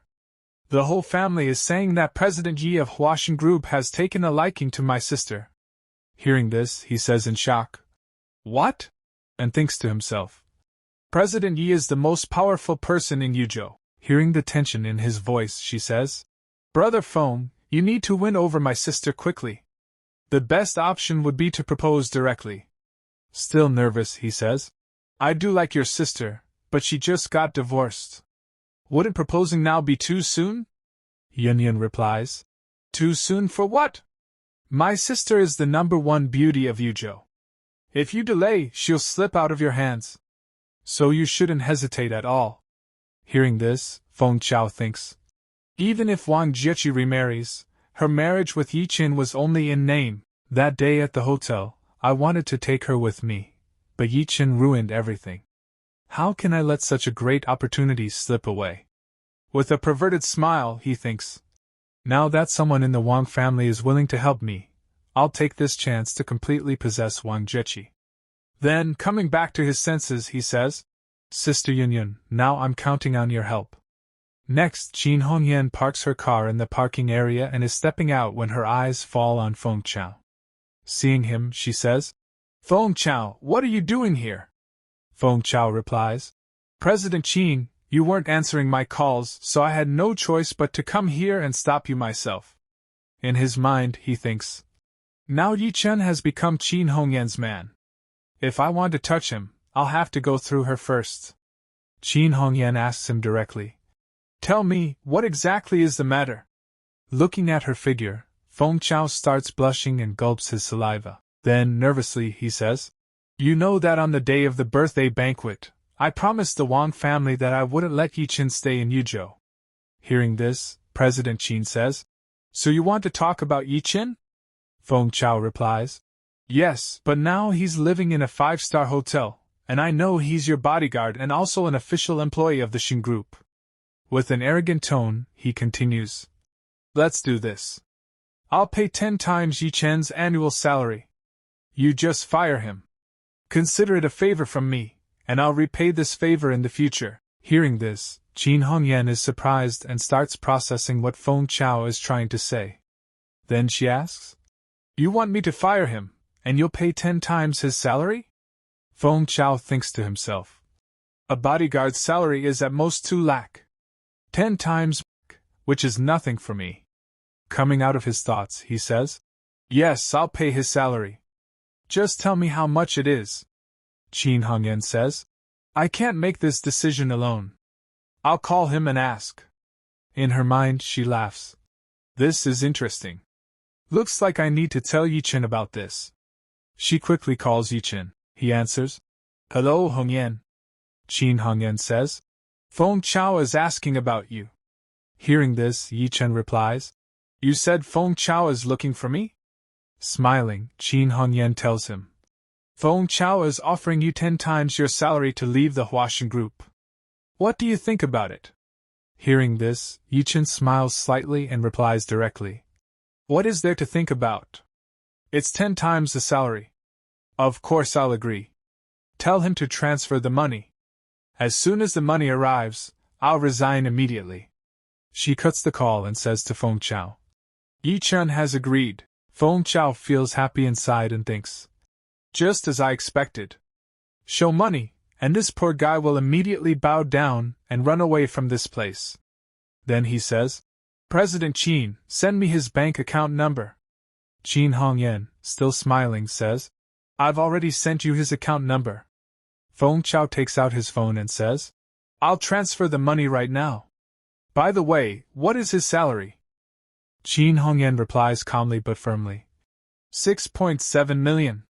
That means you'll have to transfer 67 million into Ye Chen's account. Hearing such a huge amount, Feng Chao is stunned. He can't believe that Ye Chen has such a salary. Then he shouts, What? 67 million? Damn! Even the CEO of Huashan Group wouldn't have such a salary. Qin Hongyan starts laughing at his reaction. Seeing her laugh, Feng Chao thinks she is joking with him. Angrily, he says, President Qin, are you making fun of me? I seriously want to buy Ye Chen. President Qin replies coldly, I'm very serious. You were the one who wanted to buy Ye Chen. So now pay his price.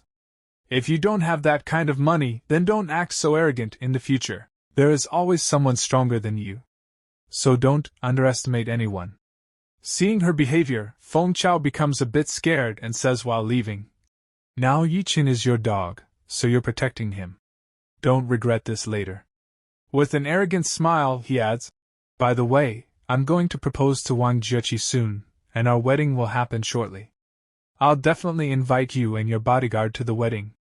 Mockingly, he says, make sure you train your Ye Chen well, otherwise he'll end up crying like a dog at the wedding. After saying this, he leaves in his car. Hearing his words, Qin Hongyan thinks, Feng Chao, you are an animal. Because of you, the Feng family will be destroyed one day. Then with a slight smile she says, but I do hope he gets married soon, so that Ye Chen can forget that woman and I can get my chance. Now the scene shifts to the president's office of Huashan Group. Ye Chen is standing there, looking down at the city. Nearby, a man is sitting. We are told that this man is Zheng Hong, the owner of Yanzhou Catering. Zheng Hong respectfully says, President Yi, you called me. Is there something you need from me? In his mind, he thinks, what would the boss of the biggest group in Yuzhou want from a small restaurant owner like me? Ye Chen says calmly but with authority, Zheng Hong, I want to bring all your restaurants in Yuzhou under me. And I guarantee that within 2 months, I will defeat Zhongwei and leave him with no place to stand in Yuzhou. Name your price. Hearing this, Zheng Hong feels happy inside and thinks, Huashan Group wants to buy my business. This is huge. He quickly says, 60 million. Give me 60 million, and all 7 of my restaurants in Yuzhou are yours. Boss, I want to cooperate with you and shut down all of Zhongwei's restaurants within 2 months. Ye Chen agrees to the deal. He thinks, at old Madame Wang's birthday banquet, Zhongwei said he would make it impossible for me to survive in Yuzhou's restaurant industry. So out of courtesy, I will make him disappear from it. With this, the agreement is signed, and Ye Chen acquires all 7 restaurants. The scene then shifts to a few days later, 8 a.m., at Penglai Road Commercial Street. People are looking at a restaurant and saying, hey, this restaurant's name has changed. Looking at it, they say, wow, it looks so grand. Is this a new branch of Lao Wai Lu? I know boss Zhongwei. Lao Wai Lu and Shan Wai Shan are both his. He's very rich. Looks like he bought another restaurant. The restaurant looks amazing. Let's have dinner here tonight. The scene cuts to Zhongwei. Seeing the restaurant in front of him, he slams his hand on the table angrily and says, why was the name of the opposite restaurant changed?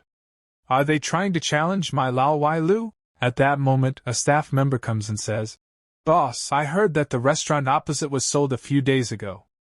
Looks like it was bought by someone new. Zhongwei says coldly with anger. Looks like some newcomer's doing. Where did this foolish kid come from who dares to compete with me? Maybe he doesn't know that anyone who challenges the one at the top loses everything. Then he tells his staff, keep an eye on him. I want every update. The staff agrees and leaves. The scene shifts to another place where preparations are going on. A person says, today we are going to hold a very important proposal ceremony. Everything must be perfect. There should be no mistakes. Understood? All the staff reply, yes. Now the scene shifts to a luxury jewelry shop. A staff member says, young Master Feng, this is the ring you ordered.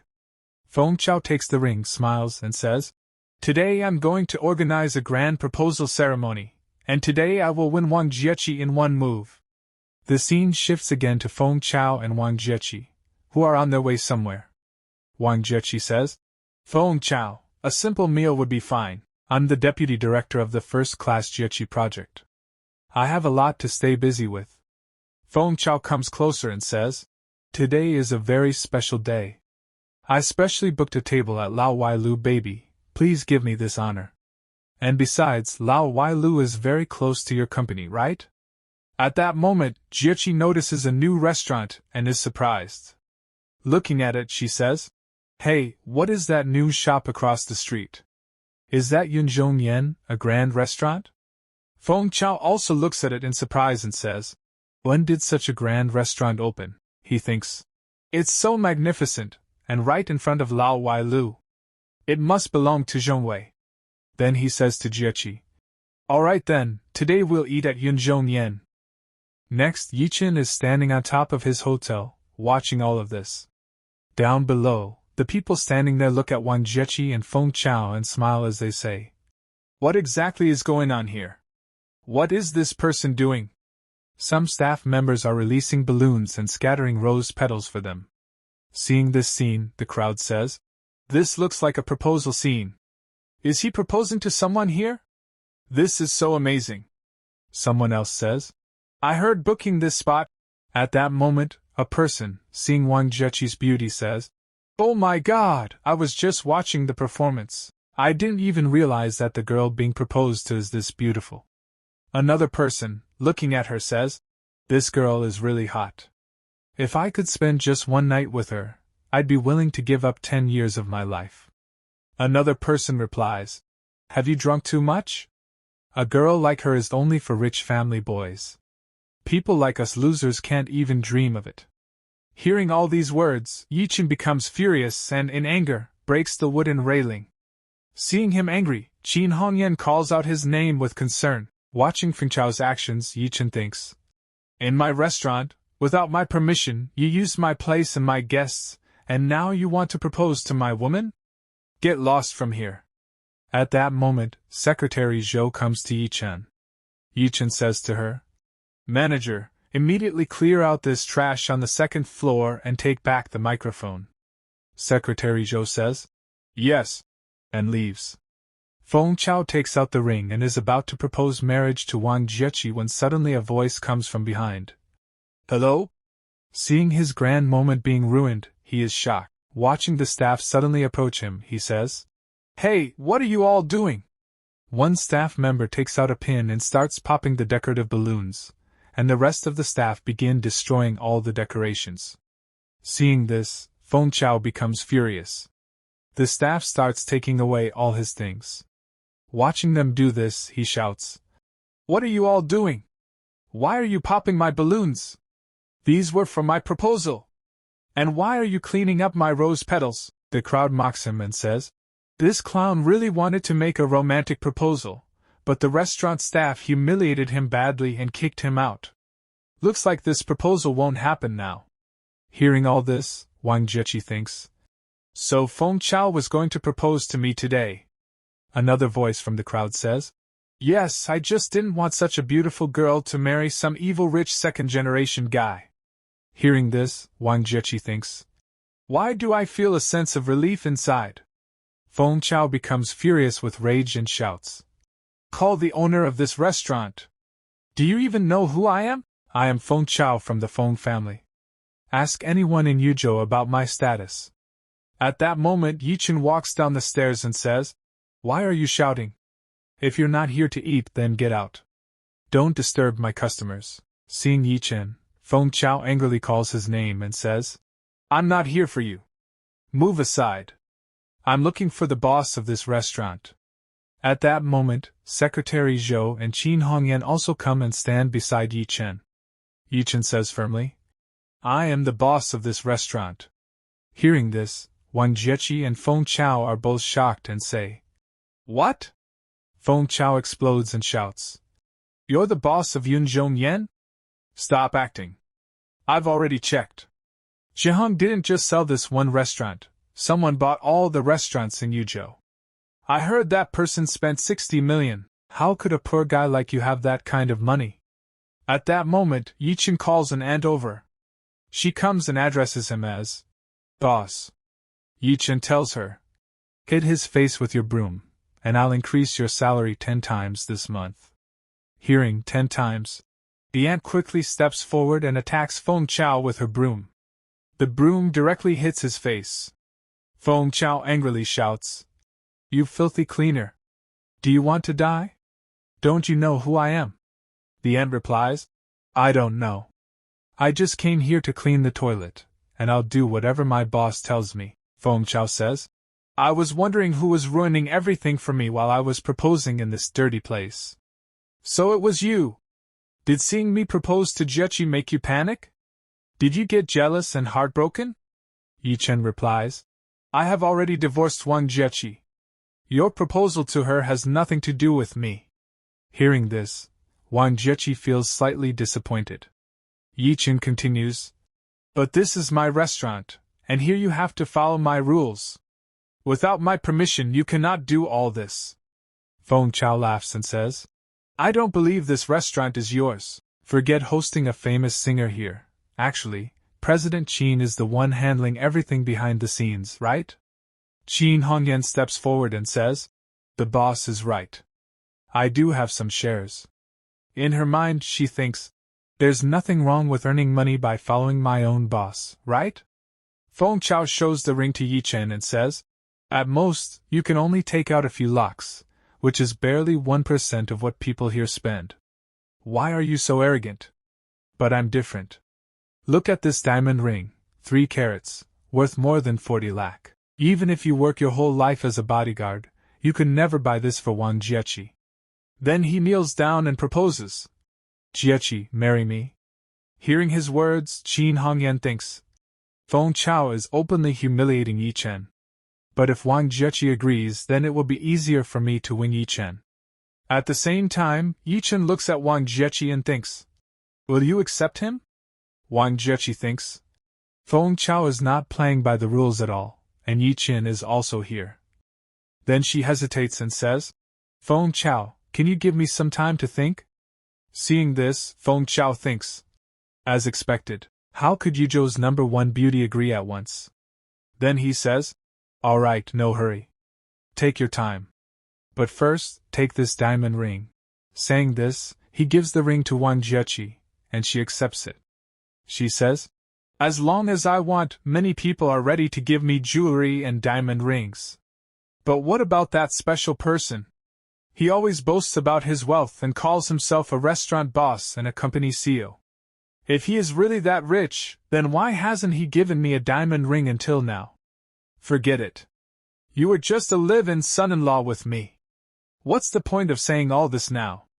As she turns to leave, Ye Chen steps forward and says, "If you hadn't betrayed me, today I would have given you a 21-carat diamond ring." He recalls a flashback from before their divorce. 1 year ago, they watched a movie called 21 Carats in the cinema, and at that time Wang Jiechi had said, "You never gave me a diamond ring. I never felt anything special." At that time, he had replied, "Don't worry. After 1 year, I will definitely give you a 21-carat diamond ring." Now the scene returns to the present. Hearing Ye Chen's words, Wang Jiechi's hands start trembling, and she calls him a liar before walking away. Qin Hongyan comes to Ye Chen and says, "Although Wang Jiechi didn't agree today, she also didn't refuse. Maybe after a few more attempts, she will agree. President, do you also hope that Wang Jiechi marries Feng Chao, and then after their marriage, you reveal your identity as the president of Huashan Group so that she has no chance to avoid regret?" Ye Chen places his teacup down and says, "You're half right. Not after their marriage, but on the day of their wedding. I want to tell Wang Jiechi on the day she thinks she is marrying into a rich family. When I reveal my identity, she will realize that the truly rich family is mine." He imagines that moment in his mind. That day should have been the happiest day of her life. But Ye Chen plans to show her a truth that will completely shatter her world. If you want the next chapter as soon as possible, then drop a like on this so I can stay motivated and keep bringing you more stories like this.